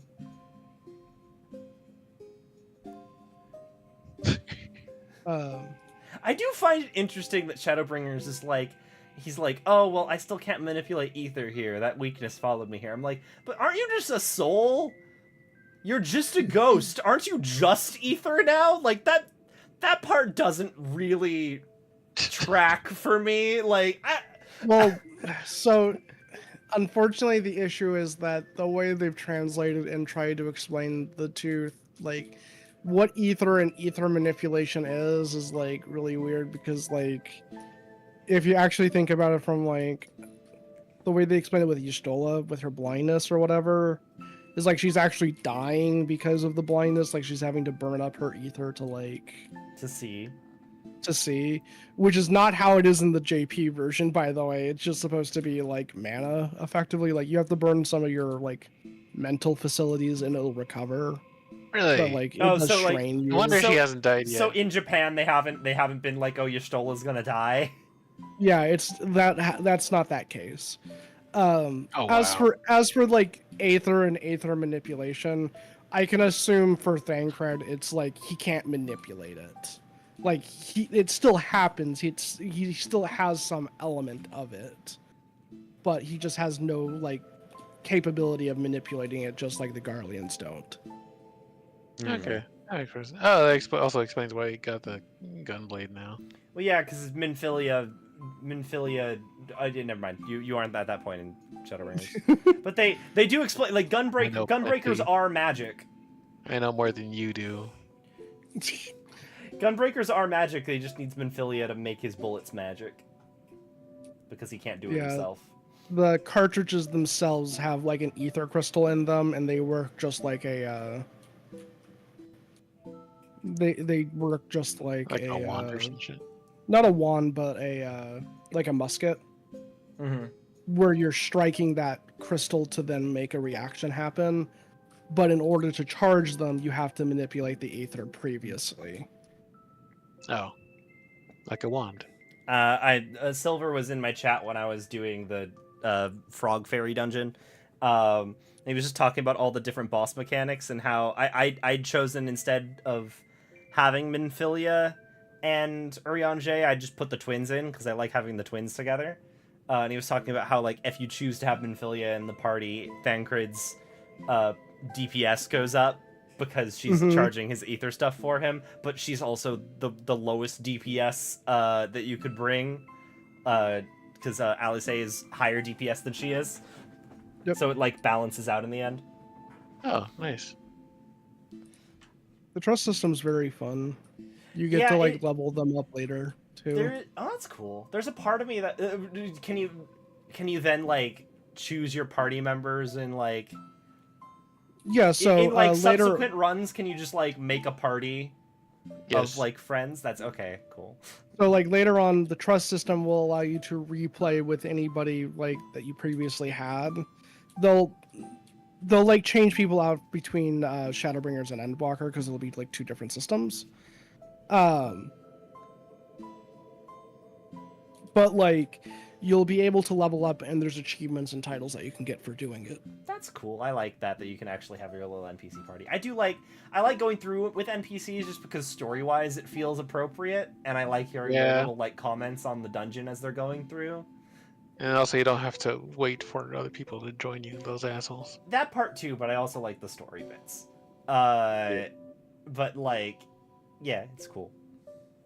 I've been just doing that for whenever I encounter dungeons that let me do it. Rather than I need to do more of that. But anyways, I'm gonna hop off because I'm getting sleepy. No worries. I also need to wake up early tomorrow so I can start work early so I can go do that Magic the Gathering thing we like doing. Oh yeah, tomorrow's the beginning of the gauntlet. I'm doing all fucking weekend plus Tuesday. I'm just doing tomorrow. You sack of shit. I have D&D on Saturday. And then you guys are doing Two-Headed Giant, and there's 5 of us, and that means I don't have a partner.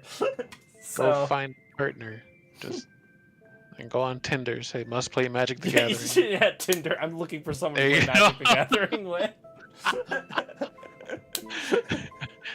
I like Gruul. I need somebody smarter than me. I like Gruul. Must enjoy Aven Changeling. Oh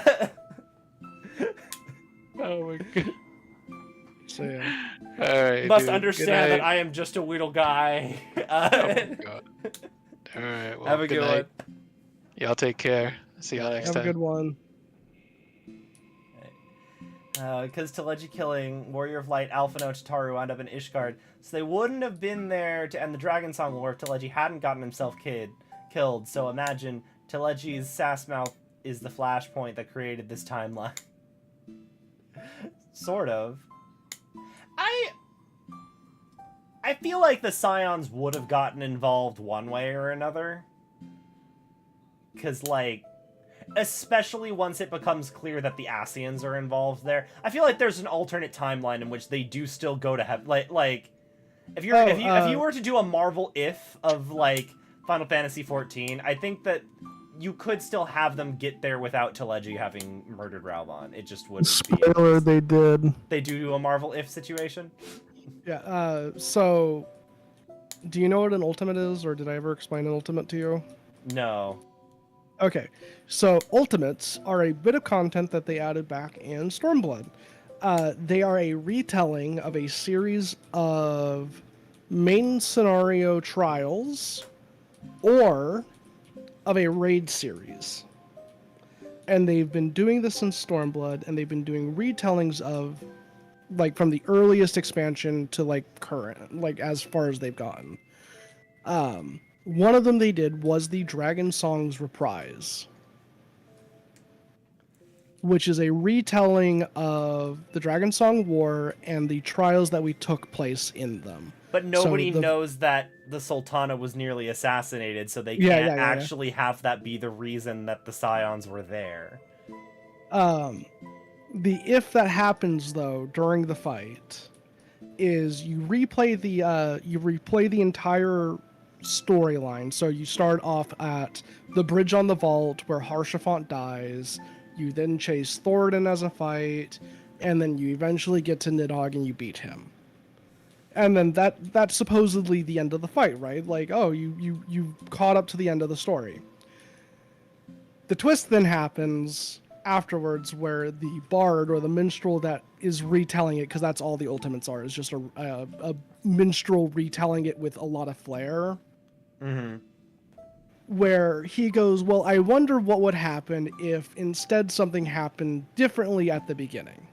So you go all the way back to the beginning of the fight where you're at the bridge of the vault in the airship where Haurchefant dies. This time around, though, instead of Haurchefant dying, you use a tank LB3 to save him, and the rest of the encounter changes. The rippling effect that happens is huge. That's cool. I should go and do those at some point. Good luck. Yeah. To put into perspective of how difficult these fights are, and not to put you not to put down anything or like set expectations. I'm not great at Final Fantasy XIV. Well, not that. To put into perspective from a time perspective, these fights range any between like 12 to 16 minutes long. Oh. Which, while that sounds excessive already, have 0 checkpoints. Oh. If anyone dies during a part of the fight and you wipe because of it, which is highly likely, these fights are tough. You are going back to minute 0. It sounds like it could be fun sometime. On average for like mid-core or casual, it is on record saying that it will take you around 3 to 4 months of consistent progression to try and clear it. It is a lot of fun. It will test you. We are talking about mechanics more difficult than even Savage fights that are already fairly taxing at times. It sounds interesting. I would recommend looking into the fight, just like looking into it, because it is a what if. It is a fun. Just like watching the cutscenes from it. Not well, just watching the fight, because there aren't any real cutscenes to it or anything like that. But watching the fight, listening to the music, because they do. They changed the music. I know that much. They changed the music, and I know that changed. Alexander has different music for when you do They the used ultimate. they used the orchestral version of it. But every time they do an ultimate, they always change the final boss. One of them is a spoiler. I would recommend not looking up the Omega Protocol. That was the retelling for the Omega Raid series. There are spoilers in there for Endwalker. I do not recommend looking them up until you have completed 6.0. Okay. However, all the other ones have no bearing on the story at all. So looking up the Coils of Bahamut Ultimate, the Ultima Weapon Reprisal Ultimate, Dragon Song Reprisal Ultimate, and the Epic of Alexander Ultimate, all of them have really cool boss designs and spectacular music to them. I would recommend looking into them. I will look into them probably. Yeah. But yeah, they're definitely tough fights. That hurt. You didn't have to give it everything you had in that fight, you know. I was only just went through the change, so it's not like I was going to slow you down that much. I suppose you didn't know it was all for show, and I was probably really intimidating. All right, you were asking about the collective, weren't you? Let's see. Genbu's the oldest of us, oldest in the Far East too, I think. Of one of the 4 lords, you can imagine he's much more powerful than the regular old auspices like me. You probably knew that already.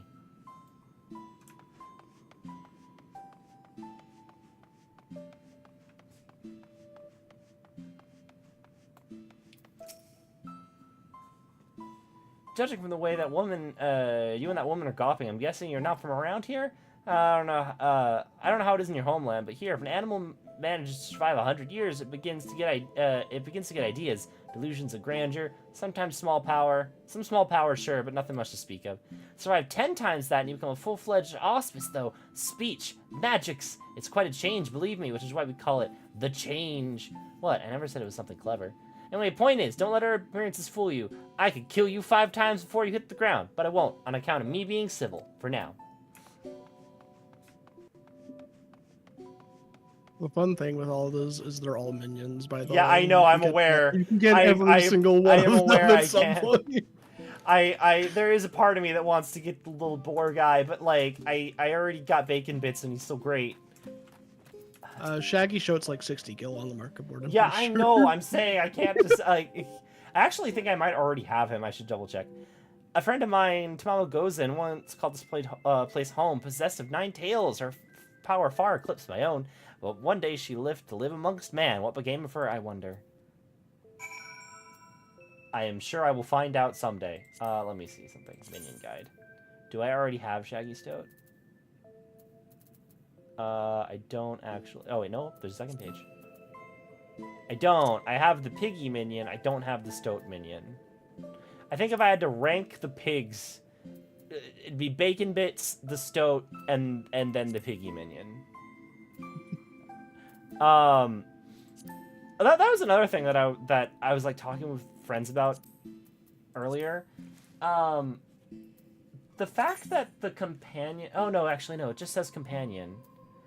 I could have for the sworn chocobo. somewhere it said companions plural, and it made me wonder, like, does that imply that you could... I mean, I guess the fact that it says companion and not chocobo does imply that you could have something other than a chocobo. They were probably wanting to make it vague in the case that they did have something later down the line, but they just haven't implemented anything. Yeah, because I mean, I think it would be cool to have something other than a chocobo. Not that I mind, but like, yeah. Well, just having the option, like another bit of content. Like, Yeah. chocobo leveling isn't the most interesting thing in the world, but it is something that somebody would do. If you get a chance to meet Tamamo Gozen, I pray you tell her that we all miss her dearly. Will do.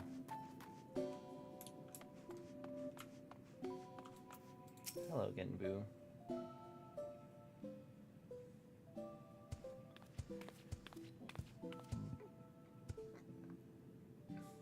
Now that you have a greater understanding of who we are, I shall tell you of the rather thorny predicament we now face. The divinity of we auspices manifests in a myriad of ways. For example, I possess clairvoyance. And yet with my preternatural power, I have seen a vision of the Ruby Sea, of Yangsha, of Hingashi, submerged by roaring flames. This is no distant future, I fear, and if we are to avert it, we must needs enlist the assistance of an exemplary warrior, one such who, as he who faced the Lord of Revels and lived. What should we do? What should we do? Fear not, little one, I have a plan, but to understand it, you must first understand the duality which lies within the heart of we auspices. Auspices. The Aramitama, the primal rage, and the Nigimitama, the boundless calm. These are elemental forces, comprise the soul of an auspice, and is only when they are unbalanced that we are truly ourselves. Alas, over great spans of time, or when caught in the midst of tumultuous events, this balance may be disrupted, and the soul may be divided. An auspice overcome by their Aramitama is wild, feral thing, and all the more dangerous for their divinity. Calamity and catastrophe will invariably follow, tremors and floods which destroy men's works. Auspices could bring about these natural disasters? How frightening. Perhaps, but you must remember that there are auspices who delight in aiding people of these lands, auspices who have even wreaked havoc in the past. Recall you the tale of Tenzin and the Four Lords? The one Sorovan told us before? About the samurai and the auspices who drove the Oni from this island into the sea? Just so. Yet I fear his accounting of events is not quite accurate, for it was not Oni we in Tenzin cast out from this place, but an auspice. An auspice with the power to move heaven and earth, Koryu, wholly consumed by the Aramitama, he stoked the flames in this island's heart until it very nearly erupted in a fiery maelstrom. Tenzin led us in battle against our mad brother, and together we sealed him in this temple.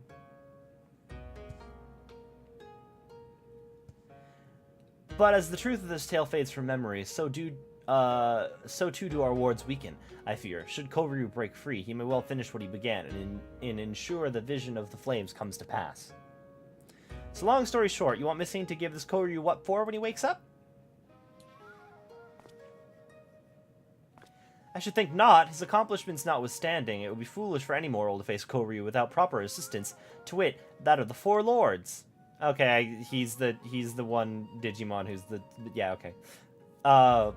Regrettably, I'm not the young Auspice I once was, and to make matters worse, my three compeers have nearly succumbed to the Aramitama. Kami forfend, the three lords of the Four Lords have gone mad, the Ruby Sea is doomed.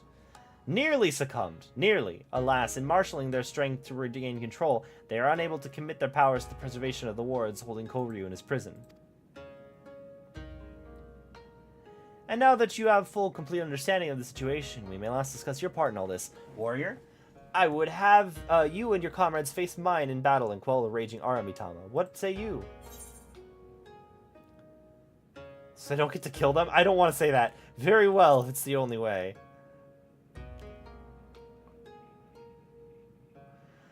You are an intriguing one, aren't you? We are grateful for your assistance. Let us brook no further delay and introduce you to another one of the Four Lords.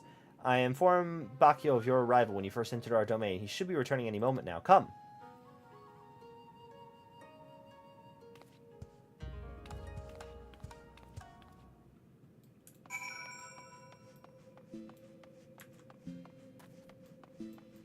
Yeah. A Zulongmon. Not a Zulongmon, actually, no. Baihuman. Baihuman.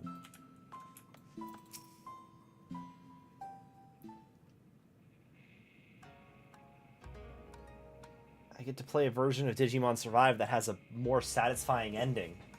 It's great. Have you played Survive, Ulu? No, but I've been thinking about it. It's actually, I will say it's actually really good. Most people say that the endings that are not the true ending tend to be the better ones, and I kind of agree with that. Mm-hmm. I kind of want to go back and play through the 3 endings that I did not do at some point. But I definitely liked the first ending I got rather than the true ending, even if that means characters have to die. Mm-hmm. The day of reckoning draws nigh. Huh? Like right now, games that I've been playing, I just played through Talos Principle 2, which if you have not played those games, They're puzzle games, right? Very much so in the vein of Myst? Portal. Oh, okay, never mind. Oh yeah, no, it's the one with the lasers. Yes. I highly recommend 2. I was going in with like fairly low expectations of like, oh, this is gonna be like more Talos Principle 1, which was already like a decent, like it was a pretty good game for what it was. Like it wasn't like spectacular or anything like that. It had some obtuse moments with some of the puzzles and some of the secrets. But for the most part, Talos Principle 1 was decent. Talos Principle 2 blows it out of the water and then some. That's cool. No, yeah, I was wondering because I know you played Monster. You've played you Monster also play a lot of games. Monster Collection games. I don't think Survive's necessarily a good tactics game, and it's definitely primarily a visual novel. Yeah. Story-wise, though, it is probably like the darkest Digimon story that there is. Mm-hmm. Which makes it pretty cool, I think. So Like I heard some really good stuff about it. yeah, I think it probably could have been better had it not swapped developers halfway through and taken, ages in development hell and stuff, but Unfortunately, that's how game development is at times. yeah, Like, it's just for what it look is. at 06, look at other games like No, like for going through development hell, I think it's a good game. Like it came out on top. Like if you like Digimon but want a more like adult retelling of it, it's like it's right up that alley. Digimon Survive is is very much like all the characters. There are definitely parallels. There are so many parallels to Digimon Adventure, like in the characters and in their situation of like they're just a bunch of kids on a school camping trip and they get thrown into another world and they have to like Digimon survive. But, like, Adventure already had slight Lord of the Flies vibes at times. Survive, like, dials that up to 11. It really is, like, these are children stuck in another world and, like, have to deal with the fact that, like, there's death and destruction all around them and they may never get home and they need to, like, actually work together, but it's hard because they're all terrified. It takes things a lot more seriously. I'm just very sad I didn't like the true ending. The wards fail. Koryu will break free, but before he does, you must quell the raging Aramitama in your soul. The warrior will help. He danced with Susano himself. Bold yet audacious claim, yet if Genbu believes it true, the more I look at you, the more I see a similar presence, perchance, a light. Very well, I will bow to my brother's judgment. I'm curious, does this imply the other guy was also a warrior of light? Wonderful, then without further ado, I shall bid my comrade relax and surrender to the Aramitama. Here? Now? Won't he go on a murderous rampage? Why, yes, that's rather the point. He will be reduced to a feral beast.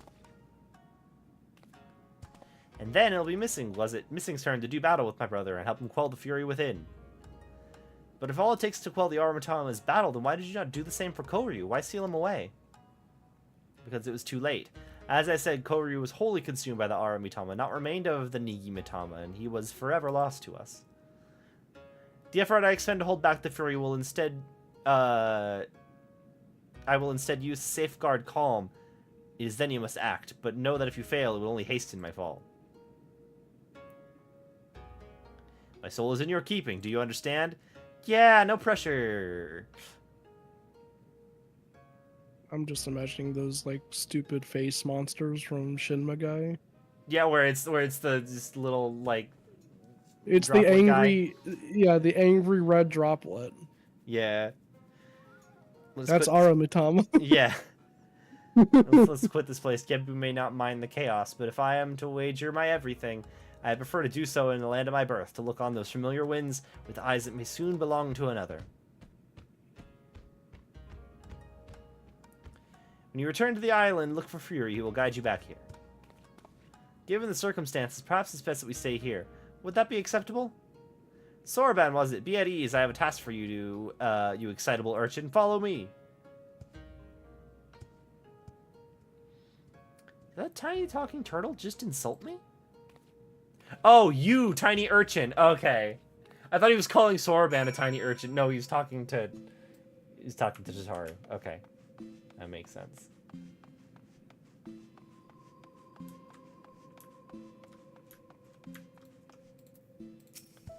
I wonder what he'll ask of us. I would go with you if I could, believe you me, but it seems we're needed here. Best of luck to you.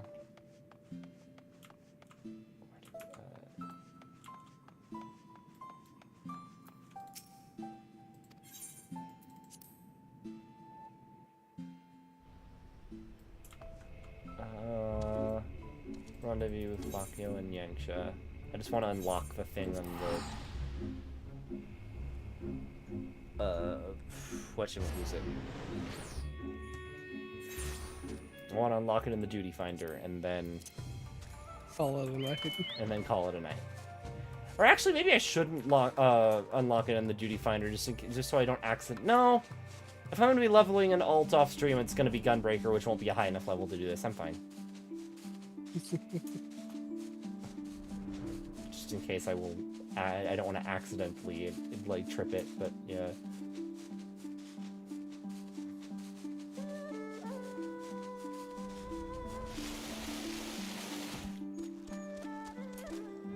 What's up, Baihuman?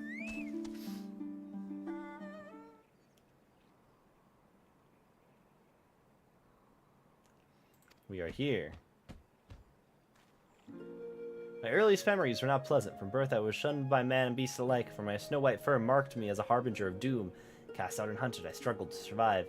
But I endured and grew older and wiser, and one day I resolved to protect this place that those call home. For in spite of everything, it was mine as well.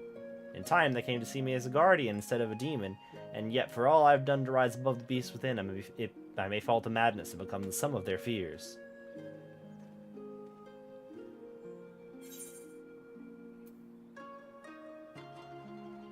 I bested Kami, you know. You're in good hands. I will beat the shit out of you.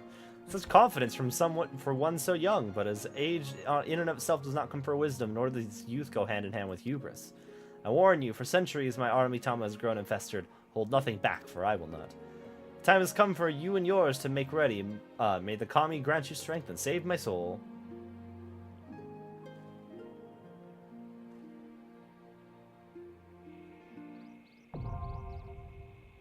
The Jade Stoa, now accessible. Okay, cool. I'm done for the night. Let's see if anybody else is playing 14. Now I'm sad the tabletop the tabletop RPG starter set is not available right now.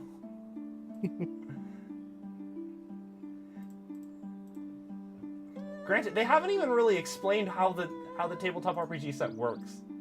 Sorry, I just looked to my browser to pull up my following thing, and that was there.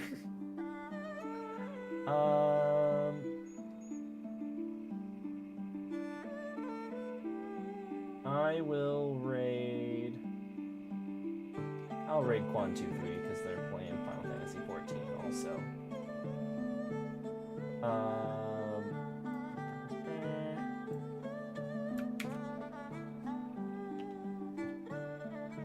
So, raid them. I'm not going to be live tomorrow. Because I'm going to be doing Magic the Gathering. I'm not going to be live Saturday because I'm going to be doing D&D. Maybe I'll do stuff Sunday? But we'll see. Thanks for hanging out. I will see you guys next time. Adios.